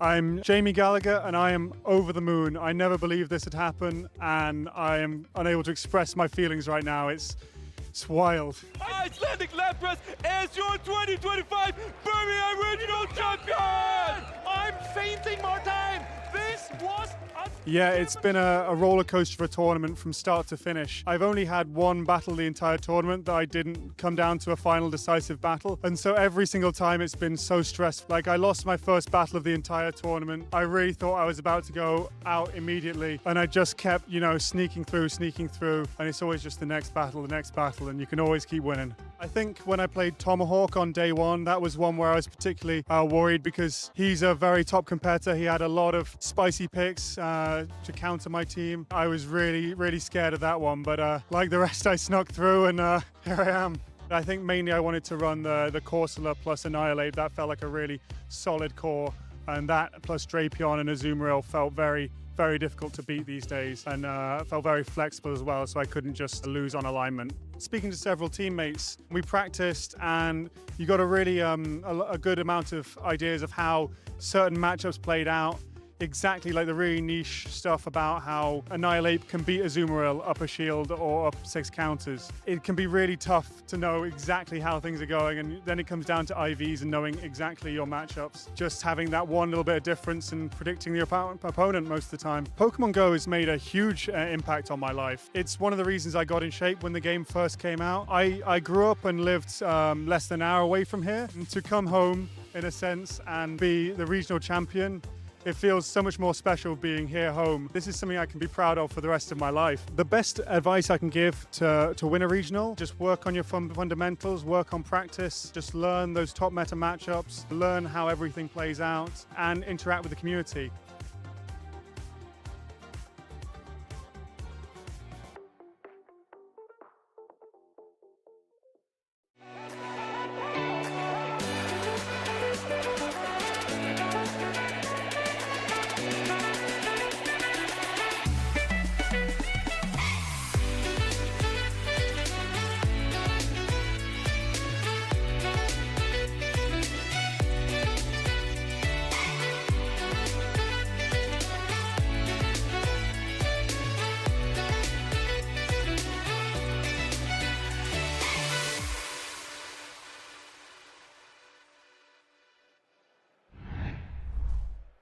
We're getting nearer and nearer, ready to crown a gold champion with a gold medal in the Golden City here in Prague. Welcome back, everyone. We are getting down to the nitty-gritty here. I am Amanda, also known as Lumberg, here side, my good friend Jux, and we are going to kick it off on the losers side of the bracket. Yeah, you just saw Nezabita guaranteeing a medal in this tournament, a 4th place finish at minimum.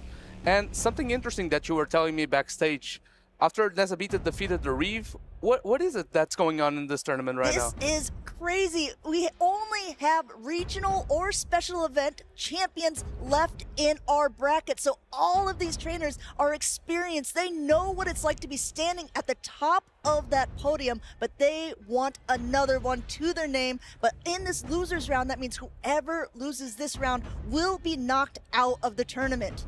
Of course, coming up next for another medal position, we have Icelandic Lapras versus Inadequance. Icelandic Lapras, you just saw a snippet of when he won the Birmingham Regional Championship in 2025.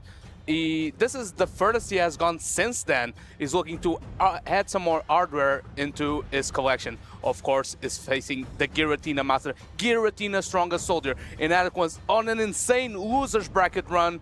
trying to get another medal for his collection. Inadequance has won 2 already this season. Also with Giratina, it's still on his team, but he has opted now to be running it with Shadow Claw as a fast attack, and we've seen it going quite effectively against the other teams. Icelandic Lapras, however, has a Dragon-type Pokemon of his own.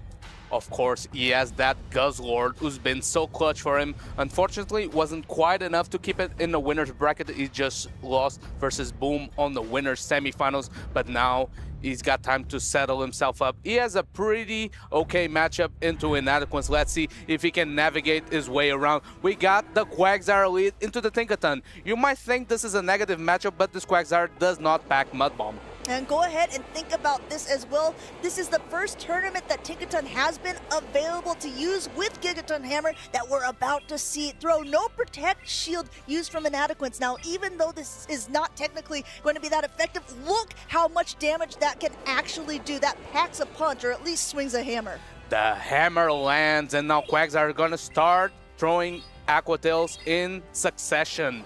Let's see if this Tinkaton can endure enough to reach another Gigaton Hammer. Goes for the Bozo instead, trying to pressure a shield out of the Quagsire. He gets that shield on that low energy damage move. Going ahead now, getting that shield and getting a defense drop there. Big time there for Icelandic Lapras, but even though the Tinkaton has put in quite a bit of work, doesn't want to expend a shield on it at this point. An undercharge here from Inadequance, wants to try to get a few extra taps in here, and well, because of this, Icelandic Lapras actually gets to another bulldoze. You see Inadequance put his head in his hands. This is not what he wanted. Miscalculating the undercharge. This is a very hard technique, but now the Guzzlord comes in. This Quagsire, as well as double debuff, though, reaches the first Stone Edge. I'm not sure if it will be able to endure enough Dragon Tails to reach the second one. Gets the Protect Shield out of this Guzzlord. Going ahead and actually goes for the Stone Edge and Aqua Tail combo, though Icelandic Lapras did shield up the right attack. Chip damage could still be impactful in the late game there as the Guzzlord takes it, and in comes the Poliwrath to start punching, met now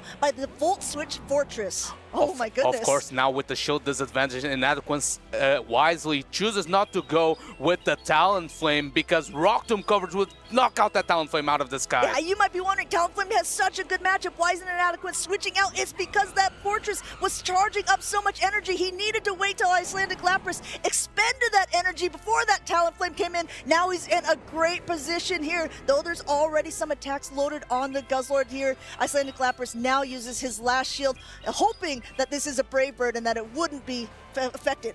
Brave Bird connects. This Talonflame is still quite healthy. His defense is debuffed though, farming as much energy as possible just before another fly is reached. Brutal Swing is gonna come through. This Poliwrath though has energy loaded. Energy loaded on the Poliwrath. Brutal Swing takes down the Talonflame from the sky, and actually that dynamic punch is gonna be going here. No Protect Shields on either side. You see Inadequance grinning here as he knocks out the Guzzlord with a great play here for game number 1. He gets the one-hit knockout, a win for Inadequance. One more win and he gets another medal. Icelandic Lapras unfortunately couldn't get the alignment there, though it did get quite a massive advantage on that lead matchup. That undercharge from Quagsire didn't go the way Inadequance wanted.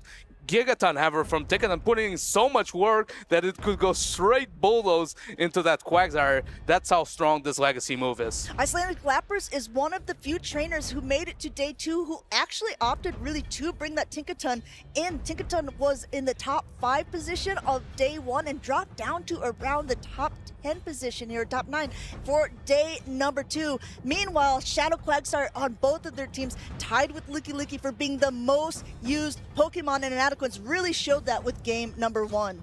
Interesting team comp by Icelandic Lapras on game number 1 because he led that Tinkaton and had that Fortress in the back. If a Talonflame lead was indeed there, what would he do? Because even though the Fortress is on Volt Switch, it would come in a turn behind potential. Would he safe swap that Guzzlord versus a Wigglytuff team? Sometimes you have to take a risk when you're taking on one of the best players in the world like Inadequance. Didn't pay off this time, but Tinkaton showing how strong it can be in this meta. I mean, you put a really good point there, Jocks, because the team compositions that Icelandic brought kind of made it very risky to fire. But if he brought the Guzzlord and the Corsola together, it would be very risky against that Wigglytuff. So sometimes you think maybe, okay, I'm willing to make that risk once, but Icelandic Lapras actually doubled down on that risk in game number 1, bringing both that Tinkaton and Fortress, 2 things that are actually weak to one of the Pokemon that Inadequance brought. And that's merit to Inadequance's team building because he picks select Pokemon that force the opponents into taking those, like that Poliwrath, as he mentioned before, is such a good core breaker to the Bug Bite, Fortress, Shadow Quagsire, Tinkaton for Alligator meta, but there's no Bug Bite on this Fortress, it is Volt Switch, and if it gets aligned on that Poliwrath, it could do massive damage. I mean, Quagsire looks so strong there because the fact that it is Volt Switch, it's at least able to take meaningful chip damage to Pokemon or get a shield like you saw in that very matchup there. That Guzzlord was forced to shield up a Stone Edge from that Quagsire, and even still Inadequance took that game number 1. We have game 2 locked in. We have the Quagsire lead into the Corsola. As we mentioned time and time again, when it's a neutral matchup, Corsola is smiling all the way to the bank. And look at this. This is kind of what we called out for game number 1. He had Tinkaton and Fortress, and there was a Talonflame. Game number 2, he has Corsola and a Guzzlord here for Inadequance. Maybe he's thinking, there's no way he'd bring both of these Pokemon, so maybe he's going to try to get the Wigglytuff aligned to that Corsola. And if Chad can look into the backlines, alignment is key for both competitors. Of course, the Wigglytuff would like to avoid that Tinkaton, and the Guzzlord needs to avoid the Wigglytuff as well. So let's see how these trainers play this out. This looking favorable for the Corsola though. Going ahead now, going and releasing an Aqua Tail here. No shield used on the side of Icelandic Lapras at that point. Knows it can comfortably tank 1, and is going for an aggressive farm down. It will have to take another attack and has to use a shield because this is a Stone Edge and it would threaten the knockout at this point. And now that the Tinkaton got switch advantage in exchange for a shield, when this Wigglytuff does come on, I think Icelandic Lapras will be forced to stay in, try to throw all this energy, and Inadequance might start making some calculation. Why are you staying in with the Corsola versus a Wigglytuff? Yeah, especially at this point, right? When the Corsola is still going to be able to maybe try to get to a power gem, not quite able to make it. Wigglytuff is up a lot of energy now. In comes the Tinkaton, and you see a quick pivot by Inadequance, and also a quick pivot with the Guzzlord. Of course, though, regular Talonflame has a much better matchup in comparison to its Shadow counterpart. Also, having access to Brave Bird allows it to nuke Guzzlord and Quagsire out of the field. So with the shield advantage, I think Talonflame is in an okay spot. Going ahead now, going straight for it as well. A lot of times trainers think that they're not going to do so because it lowers your own defenses. No Protect Shield used from Icelandic Lapras, and look how much damage that does. Guzzlord, what Guzzlord? In comes the Tinkaton to try to sop up this damage, but there's another attack already ready to go. The question is, now that the Talonflame still has a shield behind it, I feel like even debuffed Gigaton Hammer wouldn't threaten the knockout. Can Icelandic Lapras pilot this matchup to take out this Talonflame, or the Protect Shield is too much of an advantage and Talonflame can sweep the end game? Inadequance doesn't want to take any chances, knows that would be the Gigaton Hammer, swaps back into the Wigglytuff. Normally doesn't have a great matchup against Tinkaton, but already trying to slow it down a little bit, make that hammer just a bit heavier with this Icy Wind, which means the attacks aren't going to be doing as much now. And this is the second time that we see Inadequance be willing to have his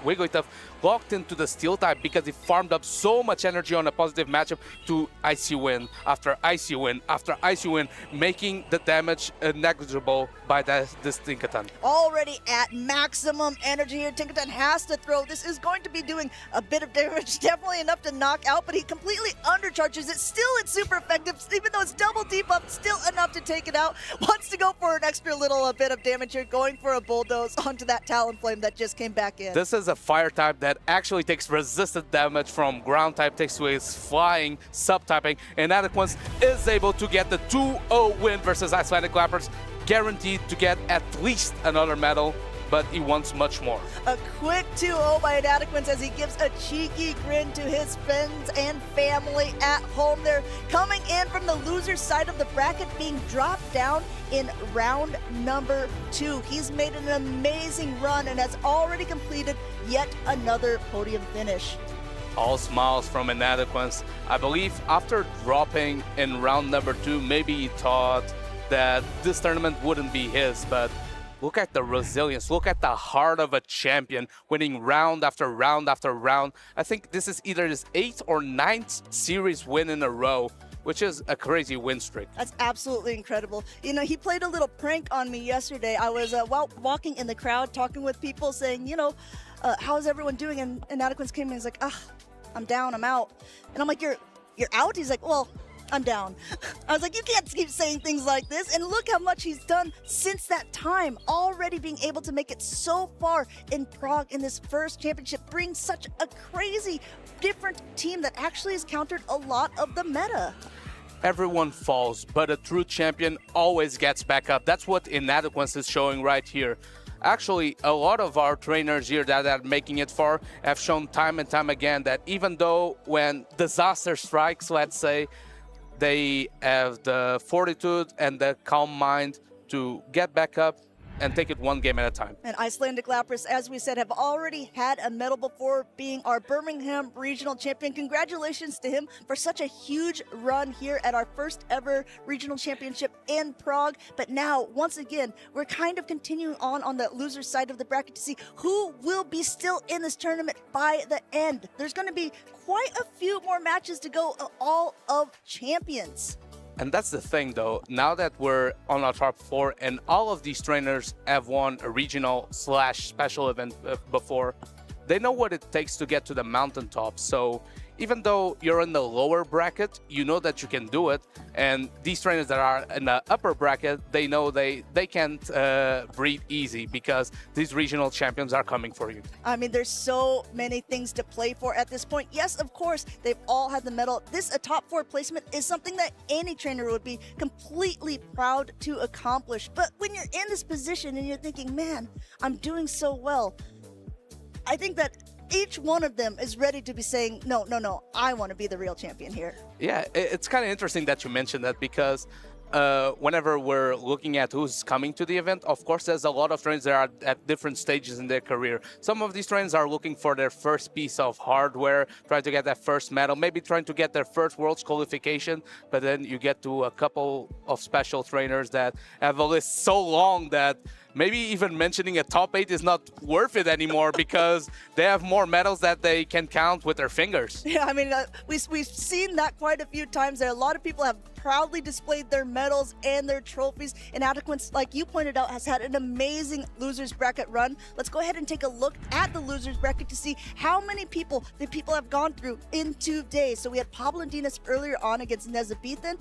Nezabethan also knocked out the Reeve, and he will now play up against Inadequance. Yeah, and Nezabethan in day 1, he had a couple of stream matches where maybe a couple misplays, maybe something that he would like to get back, didn't go his way, but he still managed to get wins there. And now, since he got to the top 8, he's been playing so clean, no inches allowed in his matchups, and he's just been cleaning 2-0, 2-0. But now he must meet a foe, the Giratina Master Inadequance. I mean, there's dragons on a lot of the teams here, which is kind of surprising in what we all thought was going to be a Tinkaton meta. But now I think they're all kind of wondering which is going to be the superior dragon. Is it going to be the Giratina? Is it going to be a Guzzlord? Is it going to be a Shadow Hydreigon?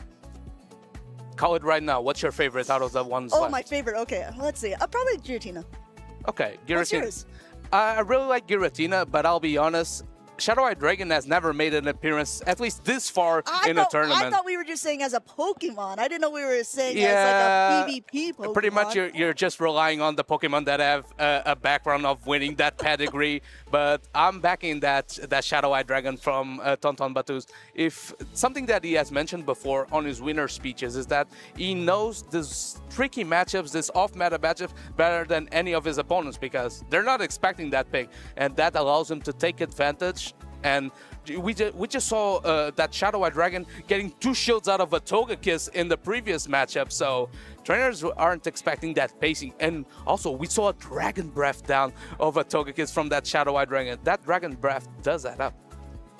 Yeah, I will say, I mean, we're leaving out the Guzzlord, which has been used by actually quite a few trainers in the tournament. I was just double checking, and Nezabethan is going to be running that Brutal Swing and the Dragon Claw, so it doesn't have the Sludge Bomb tech to it, so could be very interesting to see how it will play into Inadequance's Shadow Giratina, because if you think about it, his is on Shadow Claw, and the Guzzlord has a lot of good answers. And not having that Sludge Bomb coverage that has been crucial flexible in this meta, because that's what allowed Guzzlord in the past few previous tournaments to be kind of flexible, because if you gathered enough energy, you could throw it at fairy types. Tinkaton takes resisted damage from fairy types, but Inadequance doesn't have a Tinkaton, he has a Wigglytuff. Wigglytuff is going to do so well into that Guzzlord. Of course, you see it here on the spotlight, that charm coverage along with same type attack bonus Swifts makes it a very good neutral threat, but of course, it's a very good setup Pokemon because it has access to that Icy Wind. And I guess when there's so many, Giratina, when there's going to be things that it has a good play against, I would expect Inadequance to be wanting to bring it. I'm already thinking about the team compositions of both of these trainers. Wigglytuff definitely has a place in the meta. We've seen Inadequance play it earlier on against Galarian Corsola as well. Let us know in the chat who you think is going to be coming out victorious on that side of the losers here, because we're once again in a double elimination tournament. All of these players are playing to be able to stay in this tournament at this point. And it's kind of curious because I believe Nazabita does indeed have that Tinkaton. Is he maybe even the last Tinkaton left on the field? I'm not totally sure on that, don't quote me on that, but he's one of the few for sure. And that Tinkaton, of course, would like to see that Wigglytuff we just saw on the graph. Nazabita, though, has been relying on that Gourgeist Celio core. He said he built the team around Celio, and it was so clutch in the past few stream matches that we saw, but Gourgeist was the hero, farming down those bug bite fortresses to a crisp. Both Nezabethan and Inadequance are actually also two of the only trainers in this tournament who were using actual fighting type Pokemon. There was a Togekiss and there's other Pokemon that run a fighting type charge attack, but both of these are running a Shadow Annihilate on the side of Nezabethan and also that Poliwrath on the side of Inadequance. And I don't think we've seen a lot of Annihilate on stream so far. Obviously, it has that main target, which is that Licky Licky. Licky Licky, though, has Shadow Ball coverage that it's for super effective into that Ghost type. And also, again, when you are running a Pokemon like Wigglytuff with Charm as its fast attack that can Icy Wind for a debuff, if you have both a Shadow Annihilate and a Guzzlord, maybe you have to choose between those two if you're going to bring either one of them at all. We just saw Inadequance beat a Guzzlord team in the previous stream, that versus Icelandic Lapras. Can Nazabita pilot his Guzzlord better, though, to try to get it locked into the Giratina, the master of all dragons, according to Inadequance's lead? Let's see who has the better dragon, though. I'm wondering if the Gourgeist, though, in this matchup, it has a lot of play because he has two water types, of course, with the Quagsire and the Poliwrath, obviously resisting counter, which is very important. But versus the likes of Giratina, you also have that Shadow Ball coverage. And in lower shield scenarios, we've seen trainers even pivot that Gourgeist because they know with a few turns advantage, I can reach that double Shadow Ball, get the KO. It's definitely proved very vital for Nezabethan in other rounds, being able to completely incinerate down fortresses. There's no fortress on the side of Inadequance. We have a water battle and a great lead for Inadequance there with that Poliwrath against the Celio. Immediate pivot into that Gourgeist, that core that the Jox was just talking about, to be met now with that Shadow Giratina. That Gourgeist pivot coming through is gonna go straight for the Shadow Ball. No baiting from Nazabethan, pulling the first Protect Shield out of the Giratina. Shielding this move means that the Giratina can overfarm just enough to potentially threaten a knockout with a Shadow Sneak. And don't forget, these Shadow Pokemon do so much damage. Shadow Giratina already at an attack here. Does Nezabethan want to be able to get a little bit of that switch alignment? Yes, he does use a Protect Shield here, but guess what? There's already another one going to be loaded soon. There's so many shields used in this mid-game matchup. And now that the Gourgeist is out of energy, can this Giratina put enough Shadow Claw damage where it can farm all the way down? The Gourgeist needs 2 more Incinerates to reach Shadow Ball. He banks that energy, goes into the Celio, tries to catch a move. Here comes the Poliwrath, one of the premier Celio counters. Poliwrath is down a shield, but it's going to be able to pack a punch with all of its attacks here. This Body Slam will start slowly chipping away at the Poliwrath, but all here going for the Dynamic Punch, and also these counters are just putting in work. Poliwrath showing its stat pro, that non-same type attack bonus Body Slam not adding up that much. That means that the Poliwrath can gather as much energy as it needs to potentially threaten the backline Pokemon. It has that double Dynamic Punch right now. Doesn't go for charge attack priority, goes for all the way for the farm down. Can the Poliwrath, though, withstand this body slam, or will it go down with max energy? Going ahead now, letting that body slam go through that. Poliwrath's getting mighty low. Actually goes for the Icy Wind here, which is going to lower the attack. Maybe Inadequance thought he was going to quickly swap out and wanted to do something cheeky. It's enough to knock out regardless. Great play, but actually now goes for the dynamic punch. I think he wanted to reverse the order there.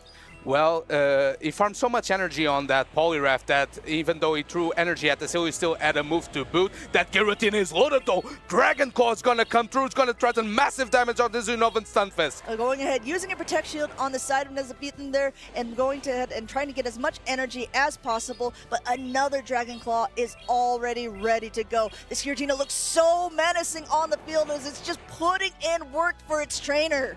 I think Nezabethan is quite happy with that Dragon Claw damage because I don't think it's quite enough to get a farm up before he reaches another move. He's gonna race to the Mud Bomb. Massive damage as the Seed Bomb goes for the combo play with the low HP Gorgas. Is the Seed Bomb enough to KO? Going ahead now, you see Inadequate's a little bit confused of what he's gonna throw there. Seed Bomb is enough to knock it out, but then in comes that Wigglytuff, and it is uphill sledding for Nezabethan here as he's trying to do as much damage as possible with Unovan Stunfisk, but not even bothering to throw a charge attack at this point. Inadequate's taking game number one. I think Nezabethan was perhaps hoping there was a Talon Flame in that backline where some Thunder Shocks plus a Discharge would potentially threaten a knockout. It was indeed Giratina's strongest partner, Wigglytuff.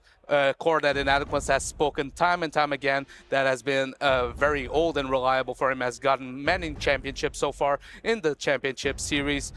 But yeah, no, not enough. It wasn't that Talon Flame. Inadequance gets the 1-0 lead. Inadequance just needs one more to be able to beat Nezabethan there, continuing on into that losers finals bracket. Nezabethan, a trainer who's been showing time and time again throughout this tournament that yes, he's made a couple of mistakes with his plays here and there, but he hasn't got overall a very good read on his opponents, what they want to play, and he knows how to counter that. Maybe this game number one between them was just a bit of a fact-finding mission, and he's going to turn it around for this game number two. That team composition by Nezabethan hoped that the Gorgas could get the shield advantage needed for the Celio and the Unovan Stunfisk to throw as many charge attacks as possible to perhaps get a knockout though. Too much stat product on Inadequance's team with that Wigglytuff to endure. Let's see if it scares away enough the Guzzlord. I'm not sure about that.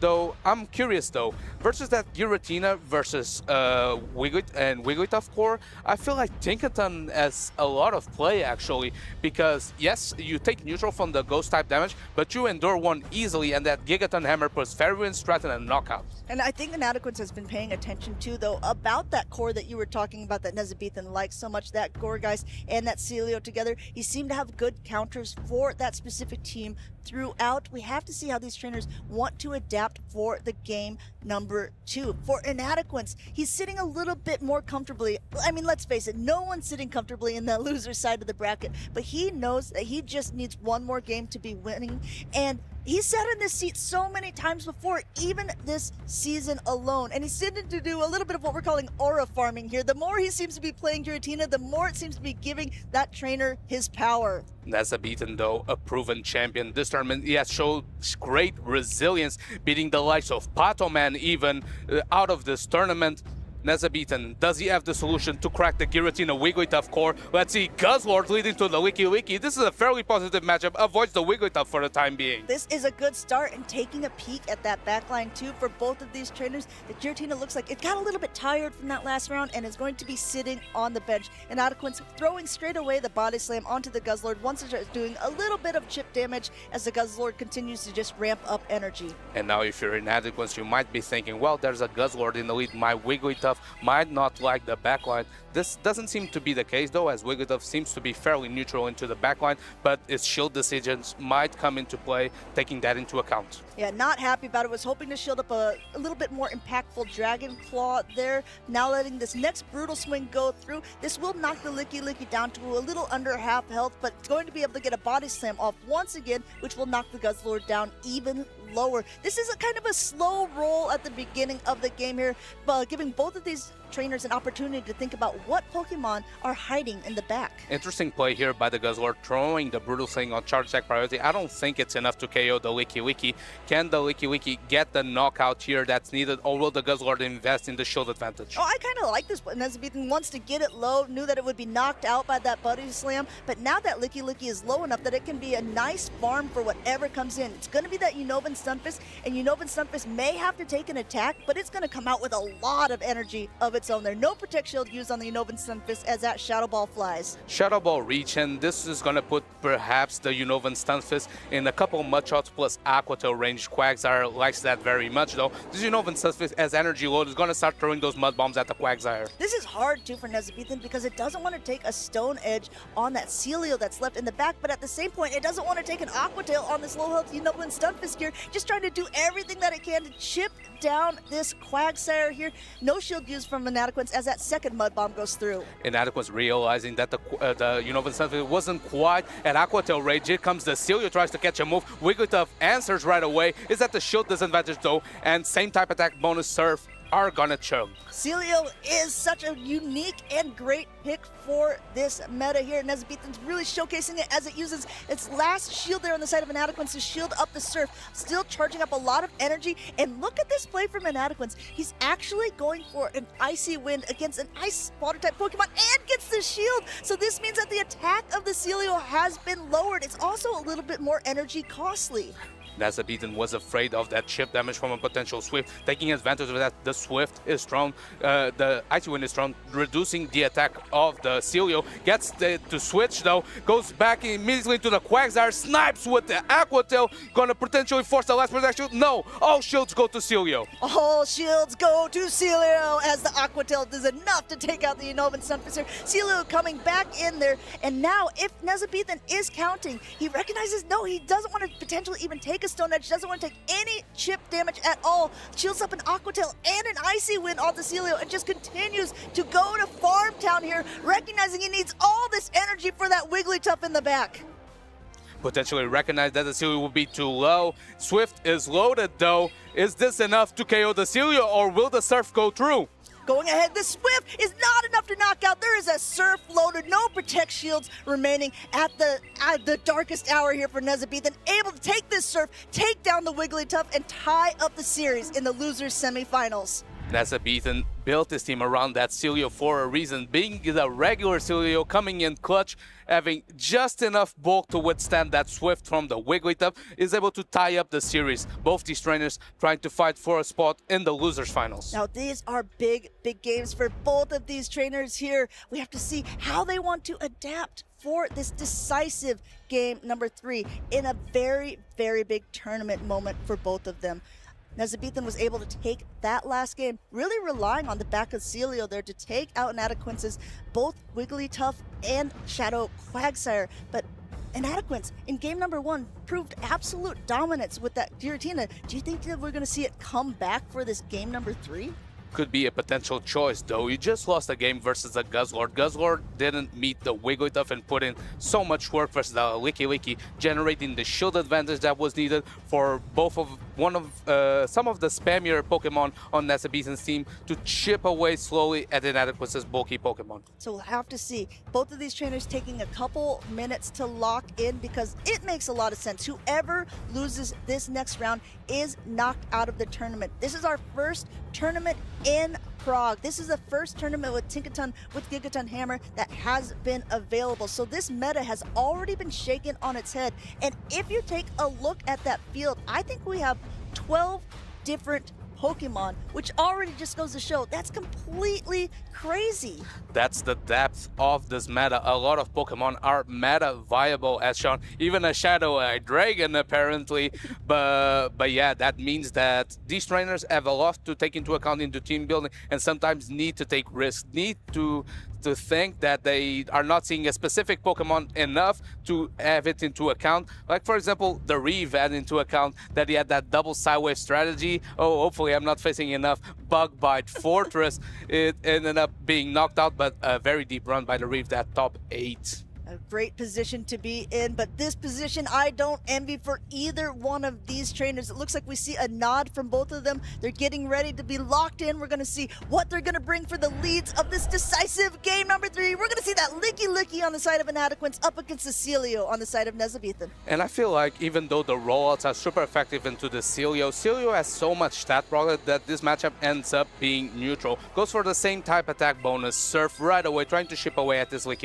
Going ahead now, no Protect Shield used from Inadequance's side. This Surf is going to do a nice chunk of damage, but Licky is still in the green at that moment. Going ahead and throwing a heavy hitting attack of its own. This Shadow Ball looks like it will connect with the Celio as well, so we're about on even energy here, and we're about on even health. Celio choosing to no-show this spacing so fast to that Surf. Throws on alignment, trying to predict that charge attack priority from the Licky. Inadequance choosing to invest on his Licky. Now with the extra rollout, maybe it can pull some strings in the back. Going ahead and just seeing now, and Nezabethan goes ahead and actually swaps out into his Tinkaton there, perhaps trying to lure out a specific Pokemon, but with a Fairy type in the back and the Poliwrath and Shadow Giratina, I think we might see Inadequance just stay in this matchup.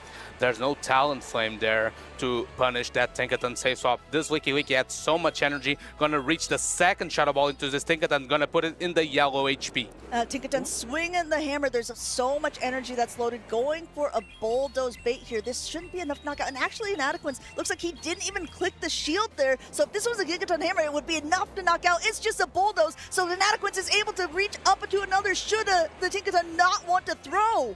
And interesting here that Nezabethan choosing to no-shield is Tinkaton choosing to invest everything into Inovan, Stunfisk, and low-health Celio. There's that Giratina in the back, and Inadequance has 2 full HP Pokemon. This was hard for Nezabethan there. He lost a full Pokemon in that, and now his Celio is still lined up against that Poliwrath when he really would have liked his Inovan Stunfisk here. Body Slam going through, getting some chip damage off, but as you pointed out before, it's non-same type attack bonus. An immediate pivot out into that Inovan Stunfisk, and now met by that Shadow Giratina coming back in and just starting to farm. Not wanting to misalign the switch clocks, instead of throwing the Icy Wind, Inadequance chose to pivot that Giratina right away. It's going to resist the Thunder Shocks, though the Mud Bombs are going to add up slowly over time. Can this shield advantage from the Inovan Stunfisk flip this matchup on its head? Trying to go for that charge attack priority, but an extra Thunder Shock goes through on the side of Nezabethan as he uses that first Protect Shield on that heavier hitting Dragon Claw there. So shield number 1, they're at shield parity, but they are not at energy parity here, as another Mud Bomb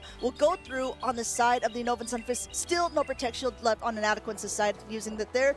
The Giratina is getting pretty low, but still manageable.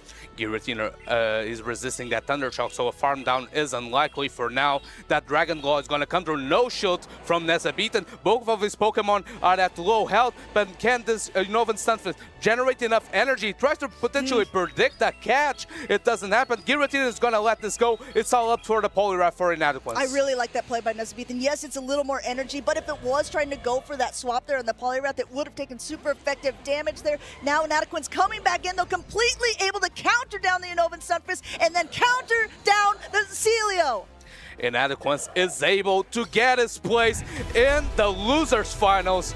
The overfarm of the Inovan Stunfisk looks scary, yet it had even an energy advantage, but the Dragon typing from that Giratina coming through, heavily resisting those Thunder Shocks, meant that 2 Mud Bombs were not enough to KO because the fast moves did not add up enough. Inadequance getting a step closer into the podium now, eyeing the grand finals potential. I know, you see that Pokemon come in, you see the little smirk that goes on Inadequance's face every single time that he's been using this. He's the only person to be able to use this Pokemon to such success, and all I can think is he can't keep getting away with this.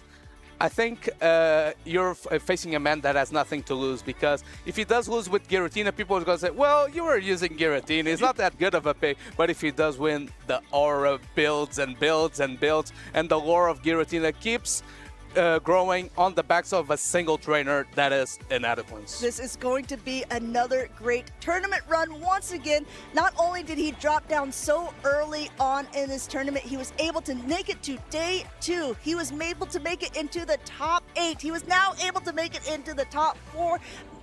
It just keeps growing for this man. Yeah, now that Inadequance has reached another medal, he often says that as long as I get a medal, I'm pretty happy. But I feel like you're just now playing with house money, because You have nothing to lose now. You've came what you got what you came for, and why not keep adding on to the lore of Giratina? Yeah, and that's exactly what he's doing there. Step by step, pace by pace. He's doing it point by point now, too, because he's definitely going home with quite a few more championship points, and he will be in the losers finals to face off against whoever loses between Tonton Batus and Boom 20. Speaking of championship points, of course, Nezabethan, also a trainer that's always racing for those travel awards. This will give him some strides to get closer to that position, at least the travel stipend. But Inadequance, as we mentioned, is also eyeing that travel award for Worlds. And this time with a third place finish at minimum, is going to put him in a great spot for that. I mean, yeah, exactly like you said. As long as he gets a medal, the man seems to be happy, but I think he likes bronze, but who knows? Maybe he could like silver, but everyone here in the Golden City, we're going for gold. Exactly, going for gold they are, but before that, of course, we're going to have our only two undefeated trainers in this tournament. We of course have Boom 20, who has been in the grand finals before this season. Actually, he played in Gdansk against PvP David. He actually got a win on a grudge match during day number 1. We saw that on stream, which was quite cool. PvP David didn't get the win that time, commiserations to him, but Boom is going to face Tonton Batus, who's probably using a pick that is not used to facing, that Shadow Eye Dragon combined with Aegis Slash. Aegis Slash that has such a weird mechanic, because on one hand, when it's on his shield form, very sturdy, it takes moves for days and generates energy quite slowly. But when it throws one charge attack, it becomes a blade form. Blade form that wins charge attack priority versus everything, generates energy very fast, but of course, even resisted moves deal a ton of damage. Yes, it gets very frail in that phase. You know what? I would be actually very curious with Inadequance would rather face off against Boom 20 with a more regular team, but a very, very high consistent player, or Tonton Batus, who's known for being so good with these spicy picks. We have an interview with him in the lounge, ready to check it out. Welcome back here as well to the interview area with Inadequance. What a surprise to see you here again. I only had you yesterday as well already. Oh, like honestly, insane performance. And how are you feeling now, being in the losers finals? A little bit in disbelief, like how long this day has been. I believe Toronto 2025, I lost like round 1 or 2 and made it all the way to top 4. Now I'm top 3 even. Insane. There are two main questions I have for you. There is the one which just definitely showcased why you have it on the team. Talk about Poliwrath. Like, why is Poliwrath so insane? Why did nobody else really pick up on it?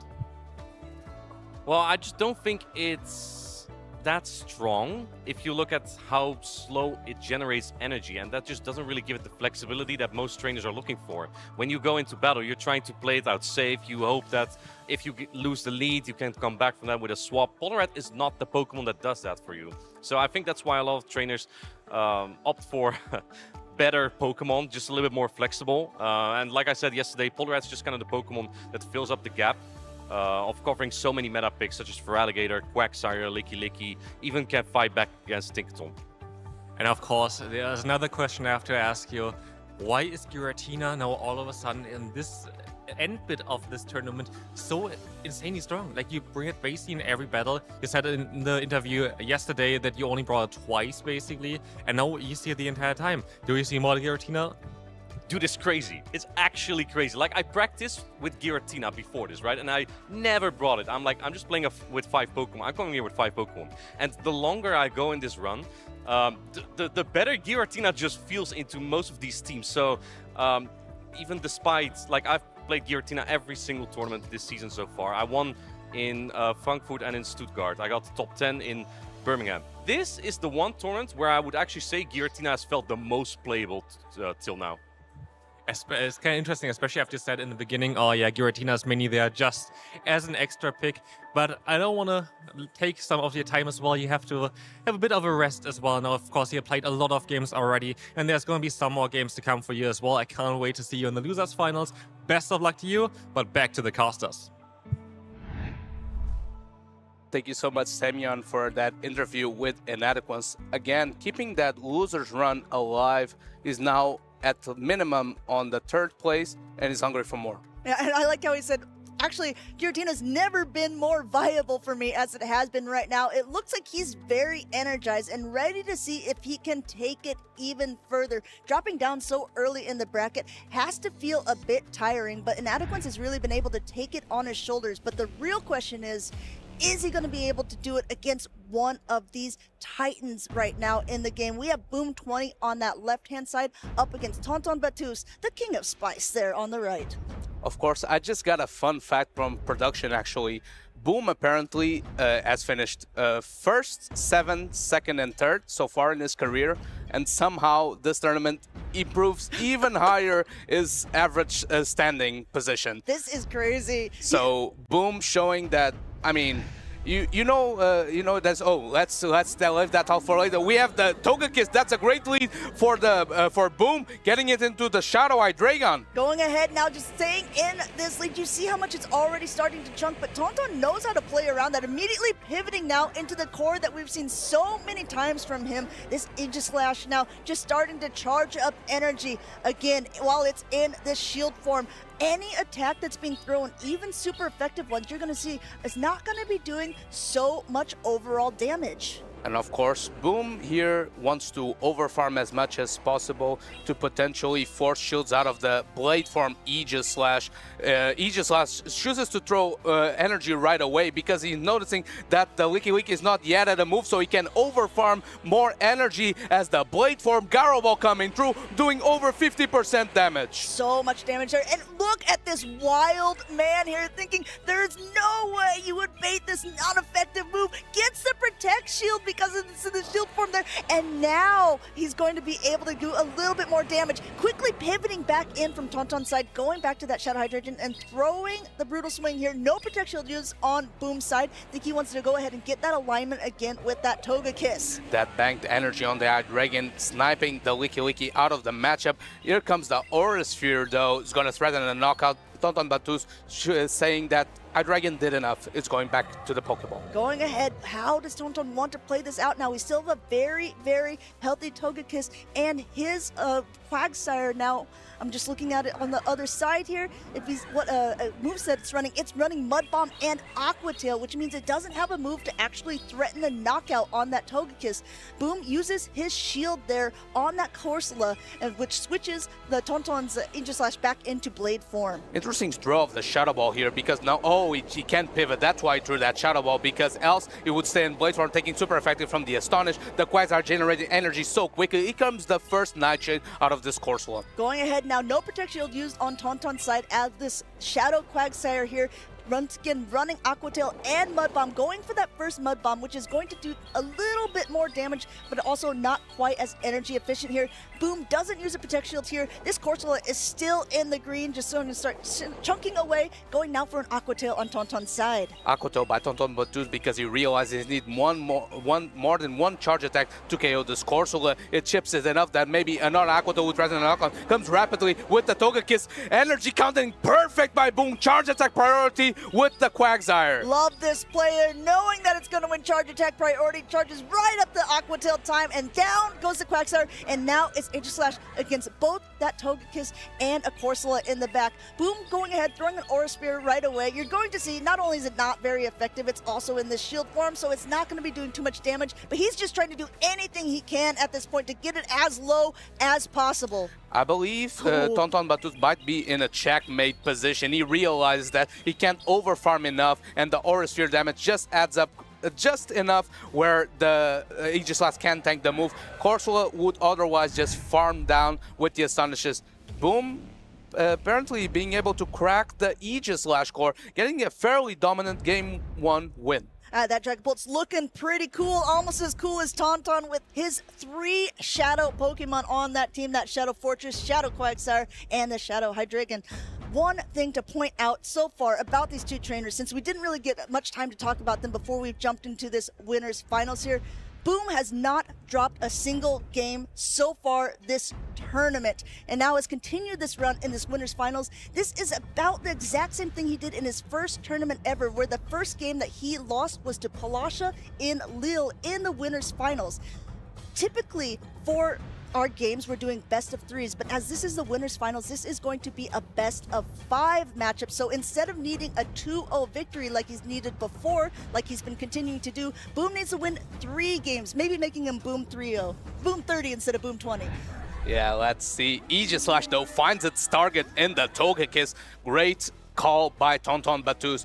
Aegislash is going to look to farm as much as possible. A bit of a forward farm by Boom before switching out into that Leaky Leaky that has proven to be able to tank one move at least from the Aegislash. Going ahead now, throwing that Shadow Ball. It's going to be doing a nice chunk of damage, but let's face it, not as much as I think that Boom would be hoping for super effective damage. And Tonton immediately now going for that Gyro Ball, now throwing it, and I think we'll see a quick pivot out since he's able to, and now Boom is switch locked to whatever comes in.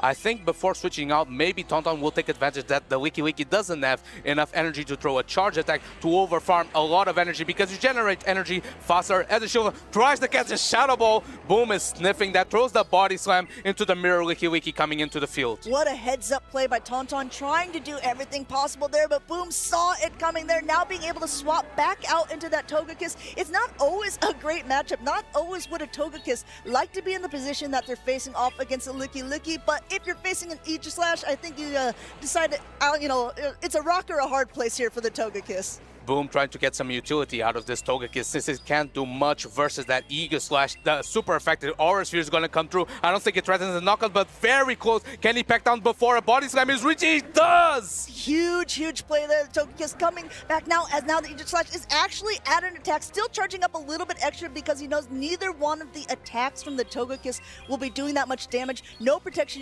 used by Tonton, and look how much energy this low health Pokemon has. The silver lining maybe for Tonton is that this Togekiss is getting so low. The Pokemon that definitely wants to avoid that Togekiss is that Shadow Hydreigon that's hiding in the back. First Protect Shield's gonna come through, facing this Gyro Ball from the Aegislash. Now, there is another one loaded right away afterwards, but keep in mind and keep in check the shield scenario here. Boom uses first shield on the first Gyro Ball, and now is going ahead and trying to go for another one. Both Protect Shields used, and now it will switch back. And this is bad news for Tonton, because the 2 shields being used here means that the Hydreigon will have to give them right back and try to farm Dragon Breath down a Togekiss. He has done it before this tournament. Can he do it again? Tonton says, I've been in this position before. Let me show you what these Dragon Breaths can do. Both shields have been used on Pokemon here. Now, no Protect Shields used for the rest of the game. The Shadow Hydreigon needs to be able to Dragon Breath down here, but Boom doesn't want to give him the chance. Already swapping into that Quagsire here, but look how much energy is on the Dragon, now throwing its first attack. Hydreigon on charge attack priority throws the fly. It's hoping maybe it's enough to KO the Quagsire. It's going to be close. Quagsire just about hangs on. Going to get that stab. Mud Bomb through. Yeah, same type attack bonus going through for this. Mud Bomb connects with Hydreigon, takes it pretty low as well, and able to knock out here. We've got some low health Pokemon on both sides here, and able to actually Mud Shot down. Boom is keeping up his 2-0 streak. Boom so far is undefeated in this tournament, as you mentioned. And that feat has only been accomplished twice before in the championship series. Once was Lindos Rarjev in the LATAM tournament, and then it was Philbag in the European circuit. Oh, this Can is going Boom to be... reach history and do it once again? This is going to be a big moment for Boom. If he's able to take this next game of the best of 5 in the winners finals, he's guaranteed to be once again in that grand finals position. But Tonton also, he's a European international champion. He's also a regional champion here in Europe, and he's always bringing interesting and spicy picks like what we've been able to see so far on stream. I definitely would not count this trainer out. We have lock-ins, we have Fortress sighting, but it meets its foe. It's that Togekiss, and Tonton Batus has a Hydreigon in the back. He has to stay in this matchup. And this is a Bug Bite Fortress, which means it paces a little bit slower here, allowing that Togekiss to definitely get off some of this energy first. And this is a little bit of what you say, playing a little bit soft ABA to this Togekiss, which is in the lead here, going for that Rock Tomb on the side of Tonton, getting the first Protect Shield off of Boom. Something to pay attention though is that the Bug Bites did add up, where this Togekiss is more or less in range of a fly. Gets the debuff now. Can this Togekiss pack all the way down before the Fortress reaches another move? He bangs that Phantom, goes into the Eagle Slash. Now quickly pivoting by Boom now into that Shadow Quagsire, which is running Aqua Tail and Mud Bomb. We've seen how well it has been doing for these trainers. This is the #1 Pokemon used in this tournament besides Licky. Both of those on Boom's team here. Mud Bomb #1 coming through. There is a Shadow Ball ready to go on the side of Aegislash. Does he want to use his shield? Yes, Boom is out of shields at this point, and there is still some energy here on the Aegislash. Out of shields, but when facing a Blade Form Aegislash, Mud Shots will do a ton of work here. Here comes the last Protect Shield out of Boom. Can the Aegislash hold on enough? Oh, he's gonna sack the Aegislash, thrusting the Hydreigon in the back. Going ahead now, letting this go through. You see, it is enough to knock out, and the Dragon has entered the field. These Dragon Breaths are going to start here. There's 2 shields to hide behind, and Boom is able to throw this Aqua Tail, and Tonton makes an amazing catch. That's a catch by Tonton Batu's, not valuing the Sand Tomb stored by that Fortress. Oh, he has energy to boot on this Togekiss, though. Is going to try to get the last 2 Protect Shields out of Tonton Batu's.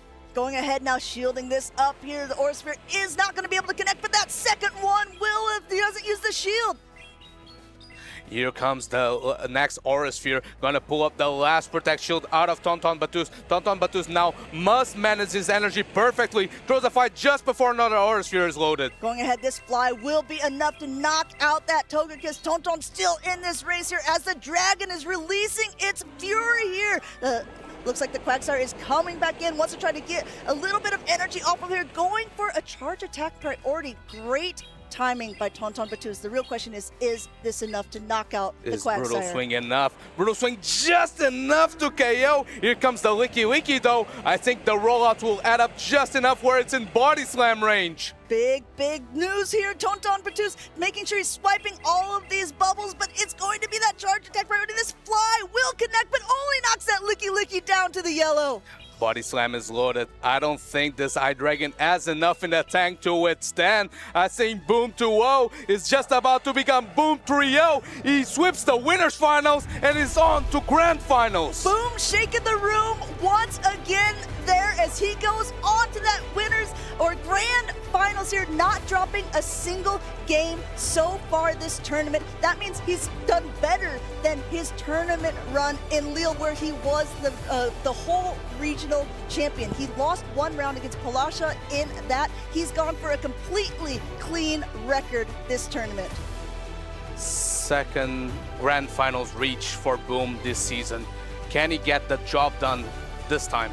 It's going to be so hard. Either he has to face Tonton again, and this weird team, though he seems to have cracked the Aegislash core for the puzzle for a bit, or he has to face the Giratina Master in Adamance. I know. What are you hoping for in the chat? Let us know which matchup you think is going to prevail. This was an amazing matchup between 2 trainers who are so well accoladed within this tournament here. But now we're going to go ahead and see Tonton face off another Dragon trainer against a Dragon trainer for this first round matchup.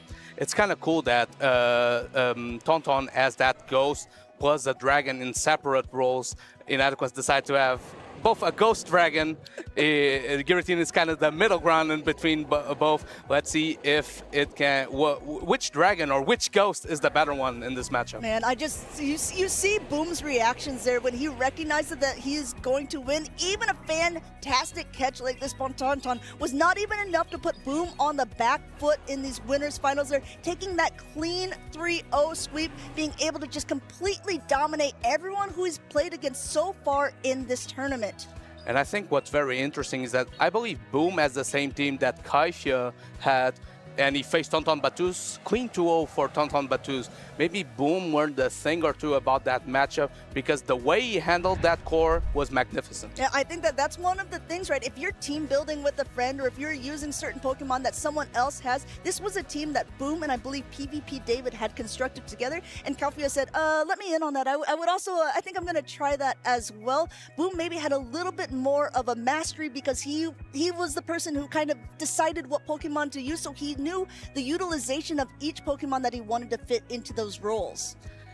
Interesting to see that Togekiss has been having so much play, even in matchups where Aegislash is so strong.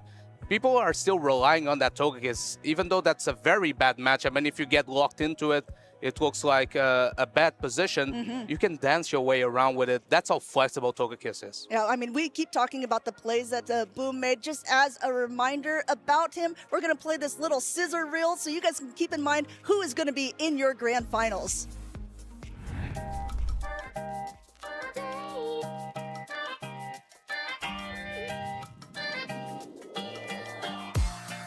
My in-game nickname is Boom20. And yeah, I'm a professional Pokemon Go player. My event went super well, of course. It's my first ever regional, and I managed to win it all. So I'm super happy. Only losing one match to Colin in the grand finals, but managed to win the bracket reset. I felt confident and a bit afraid at the same time because I was on a good run, so I felt confident in my abilities. But Colin is known as the final boss in the Pokemon Go community, and he really is. He's, in my opinion, the best player in Europe. So I was really scared to face him. I was really nervous when I first battled on stage in day one. It was the winter semifinals, but after that it just became better over time. I got used to it, and I actually enjoyed playing on stage more than at the tables because I really like the white noise from the headphones. It helps me focus a lot more on the games. Well, I try to beat my opponent by outplaying him neutrally, managing my energy perfectly, and sometimes I do try to hard call what my opponent is bringing to maybe try and counter that, but in general I usually play as safe as possible. Yeah, no, funny story, in the final game I was so focused that I thought my opponent still had an extra Pokemon left. So I was shaking my head thinking I was gonna lose, and he brings in the Pokemon and I'm like, wait, he doesn't have an extra Pokemon left, and then I was super happy. Then I realized that I won the game. And yeah, that probably was the key moment where I realized I won it all. I must say one of the persons that really motivated me is another player, PvP David. He's also around my age, and he also goes to these tournaments, and he does really well in them. He got top 8 in Worlds. And yeah, I just really wanted to go to a tournament. Also, after watching multiple streams, it just seemed like a fun thing to do. And I finally managed to go to one, and this is what happened. So the main thing I like about the PvP community for Pokemon Go is that everyone is super friendly. Like I said, this is my first tournament. A couple people knew me from just tournaments, practice tournaments I played in, but everyone really was welcomed me in like I was a part of the community, and everyone was also congratulating me after my win, and even just throughout the tournament. Just overall a really nice experience. I guess that could be anyone. You could come to a tournament for the first time, get into PvP, do your first regional, and you might just win. Boom20, of course, the best of the best trainers in Europe, even in the world. And he is now waiting in the wings for our next match. It's the losers finals between Inadequates and Tauntaun Battus. We have a very exciting losers finals coming up now between two Dragon Masters with very unique and special dragons, in the Shadow Hydreigon for Tauntaun, and of course the trusty Shadow Giratina here for Inadequates. But in the case of a dragon matchup, I definitely want to be the Hydreigon instead of the Giratina. Hydreigon gonna have a fantastic matchup into the Shadow Giratina. But at the same time, you've got to watch out because Inadequates is carrying a Wigglytuff and a Poliwrath to boot. The Poliwrath really had a lot of play in the recent matchups as well for Inadequates. I'm curious if we're gonna see it here again as well, especially with that Hydreigon not appreciating any of that counter damage. And of course, as you said already, that Wigglytuff, I don't think you want the Hydreigon against that one. Now, this is a best of 5, so these trainers are going to have a little bit of time to weave in and out of the games, experiment with some interesting lines, and maybe even take a couple of risks. Aegislash, it's been so strong for Tauntaun Battus this tournament. It's so good into Togekiss, but another matchup where it really shines is Poliwrath. You're also going to resist all of those charge attacks and the fast attacks from Poliwrath. Ice and fighting don't make for a very good combination into the Ghost Steel type, so you have to try to align yourself. Poliwrath, Wigglytuff, fantastic into Hydreigon, but very weak into Aegislash. Perfect lineup here from Tauntaun Battus. This is why we see Tauntaun using a lot of times those two Pokemon together, the Aegislash as well as, of course, that Hydreigon, because they kind of cover each other's weaknesses quite well. And so a lot of times we see like a neutral lead and then trying to align themselves at the end. We kind of see maybe this here today as well. But yeah, we're going to have exciting battles coming up, and I do think we are ready for the game number 1. Game number 1, it's a Togekiss into a Licky Licky. It's a pretty neutral matchup here, but of course, you can just try to throw this body slam as soon as possible. 2 body slams are enough to knock out. You win the zero shield scenario pretty convincingly as the Licky Licky, but as soon as that Aura Sphere lands, you are going to be in a world of hurt trying to get in and out of that matchup, not taking that next Aura Sphere. This is going to be very interesting because what we have in the back is also the Talonflame waiting for this Aegislash. It's going to be interesting who's going to be able to win this elite matchup, who's going to pivot out of it. We see the shield coming up though for the Aura Sphere, trying to defend from that super effective damage. Now, Inadequence may have to give up both shields here, but no, he's going to no-shield the second Aura Sphere. Licky Licky is getting extremely low, but it'll be able to launch this next body slam off against the Togekiss, trying to wait, making sure it doesn't get caught. And now, Tonamatus is happy to let it go. He may opt to come with the Aegislash here and just farm all the way down. That could be the case. Of course, you don't do a lot of damage with this Pokemon, but no, we're gonna see the Quagsire, knowing that Quagsire has quite a lot of play here against the Inadequence's team, especially as we don't see that Poliwrath. But how are you going to get rid of this Quagsire? If you let it farm down the Licky Licky, you're going to have a huge problem dealing with this with the Wigglytuff. If it can get through the Wigglytuff, it will be able to throw a charge attack at the Talonflame. It's going to be a very interesting matchup. Here we have the Mud Bomb coming through. This might be the play. Let's see on how much damage it's going to do. The Inadequence is going to no-shield this one here. The Wigglytuff is going to have to take it. And looks like with a bit more fast move damage, it might be 2 Mud Bombs. It might be enough here to knock it out. Just throws a Swift on suboptimal timing. Inadequence deciding, I just need to get some damage off here. I know my Talonflame can tank a charge attack from the Quagsire, but it's obviously not going to be ideal. And here comes the Aegislash. Talonflame has found the correct alignment, but at the same time, is even enough to get the job done here. Flying Brave Bird are both resisted. Yeah, both charge moves are resisted. Not going to do that much. And we see the immediate Brave Bird from Inadequence and no shield on Tauntaun's side. Let's take a look at how much this resisted damage is going to do there. It makes sense, right? Because you can only do 1 damage every time for the Aegislash's charge attacks. You can only do 1 HP at once. Inadequence, does he know he's at back-to-back? Understands that Tauntaun is not at the back-to-back charge attacks, but he's going to have to release this fly immediately. Yeah, he has to release the fly immediately because that Aegislash is only needing 1 more fast move to get there. And the Shadow Ball is coming through. The Talonflame is not going to appreciate it. The Talonflame is going to go down here. Shadow Ball from Blade Form, Aegislash, instant knockout. And now he will have to pivot back into this Quagsire to try and knock out the Wigglytuff. Gets a little stuck there, but the Aqua Tail should be getting the job done. He's got 2 of them, so first one gonna get pretty close. Second one should seal the deal here against that Wigglytuff.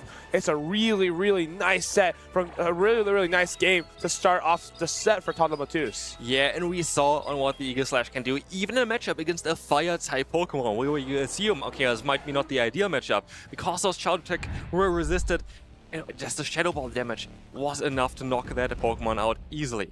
It feels like at this point, Inadequence's best bet is to pivot into that Shadow Giratina altered form to deal with the Aegislash. You know that Poliwrath can't deal with it, neither can Wigglytuff. Even Talonflame wasn't super convincing. So how are we going to remove from the field of play? Yeah, I assume that we might see those 2 dragons in play now, because you don't really have that many other options. And this is the thing as well, a lot of people didn't prepare for this Pokemon because it wasn't that common. And you know, you most likely rather going to go now for the Shadow Giratina, which, well, yes, of course, the Shadow Ball is going to knock you out. It kind of goes on most of the Pokemon because of the insane amount of damage this Shield and Sword can do.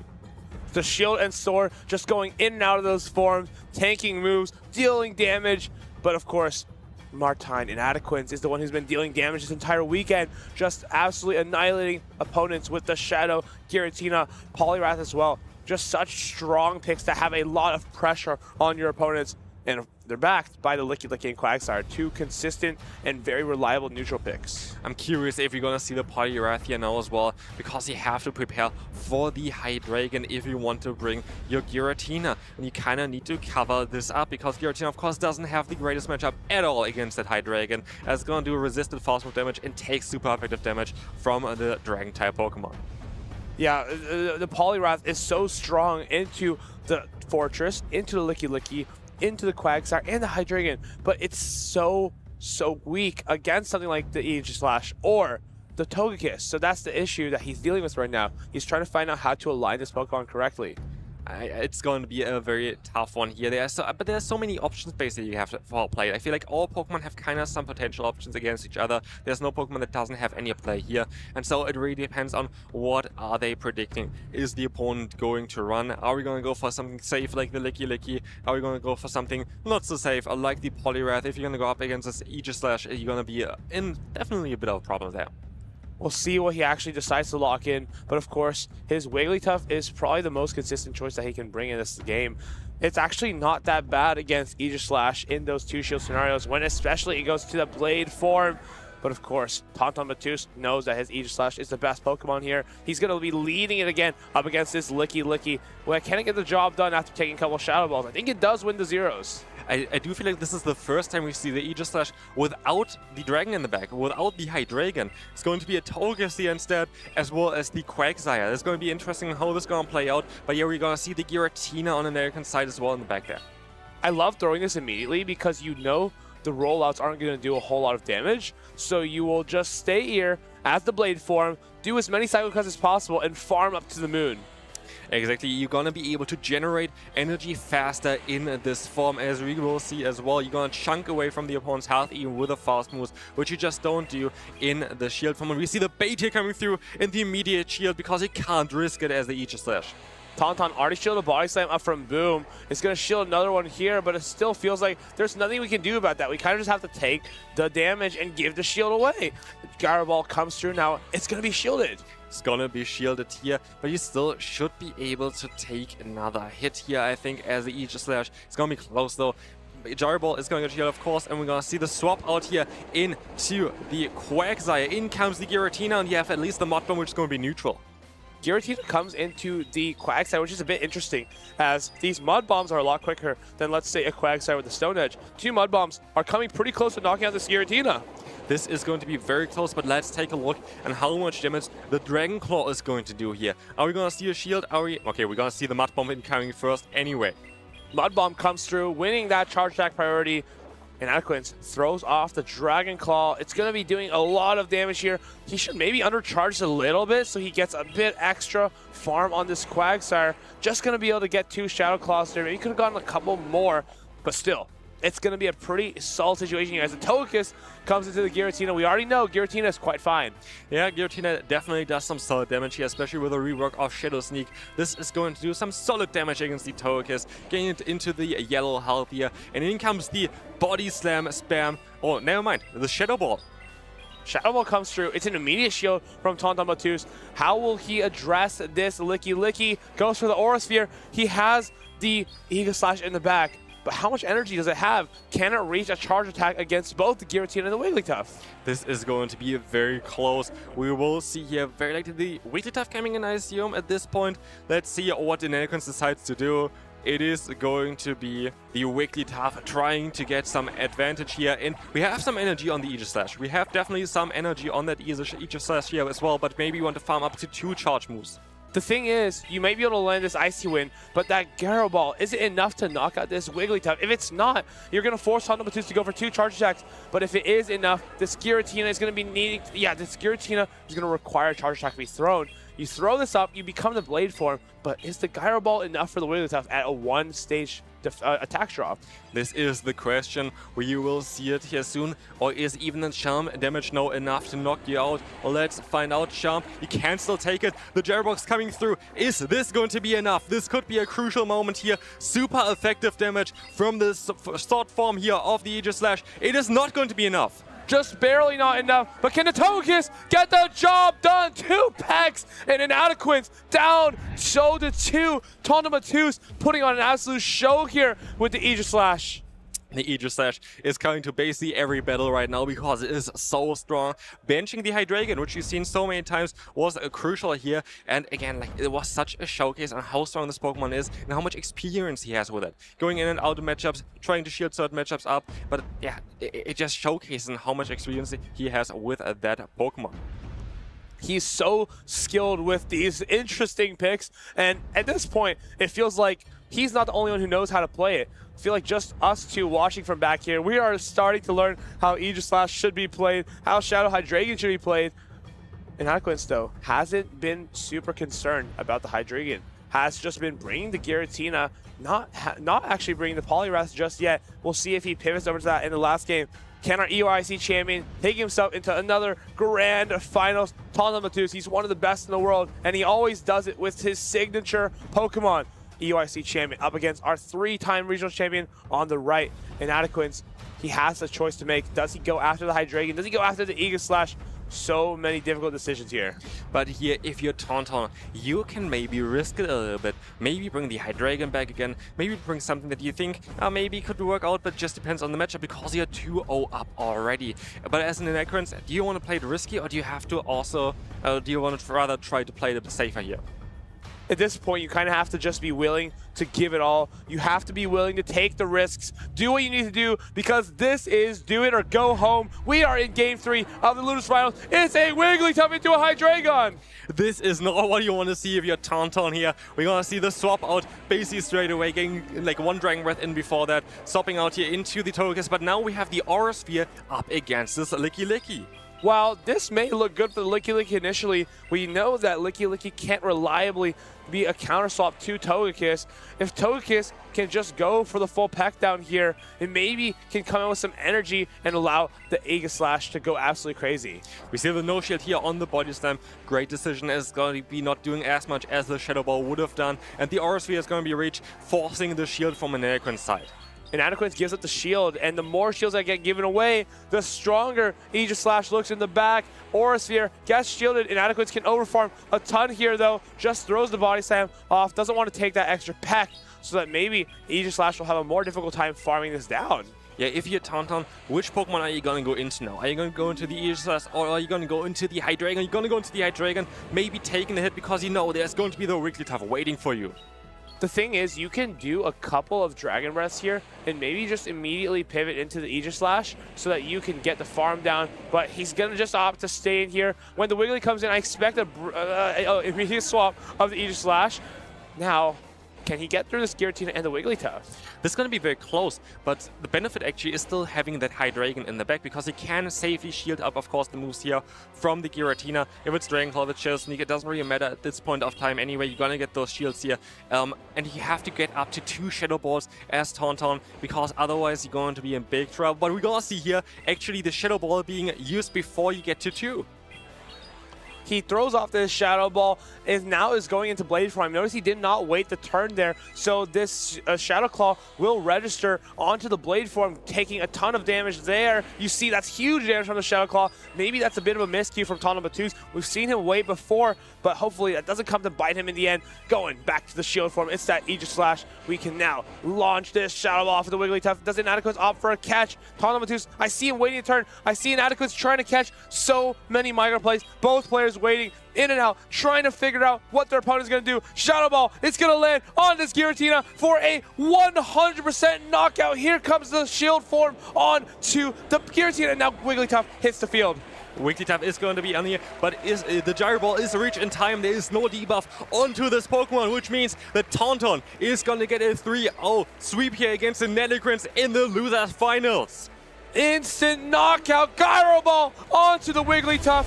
Those were some insanely fast Lunas Finals. We are flying through the best of 5s here, and soon we will be going into the grand finals. Boom, just went 3-0 against Matus. Matus goes around 3-0 against Inadequance, and now it's time for Boom to get a rematch against Matus. Matus has the side of momentum now and has a little bit going for him. Can he turn the tables on the already winner side, Boom 20? This is such an interesting matchup because we saw basically 2 extremes right now. Like first the 3-0 from Boom against Tauntaun, and now Tauntaun was like, okay, I can do the same, and we knock out Inadequance with a 3-0 as well. It's going to be an interesting matchup. But again, we maybe don't have the best alignment directly for Tauntaun against Boom later on because the team matchup might not be as ideal for the Aegislash. We're going to talk about this in a little bit, but let's take a look here at the replay and let's take a look at how strong this Pokemon actually was. We see Quagsire getting knockouts early in the game. Quagsire was such a consistent and neutral pick for Tonton Matus, and as the game goes on, he slowly starts to rely on the Ega Slash just a little more. You can see Inadequance, he sees this barely getting to that Gyro Ball. Huge, super effective damage coming in with that Togekiss, pecking down that Wigglytuff. So close, just barely missing out on that Swift, and now Shadow Ball onto this Giratina altered form, 100% super effective damage, and then finally, we have the Wigglytuff. The Wigglytuff didn't appreciate that Gyro Ball at all, but here the Shadow Ball knocking out one Pokemon, and then the Gyro Ball afterwards I was able to knock out the Wigglytuff. Honestly, Aegislash shows again on how strong it actually is. Like, I'm surprised that not many players actually picked up on this Pokemon because it looks so amazing in the current meta. It looks so amazing at this tournament so far.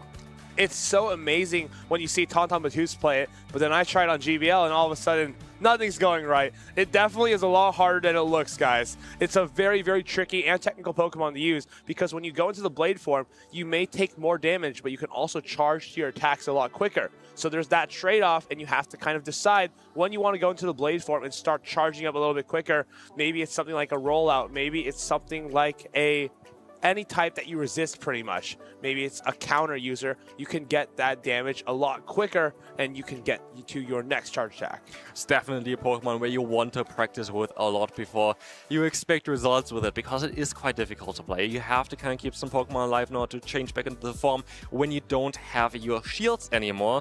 But yeah, as we see already, it has so much potential. It has so much potential. You just need to have a little bit of practice, and as we see here, you can get up into the grand finals of a regional with it. A little bit of practice, a lot of potential, but we have just 2 players left in this tournament. I'm so excited to hear from them and see what they can bring us in this absolutely stacked grand finals. We've reached the boiling point here in our first ever regional tournament here in Prague. We now have our 2 people who will be in the grand finals in some of the quickest winners and losers finals I think that we've seen so far. We have Boom20 and Tonton Matus. Congratulations, gentlemen, first for making it this far in the tournament. For those just tuning in, you guys just played against each other in the winners finals, and Boom, you took that a 3-0 victory. Tonton, how are you feeling about this matchup now? Are you ready to show them what you got? So I was really nervous before doing the battle against Boom because everybody knows he's a really good player. I already played him in Stuttgart, I think, this year, and also lost 2-0. It was felt helpless against him. He's playing the same team as Skyfie, who I won 2-0 earlier. So I got swept 3-0. It hurts a lot, but it's not the end of the world. It's still possible to climb back. Yeah. And Boom, we were just discussing right before this. This is actually your best tournament run so far. I mean, you still have to make it past Tonton to be able to be the winner of this matchup, but you have not dropped a single game so far this tournament, making it all the way to the grand finals. 2 other trainers have only done this before. How confident are you that you can continue this fantastic run? It would be a nice bonus, but at the moment I'm just fully focused on just winning the grand finals, whether it's without losing a game. That's irrelevant at the moment, to me at least. Well, now that we have both of you here and have a little bit of time, I know that the tensions are high and your nerves are really on the edge, but I have to ask you guys, is there anyone that you want to thank or shout out while we have you in this position? We can start with you, Boom. Too many people. I'll start with the people that are here and help me with everything. Leo, David, Simon, Walter. I'm definitely forgetting people. But yeah, everyone that helped me with scrims, and then also everyone watching from home. Shout out to my family, my parents, my sister maybe who's watching. Shout out to the hero. Yeah, that's it. And how about you, Tonton? So I want to give a huge shout out to the French who are here physically, because they helped me a bit to feel more confident about bringing the High Dragon and the Aegislash. Also, thank you to all the PvP players from France into Discord, because they helped me a bit for some matchups before going to Day 2. And also my family. They don't watch the stream because they're not into Pokemon at all, but I know they support me a lot, and I really want to thank them for that. That's really nice. And lastly, is there anything that you want to say to each other before we get you back in those headphones and on stage? Please don't sweep me 3-0 again. All I have to say is good luck. Yeah, good luck to you too. All right, well, we're going to go let them get ready, get set up on stage. We're getting ready for our grand finals here in Prague. Don't go anywhere. These are matches you are not going to want to miss.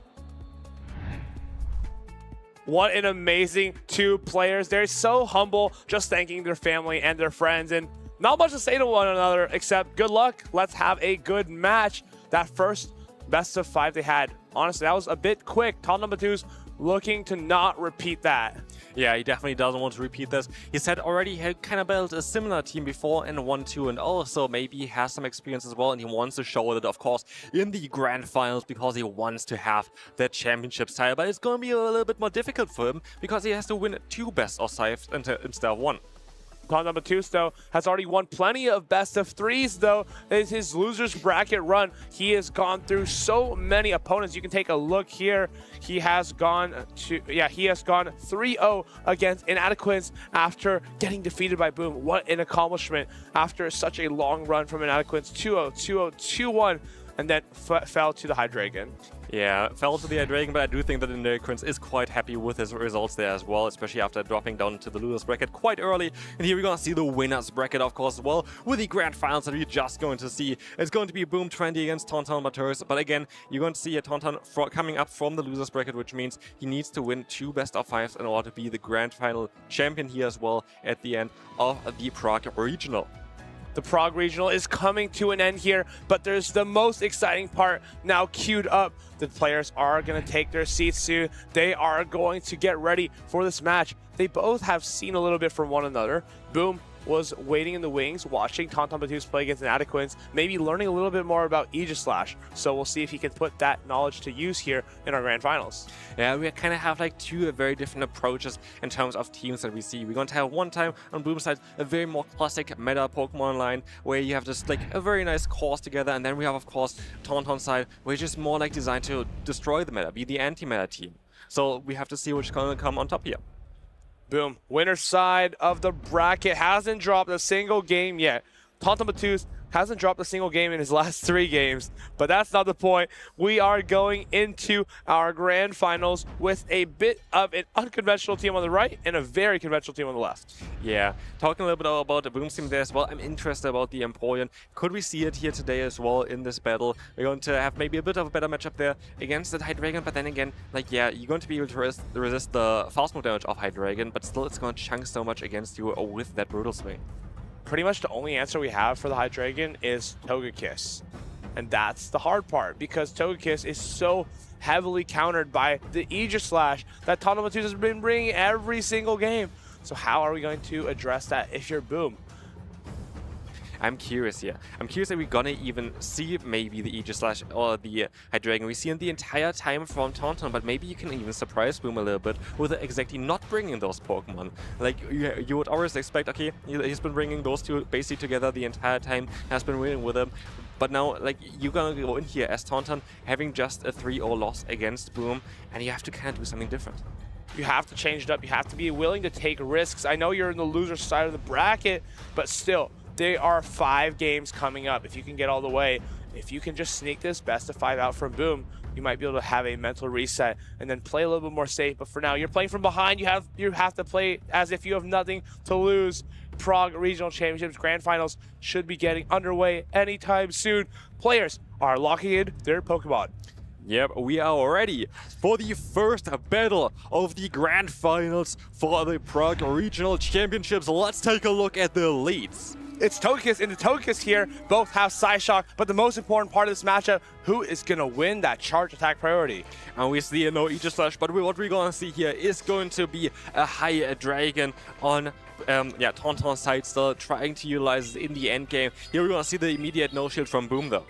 You have to feel like Boom is always thinking about the Aegislash, kind of has to no-shield these charge attacks, even if he feels like he needs to. But it's an immediate no-shield from Tauntaun Batters. I wonder if Tauntaun reaches for a catch onto his Hydreigon. Wow, that seemed to take a lot of damage from these Psyshocks. Goes to the, oh, I love that. He goes to the Aura Sphere, expecting a potential catch onto that Hydreigon. Tauntaun Batters, though, doesn't fall for it. Still going to knock out that Togekiss, though. And now you have to come in to the Togekiss with the Hydreigon. Can you farm it all the way down? You're going to get the farm down. Boom Boom! You can see it in his eyes. How can he address his Hydreigon now? You have to come in with the Licky Licky, but you're so far behind. This is such an interesting play. Going into a Dragon-type Pokemon to farm down a Fairy is not what you see every day, but we're in the Grand Finals, and we're gonna see, of course, amazing plays from both sides, as we have the Brutal Swing coming through doing a lot of damage, but here, no, they catch onto the Body Slam. I love this catch because you know that Boom doesn't really have any fast attack pressure into the Hydreigon. So even at that health range, nothing can really put the pressure on. You have to come into Quagsire, but you're behind a turn. You can't even knock out with an Aqua Tail. You're going to be forced to go for a Mud Bomb. This is very interesting how these players going to play out the mirror matchup here of the Quagsire. One time with a bit of an energy advantage, one time with a bit of a damage advantage. We see the double Aqua Tail here from Tauntaun, forcing a shield early from Boom as well. Let's see on how they're going to play it out. Are we just going to save the shields for the Hydreigon? I think at this point, the Hydreigon can absolutely clean up the game here. He's just over-farming to the moon, throws off this Mud Bomb. An Aqua Tail wouldn't have been enough to knock out there, so this is a fantastic read from Boom. Now, he's got a little bit of energy for the Hydreigon. He can just start to reach for those Aqua Tails.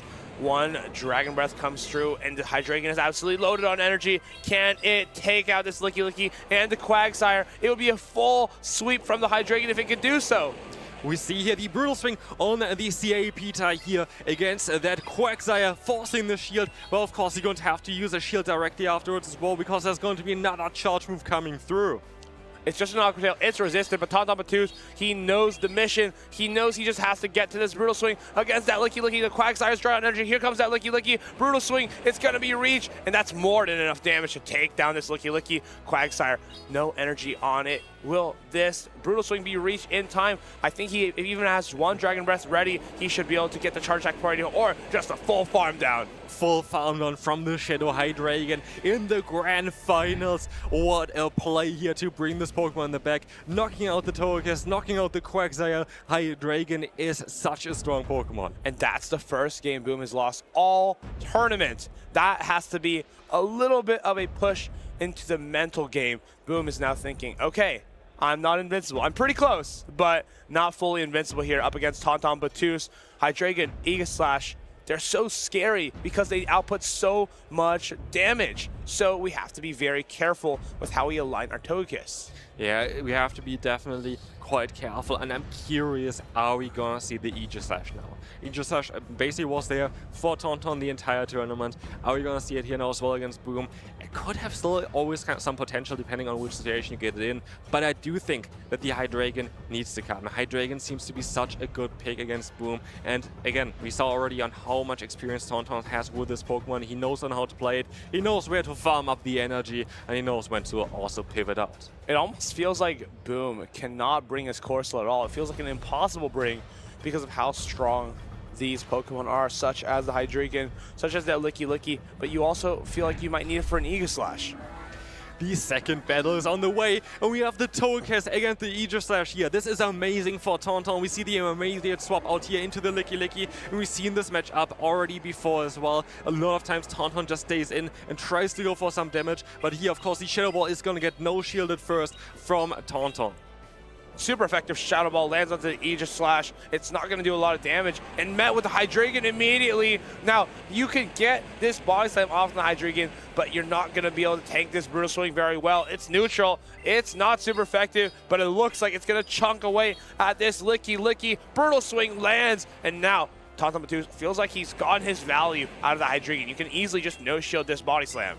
Yeah, you can no-shield this Body Slam, but do you not want to try to get the alignment now where you know there is going to be the Togekiss, there is going to be the Aegislash, of course, but here we have the Brutal Swing coming through before the Body Slam, forcing the shield for Boom here. This is such an interesting matchup. We see that there's going to be the swap out straight away into the Quagsire, keeping some energy on to that Licky Licky, but a Brutal Swing is reached, and it's going to do so much damage. Brutal Swing, Buzzer Beater, gets to it at the last second, but now the Quagsire has a little bit of energy on its side. It's taking huge damage from the Brutal Swing, and Togekiss just coming in for the full farm down. Can we get the two Aqua Tails? Number one, it's reached. Number two is banked. Togekiss doesn't have to shield any of this. No Stone Edge is in the kit of this Quagsire. Aqua Tail gets reached. Now, Tauntaun Battus knows he can just no-shield everything here. The game is fully in the hands of Aegislash. Yeah, this is going to be a game for the Aegis Slash. You know the entire team, you know about the Togekiss. The Togekiss is the only healthy Pokemon at this point. And Aegis Slash goes in. Aegis Slash has some energy. And again, you see here that Tauntaun knows what he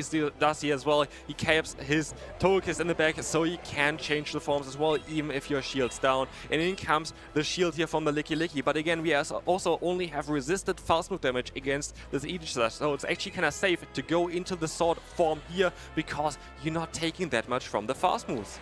Now, Boom reaches directly for that body slam, goes for another bait. As we've seen before, this Pokemon has to shield absolutely everything. We're going to jump back into the shield form, shield that body slam out, and that Shadow Ball is now well on its way. Does Boom off the throw? He doesn't. He goes for another bait, and it's called by Tauntaun Battus. This is going to do absolutely no damage to the Aegis Slash. Boom, last off, goes for another Shadow Ball. Now, I feel like you have to shield something at this point. You might as well shield something, but still, Tauntaun Battus gonna hang on to those shields. No shield reach, and can this Aegis Slash get the 2 attacks against the Togekiss? I'm a little bit doubtful.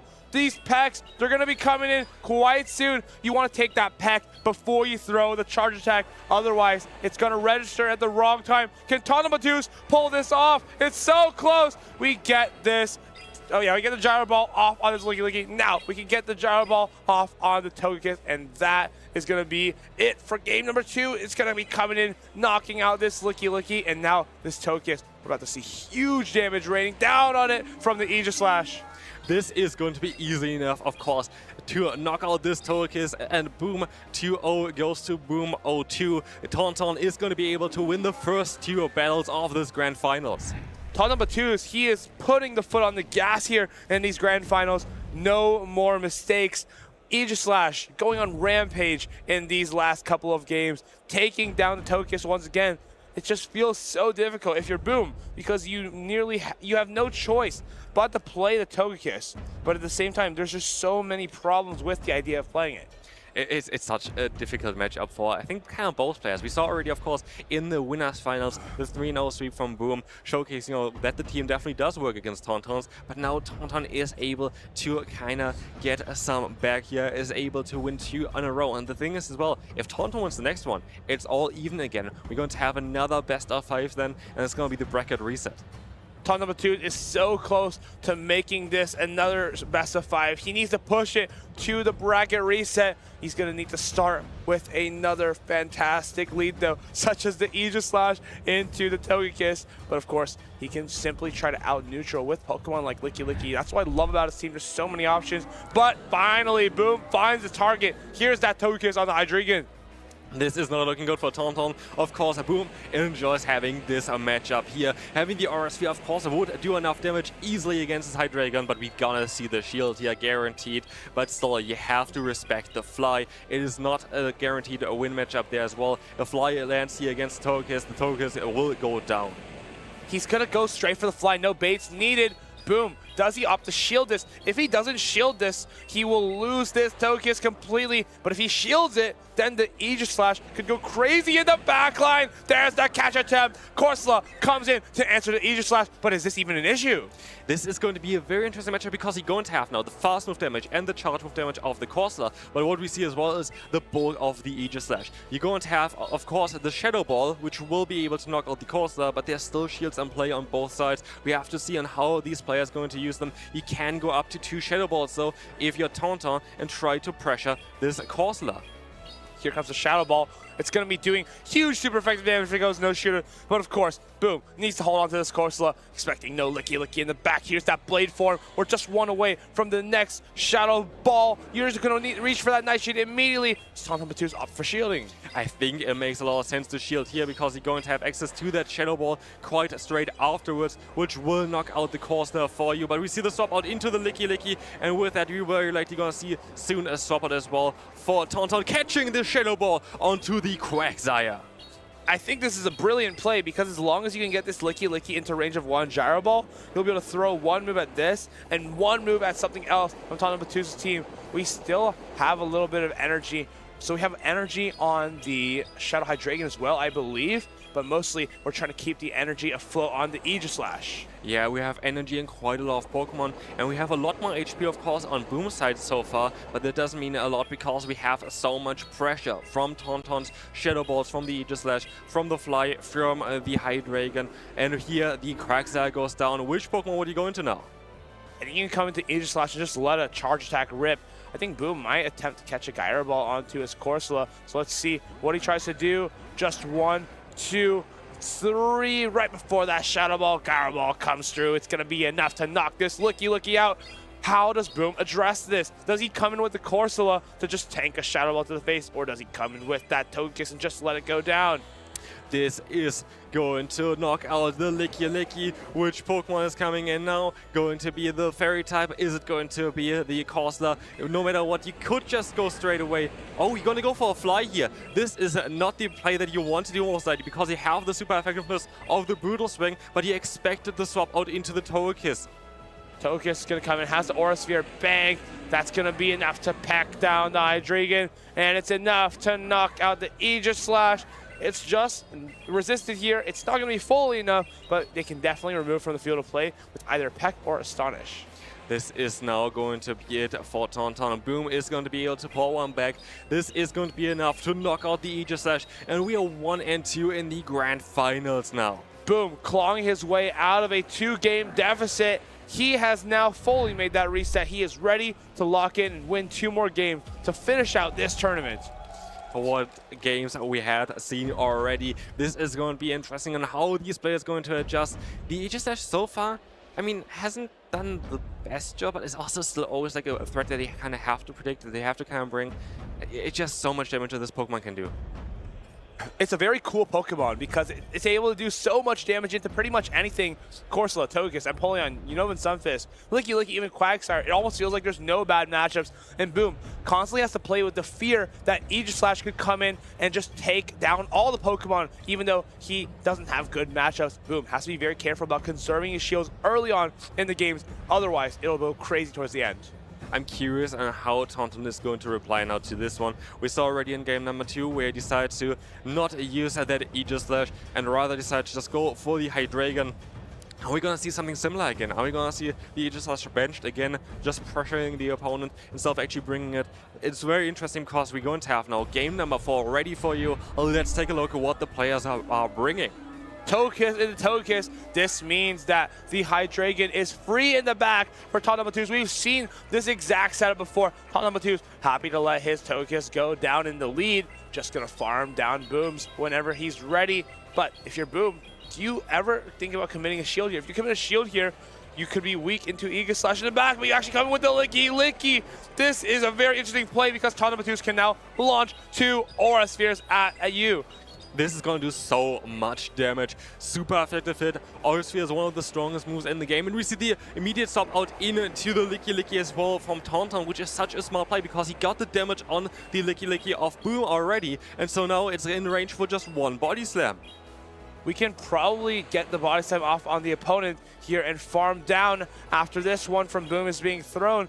This could be a huge energy lead for Tauntaun Batus. Whether that energy goes into the Togekiss or the Quagsire, I think it's looking really good here. Yeah, it is looking really good here. The energy is going to go a long way. There's going to be some good targets for this one. And even the Togekiss doesn't really want to go back in here because he's going to have the roller damage. You have the Shadow Ball damage. And so we're going to see the Quagsire coming in. And still the Shadow Ball, we've seen it before, does around half of the health of the Quagsire.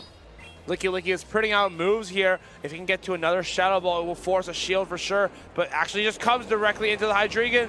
He comes back in with the Togekiss, but with that energy advantage, we can pace the Fly just a little bit quicker. Will he be able to get the full farm down though? At this point, do you even need the Fly? No, you don't need it. You can just go for Brutal Swing. Exactly. Aura Sphere gets shielded. Brutal Swings are gonna start getting out of this Hydreigon. It's gonna be enough to knock out the Togekiss with those Dragon Breaths, but he has to shield it. Yeah, we have here all the shields coming up most likely now, but Brutal Swing at this point is going to be nearly enough. But we actually see the Fly coming through because you can do it, and we see the no shield immediately. This Togekiss is not going to appreciate the Fly. The Fly is going to be enough to knock out the Togekiss. Togekiss, and Boom realizes as well here, this game is going to be very difficult for him to win. There is going to be only that Quagsire left. Another Brutal Swing comes through, and we're gonna see here as well the no shield immediately. Boom knows this game is over. And with this, we're going to have a bracket reset. Taunt number 2 takes a 3-1 on Boom. Boom hadn't lost a single game this entire tournament 20 minutes ago, but now things are changing. Things are turning around for Taunt number 2s, and now it's time for him to take it all the way home. He's pushed through so many matches with this Aegislash, and we could see the first Aegislash to ever win a tournament.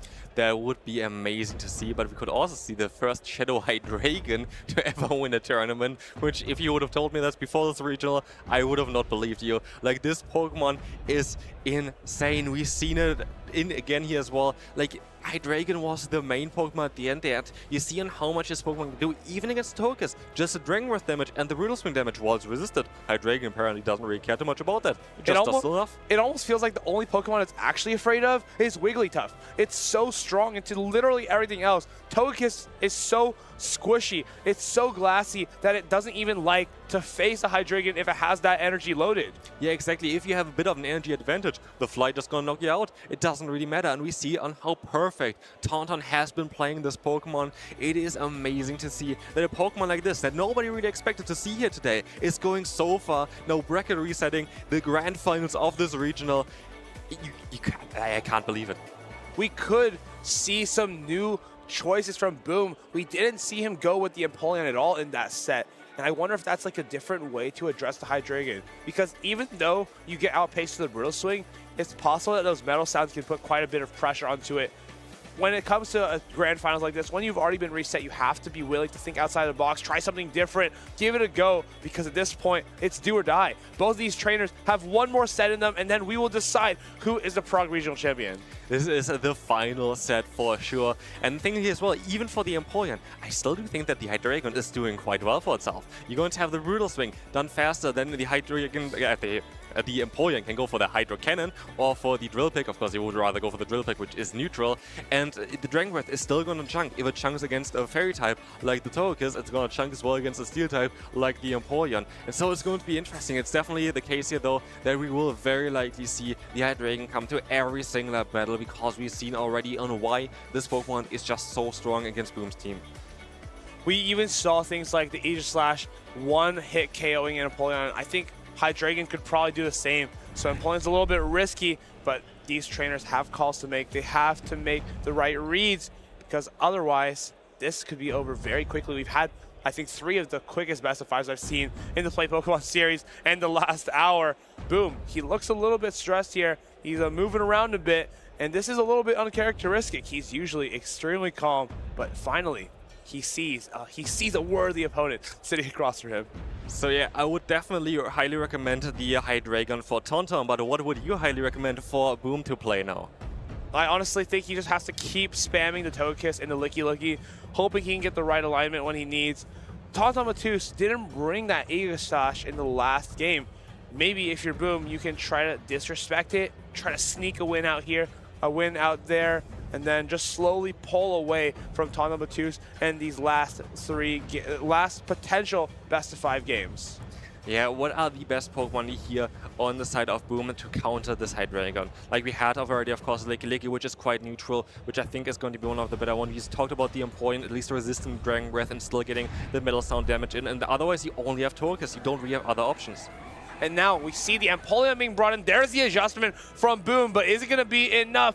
It's going to be into that Aegislash, and an immediate Licky Licky pivot leaves Tauntaun Matus a little bit frozen here. He doesn't know what to do just yet. Will he launch this Gyro Ball immediately? Yes, he does. The Gyro Ball is coming in, and this will allow you now to get a shield advantage, and you can swap out into your own Licky Licky straight afterwards, so you don't have to worry about any damage coming in or any shields that you need to use. Well, let's see what Tauntaun is going to do. We're going to see him stay in, actually, and now you have to kind of decide if you want to shield the Body Slam. You're going to risk it! No way! You're going to risk it! He no-shields the Body Slam for the first time in this tournament! tournament, and it absolutely pays off. The Shadow Ball gets caught onto the Licky Licky. It's absolute cinema here in the Grand Finals. This is absolutely amazing. First, calling the Body Slam bait and then catching the Shadow Ball onto a normal type Pokemon, getting an energy lead here as well already on the Licky Licky, which means that the Empoleon is not going to enjoy the Shadow Ball too much either. It's not going to be the best matchup now. Keep in mind, Boom is also down a shield. Aegislash, Hydreigon, both in the back. These two Pokemon thrive when they have shields. And now the Licky Licky is happy to take this Hydro Cannon. Gonna force Boom to throw out another charge attack before that next Shadow Ball is reached. Here it comes. That's heavy hitting neutral damage, but he's gonna have to commit to one more Hydro Cannon. Are we gonna see a shield here coming up? No, we're gonna see the no shield straight away from Tauntaun. Not wanting to knock out the Empoleon here with the Shadow Ball, rather trying to get maybe an energy lead onto that Hydreigon. Here comes Hydreigon. Hydreigon is going to be able to get a ton of energy, which will be crucial for the matchups, because even now you're going to be able to do so much damage against the incoming Togekiss afterwards. I love the choice not to throw the charge attack there on charge attack priority. Giving away the shield and preparing for that Togekiss is much better for Tauntaun Battus because he just needs to reach a Fly. Fly is definitely there. Of course, we've seen already the Aegislash as well. The Fly is coming through. Are we going to see the Protect Shield? We're going to see the Protect Shield immediately. Protect Shield from the Togekiss means that Aegislash is free to raid. Does he make the swap or does he make another flight? He makes another catch. Aura Sphere, it's resisted. It's going into the shield form. Aegislash, Tauntaun Battus is on an absolute heater right now. Boom, what do you even do? How do you recover from this? This is absolute cinema. You see on how strong Tauntaun plays here. So many catches, so many great plays, so many great predictions. And we're going to see the Shadow Ball not doing enough at all here, even though it's super effective. And it's a shield form of Aegislash. It's just not going to be enough. Here comes a Gyro Ball. It's going to be doing a huge neutral damage to this Licky Licky. Always so consistent, so strong, and so threatening. It's neutral, but it doesn't look that way. Here comes the Gyro Ball onto the Licky Licky from the Blade form. Can Boom get this Shadow Ball off? Does Tauntaun Battus go for a catch? No, it's just another Gyro Ball, and all that energy goes down the drain. Tauntaun Battus, it's going to be tricky now. You have to get the Togekiss off the field, but how can you do that? You just need to get to the Fly. And you have a lot of energy, I think, still on the Hydreigon's dot, don't you? We're going to see though him staying in still, and we see the no swap out at all. We have still a shield left though for Tauntaun, and the Fly is there. We just try to get some extra damage in there with a Psycho Cut from the Aegislash to pull it into the Fly range. Fly is coming through. This should be enough to knock out. Oh, get him in low only. It's not going to be enough to knock it out, but there's still the shield left, and so the Dragon Breath is all it takes for Tauntaun to win the first battle. Tauntaun Battus pulled out all the stops there. Boom, he's literally head in his hands. This is a player who's so calm, he's so collected, and you can see in real time the train is falling off the tracks. He wears his emotions on his sleeve, and you can see Boom is extremely frustrated with the way he played that game. Tauntaun Battus, though, calm as ever. He's ready to get this done. He's ready to reset that bracket and turn the tables on one of Europe's finest. Tauntaun is always able to put himself into a position where the Hydreigon can get some energy to set up, so even if there's going to be a Togekiss, it doesn't really matter. And we see on how strong the Hydreigon actually is. I feel like this is the MVP for Tauntaun right now, because there's nothing that Boom really can do right now in order to deal with this Pokemon. It feels like there's so few options, and all of them require impossible situations, such as having Tauntaun Battus not having shields, getting your Togekiss perfectly under the Hydreigon, but not having shields also means that this Aegislash is completely free against you. So what can you do if you're Boom 20? You either shield and get rid of the Hydreigon and then lose to the Aegislash, or you do it the other way around. It's a Hydreigon into the Empoleon. It's a great lead from Tauntaun Battus. And what we're going to see as well is that the Hydreigon is going to be able to charge faster to the Brutal Swing than the Empoleon here getting to a charge move, but we're still going to see just a bit of extra energy because we know we kind of want to keep a little bit just in case there's going to be a Togekiss in the back. A couple of fantastic plays here. Hydro Cannon just in case there's a catch made, and Tauntaun Battus just over farming as much as he can. Doesn't want to throw the Brutal Swing immediately because it wouldn't knock out, but now he has that residual energy for the Togekiss in the back. And it's still not going to be enough, but we can see the full farm down. But the Hydreigon does not get a reach, and now we're going to have so much energy onto that Hydreigon. Fly is coming through against this Togekiss, getting no shielded. This Fly gonna do huge neutral damage onto the Togekiss. Togekiss is now in Brutal Swing range. Can he get to this Brutal Swing before this Aura Sphere? It's gonna be a charge attack priority, but he tries to make a catch onto his own Togekiss. It's a Side Shock. Boom reads the room. He reads the situation. No more catches for you, Tauntaun Battus. Here comes that Side Shock, but how will you deal with this Togekiss? You have to take an Aura Sphere. Yeah, you have to take an Aura Sphere here, and this is going to do some massive damage, but you very likely just going to invest your shields. But when the shields are down, we have the Aegislash, which is going to be able to go for those Gyro Balls against you, and we've seen already on how much damage this can do, and we still have that charge move stored onto the Shadow Hydreigon. I think if you're Tauntaun Battus, you don't need to worry about this Licky as long as you can peck it into a range where a Gyro Ball will knock out. You're going to throw the Aura Sphere here. If Boom shields, you should be in the clear. Now you just need this Aegislash to get to that Gyro Ball. There's no real way for him to get that damage onto it. It's taken so much damage already. You're in range. But now we have so much energy on that Licky, and the Shadow Ball, of course, is going to do some super effective damage. So can we reach 3 or even 4 Shadow Balls before we get to the Gyro Ball? We are, of course, having a very slow charge here from that, from the Aegislash here. Boom is getting pretty close to the end goal here. Number 2, Shadow Ball. It's super effective. It's not doing a whole lot of damage, but he needs one more to take it out. Does he get to this Gyro Ball? They both wait a turn. He eventually throws it off. Boom. Can he peck this down? It's going to be into Blade form. It's going to be taking extra damage, but Hydreigon in the back has something to say about that too. Still has a little bit of energy. Tauntaun Battus is so close to taking this game, but can Togekiss from Boom fight back? Gyro Ball, take it out the Licky.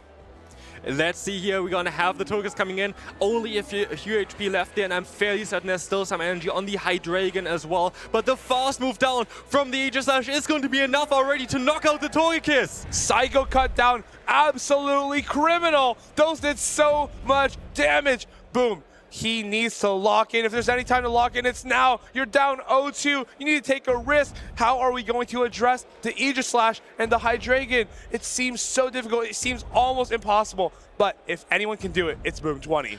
Absolutely, Boom has definitely the ability to do that, but now Tauntaun is on such a run, being able to reset the bracket, now being up at 2-0 already that fast. Boom already locked in. Let's take a look at what Tauntaun wants to run here, though. He still has to decide on what he wants to bring, but again, we have to see the Hydreigon. The Hydreigon is such a threat against Boom's team. It's so menacing, and at the same time, it just feels like there's nothing Boom can do. He tried to use the Empoleon to tank the Brutal Swing. He got farmed down. He's been getting farmed down on his Empoleon. His Togekiss have been getting farmed down by the Hydreigon. But let's see what gets farmed down this game. It's the best lead possible. Aegislash into Togekiss. How will Boom recover?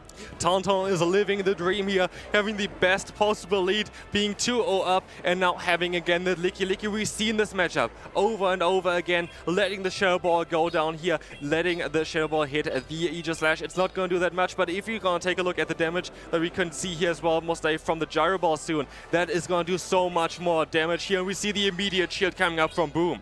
This shield is a very, very smart. Understanding this probably does more than anything else that is going to hit you this entire game. You just want to preserve your Licky as well. It's only your best ways to neutralize the Hydreigon. Gyro Ball comes through. Does he try to make a catch? Does he make it? No, doesn't get it successfully. Boom reads the room, doesn't throw that Shadow Ball, going for the body slam now. Just gonna start spamming these out, trying to desync those clocks so that Togekiss doesn't end up onto that Aegislash. And now we will see the Stunfisk coming in, actually, which is the hardest answer to the Aegislash here, but it's still going to be a very solid as well against the Licky. Shadow Ball is going to chunk away a little bit, but of course he's going to be able to resist the rollout here from the Licky, which makes this a very solid matchup. This Unova Stunfisk just happens to be fantastic into this line of 3 from Tauntaun Battus. We haven't seen that Quagsire in the last couple games. This is a fantastic read from Boom, but is it going to be enough? He reaches another Mud Bomb. Very, very smart. He doesn't throw it off yet. He knows it won't knock out, but if he keeps this Mud Bomb stored, he might be able to make use of it against the Aegislash or the Hydreigon. He's just going to continue farming up. Doesn't let Tauntaun Battus get that rollout off. Just throws the Mud Bomb immediately. so worried about the catches Boom 20. He's been caught on so many times, and he doesn't want to get caught out here in a potential game number 3. Of course, here we see now the Hydreigon coming in. I think Boom at this point definitely expects the Hydreigon every single game, and we have to shield up, of course, all those charge moves because Hydreigon doesn't really have the ability to survive it. But we're gonna see here as well the Togekiss coming in, and we have an energy disadvantage, but also that's now locked into the matchup against the Aegislash.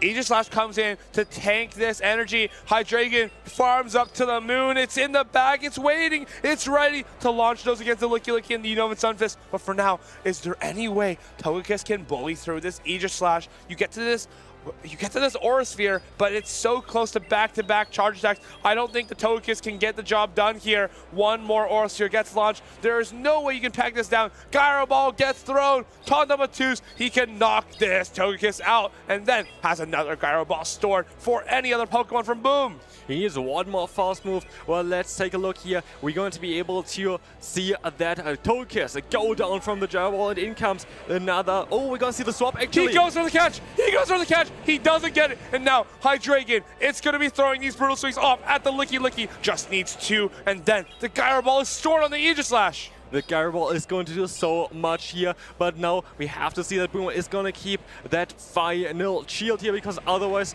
the Gyro Ball is just going to take you down. But you can't. You just can't. You have so much damage coming through from that Hydreigon. The Brutal Swing is going to be enough to get this final shield here, and you might even be able to reach another one. There's the final Brutal Swing. It's going to be coming through onto the Licky Licky. Tondomatus, he comes from the lower bracket. He reverse sweeps against Boom 20. He gets a job done here and locks the invitation to the World Championships. What a grand finals where we have here as a Prague Regional Champion an Aegislash as well as a Shadow Hydreigon. What a surprise in a Tinkaton meta. That's what we thought, but no, Tauntaun read the room correctly and brought Pokemon that nobody else expected.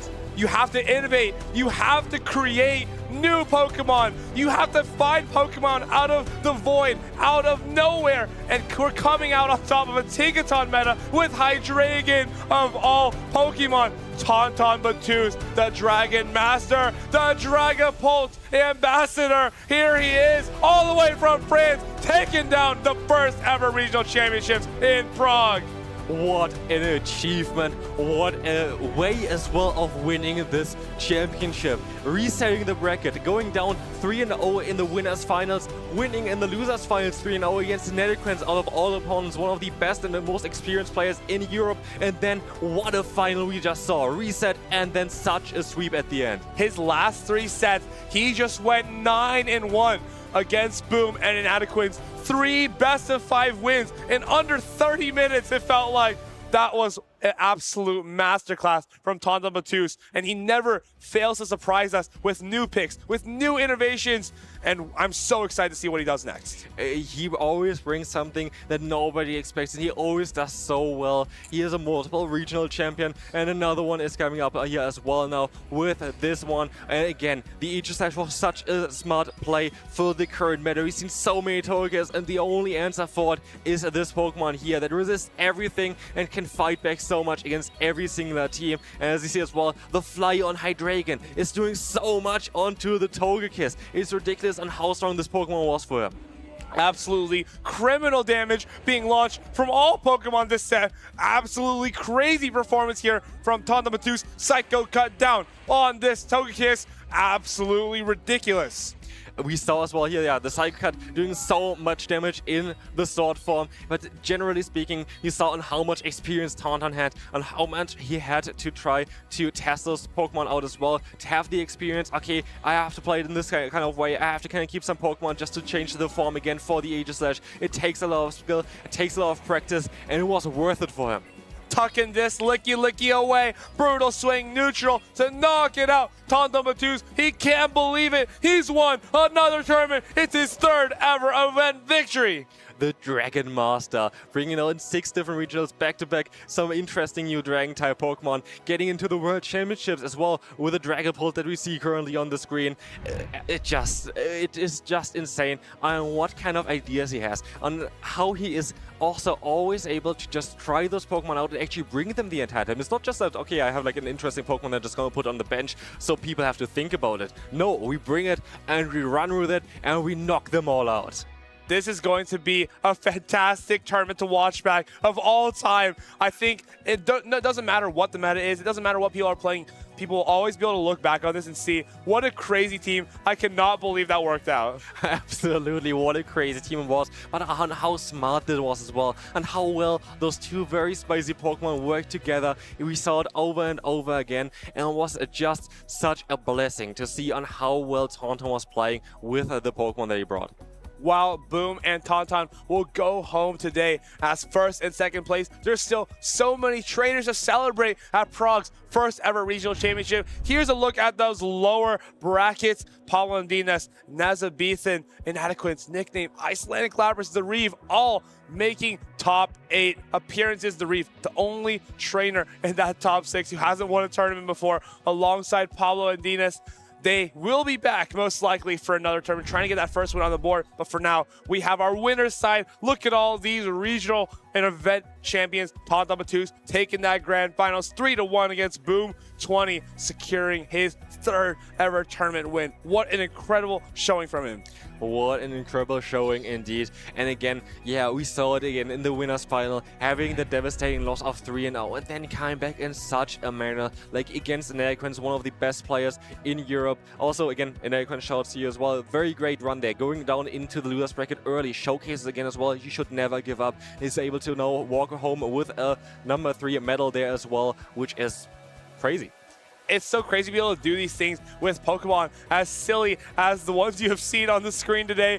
Most trainers super focused on Licky Licky, Feraligatr, Quagsire, but there's always room to innovate. There's always room to break the meta that you see so often at these tournaments. I think it's something that North America could learn a little bit more from Europe. It always feels like these trainers are bringing absolutely crazy things to the grand finals. Yeah, now we can also take a look at the final standings here real quick. We're going to have Tauntaun, of course, at number 1. And we see as well, as I said as well, there has been so much innovation, I feel like, from all of these different trainers to take on this meta. We have the Hydreigon, of course, which we talked enough about already, but we've seen the Poliwrath from Inadequate. We've seen, of course, the Giratina there as well. We have a Shadow Annihilate as the only one on the graphics here right now. And we have also Grumpig and Meloma. Usually with these graphics, you see a Pokemon that's on every single trainer's team, but this is quite a diverse meta. I think the most used Pokemon are 6 trainers have Licky Licky, 6 trainers have Quagsire, and 5 have Togekiss in this top 8 usage. So definitely feels like there's so many different Pokemon that can be used. I'm sure someone online will be able to find how many unique Pokemon are in this graphic here, but I think this is probably one of the higher ones. I do think so as well, and we also saw this Celio having a lot of play as well. A number 4 placement as well at the end. What a strong Pokemon that was. We've seen so many different Pokemon having success here. And also those Pokemon that only like all brought from like 1 or 2 trainers that then all of a sudden shine through the tournament that we saw as well now in the finals. It was a fantastic tournament. What a treat for us back here. So many great matches throughout the day. So many trainers getting new accolades printed on their resumes. And I'm so excited to see where the rest of this meta goes. Of course, this was kind of the first regional event of this meta. Of course, there were those Indian qualifiers, which a lot of trainers use Tinkaton, but I'm curious to see where this goes from here. Maybe in a couple of weeks, it'll be as if Tinkaton, Gigaton, Hammer wasn't even released. That could very well be the case. We have quite a few more regional championships coming up, both in Europe as well as in NA as well. And of course, we have also NAIC, which has a completely different meta, which is going to be very exciting to watch. But yeah, it's going to be interesting on how the players are going to take on the upcoming meta, because now everything was kind of more focused towards Tinkaton. Everybody wanted to either run it or try to counter it, or try to counter the counters, as we saw as well with the winner, I feel like, of a Tauntaun Batus there. But yeah, we have to see on how impactful Tinkaton is going to be. It's only going to be, time is going to tell us on how this is going to be. Time might tell us how Tinkaton ends up, but what we can tell you right now is that we have our winners ready on the stage. We are ready to kick off this winners ceremony and celebrate these accomplishments from our players at the Prague Regional Championships. Some of the best players in the championship series gathered this weekend in Prague for a chance of being the inaugural Prague Regional Champion. After 2 days of intense competition, only 4 players remain. They reached the summit and now they get a medal for their efforts. Your 4th place finalists, please give it up for Nazabethan!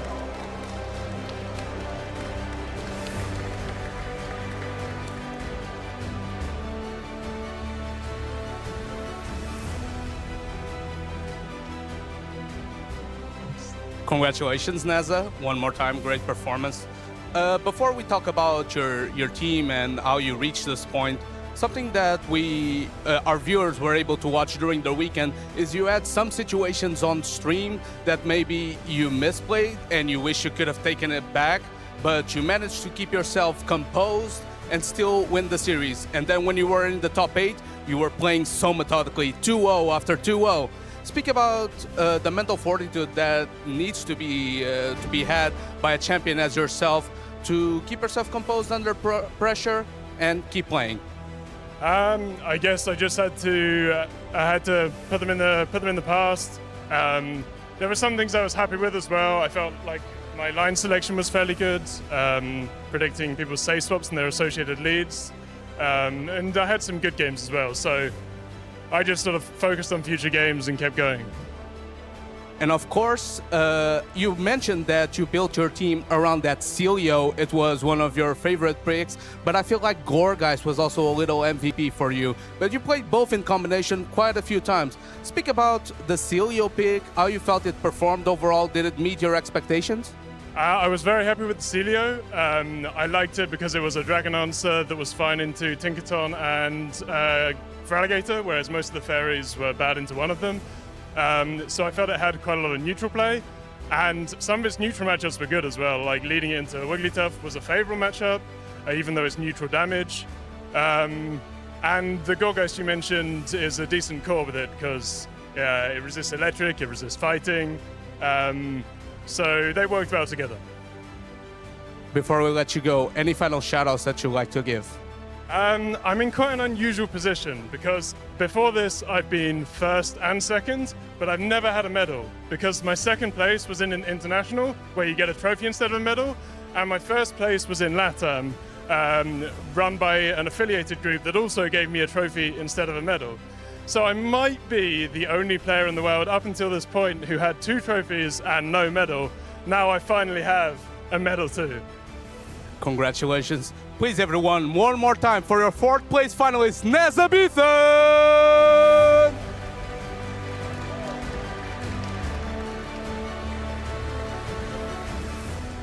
And of course now, stepping into the podium, your bronze medalist.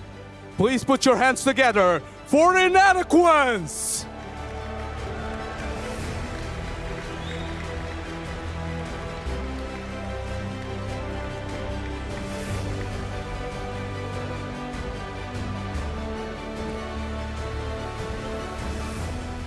Congratulations, my friend. Something that I'm curious about is, I'm not sure if you realize, but you dropped in round 2 of this tournament, of course, and you had to have a 10-series win streak to reach it all the way to the losers final. Unfortunately, I know that you were always starving for more and you wanted to go further, but how proud of yourself are you with this run? Dude, I'm not complaining. When I dropped that early yesterday, I was like, well, that's not it this weekend. But then I faced Tonton and I humbly accepted defeat. I knew that Aegislash were going to be very tough, and I'm just glad that I got this far. And of course, you're known as Giratina's strongest soldier. And I know that you're trying your best to get into that San Francisco World Championships, aiming at the 1st place trophy. Do you think now, with this performance this weekend, does Giratina have what it takes to lead you into the World Championship? Well, thing is, I already reached 2nd. There's not really a higher place to achieve. It's only 1st, so we're going to try it. Well, I know that you want that World Championship, and we're looking forward to seeing you in San Francisco later this year. Any final shoutouts that you'd like to give? Yeah, I'd like to shout out Lil Sparty, H. and Maximilian for helping me with the matchups. Amine, Joke, Paula, and Pogoash for always being with me for support. My friends and family, anyone who's supporting me. All right, thank you so much. Please, everyone, one more time for Inadequance!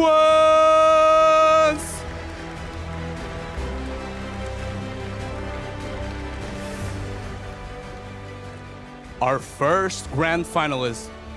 Please join me with a round of applause for our Prague Regional runner-up. It's Boom 20!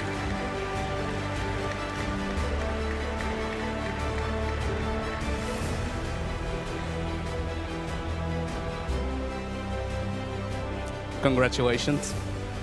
Boom, you were talking to me a bit backstage and you mentioned that you don't take these performances for granted. And it's so hard getting back again to this stage, even though you make it look easy. I believe it's your 5th tournament and it's your 5th top 8. Talk to me about the pressure of keeping up with such high standards and performance and how that impacts your preparation. Well, I try to go to the tournaments mainly to have fun, even though I'm a competitive person, so I do really wish to do well, and so far it has worked, but I know there has to be a point where it doesn't go well, and I try to prepare myself for that, but from now on, I don't plan on stopping anytime soon, and I'm going to keep on going. I'm glad that you mentioned that you're not planning to stop anytime soon, because last year you qualified for the World Championships, and you were one of the major absences. Can we count on you to be present in the San Francisco Worlds? I wish I could say yes, but for now it's a maybe. Maybe. Interesting. Maybe he's trying to let his opponents keep his guards down. Any final shoutouts that you'd like to give before we let you go?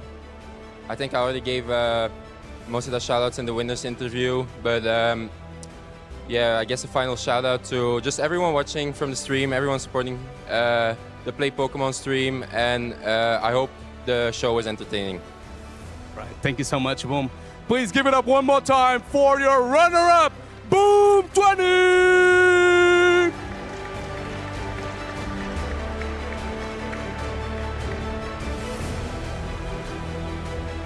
And of course, at last, there could only be one. His performance this weekend was unmatched. In this Tinkaton meta, he holds the chisel and the hammer.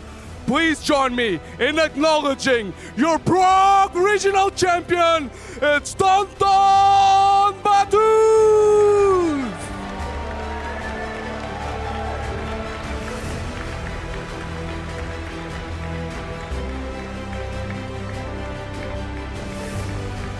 Congratulations, Tonton. And of course, you're known as the Dragon Master, and you piloted that Shadow-Eye Dragon with such precision, but you're actually the highest ever position that Aegislash rather, got in the circuit ever since it got introduced and allowed. Can you speak a bit about how tough of a mechanic was it to dominate, how much you practiced, some of the preparation that led into mastering Aegislash? So for Aegislash, I played it for like 3 weeks in GBL to master it. Everything's like the different energy management between the blade form and the shield form. And I think it's a really tough Pokemon to master it. I don't think I'm at 100, but maybe 95 or something like that. But it's really a really great pick if you have the hands to use it rightly. And of course, after getting swept in the winners finals, you managed to get back in the driver's seat. You managed to reverse sweep in the bracket, and of course, winning the grand finals altogether. Also, something that's always with you whenever you're on stage is that community ambassador flag. It's something that it apparently means a lot to you. Can you speak a bit about how your community helps you be so successful? So, especially for the Aegislash, it's a member of our community who gave me a really good one. I will just say it to everyone, it's a 11411. It's a really great one, and you say it on stream. And I just want to thank this one person who gave me this one. It was during Gigantamax Pikachu when I was organizing all the meetup. Between some Pikachus, I did some trades with 100 friends. I did 70 honage, I got this one, and he got me to the first place today. So thanks to my community. All right, everyone, please help me acknowledge one more time the Dragon Master, your Prague Regional Champion, Tonton Batus!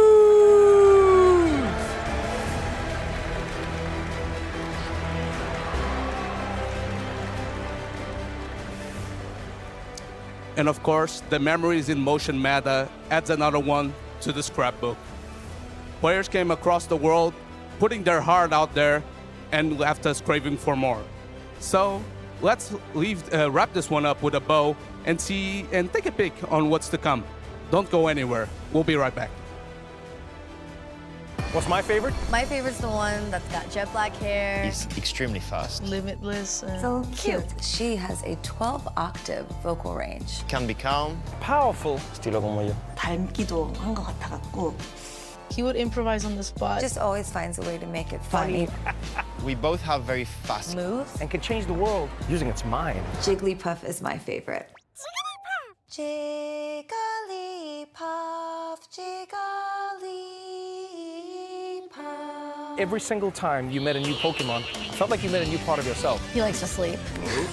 Just like me. 뭔가 여러 모습으로 변할 수 있는 모습도. Sí, tiene muchas formas de superar a sus oponentes. Como mis chivias, por Dios, su love language. Sa loyauté, sa rapidité. She uses her voice to protect herself. It's homey, you know? Totally. That's why I love it. My favorite is Eevee. Mi favorito es Sira. Arcanine. Gengar. Jigglypuff. Luxray. So what's your favorite?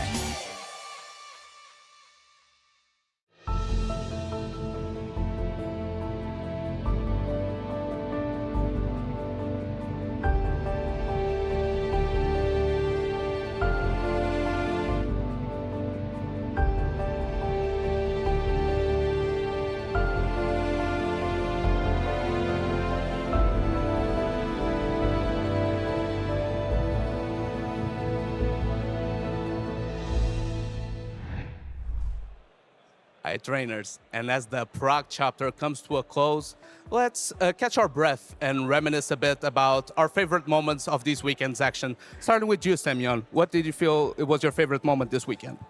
Definitely, I really enjoyed the grand finals. I think the grand finals were absolutely amazing. But also, I had the caster pick of Tauntaun. I won with that as well, so that's what more can I ask for? Yeah, I guess that's difficult for me, right? Because I had Boom as mine, but there was such an incredible showcase by all of the trainers who were here. This was truly one of our most stacked regional competitions ever, with players coming in from all over the globe, and we had a lot of unique picks through this tournament. So, I mean, I think my favorite thing about it, I guess, was by the time we were in our top 4, all of them had been a regional or special event champion already, which is giving something different to play for. It almost feels like these tournaments these days, all the top 4s are from people who've all won tournaments. At this point, everyone has won a tournament and people are just looking for more. But my favorite part of the day was definitely that body slam no shield from Tauntaun Battus into the Shadow Ball catch onto the Licky Licky. It was absolute cinema. That might have been the most brilliant display of EG Slash gameplay that I've ever seen. Please, Amanda, walk us through the event winners one more time. So just in case you missed it, which I'm not sure that you have, considering that we are still in Prague here, but we have first place going to our French trainer, Tauntaun Battus, with a really imaginative team with that Shadow Hydreigon and also that Aegis Slash. Second place, Boom 20, and third place, Inadequance. And of course, you always see the wall of faces in the beginning of the stream, and it gets a new addition. Now, Inadequance came close. As you can see, he's already up there twice. But Tauntaun Battus back in action for this 2026 season, adding his face to this for the first ever event that we've had in Prague. And of course, if you want to become the next regional champion, is what the rest of the season looks like. Semyon, walk us through it. We're going to have quite a few more regionals coming up. We have a special championship in Utrecht, and then we're going to have also one in Turin here as well. And then the NAIC in New Orleans is going to be amazing because it's going to have a unique meta as well. And then, of course, San Francisco going to be the World Championships. Of course, we have to play all these regionals. There mentioned some regionals and events down the line, but of course, what's to come in the next few weeks will show up just on your screen. We're gonna have some regionals up next. Lots of regionals like the Los Angeles Regional Championships, which I'll be playing in May 8th to May 10th. If you're excited for more Hydreigon action, well, I don't know if you'll see it in Los Angeles, but maybe you'll see something else, maybe more Tinkaton in North America, but then back to Europe. We've got Utrecht, May 16th to May 17th. And then after that, there are so many more tournaments coming up in the year. We've got North American International Championships, Turin, and then the World Championships. Just so much to look forward to in all of our regions. So excited to see what these trainers come up with in the next couple of weeks. And of course, if you don't want to miss any of the action, please check out Pokemon.com/broadcast, where you can find when the next stream is going to be, or even if Amanda is going to be casting the next regional, because we know everyone is interested in that. I don't know. Also, please follow our channels and stream channels and YouTube channels. We have /play Pokemon or /Pokemon Go for Twitch. And of course, don't forget to follow us also on X, Facebook, YouTube, and Twitch. And of course, it was a pleasure to be with you guys this weekend. Thank you so much for joining the broadcast, and we'll catch you down the road one more time. Take care.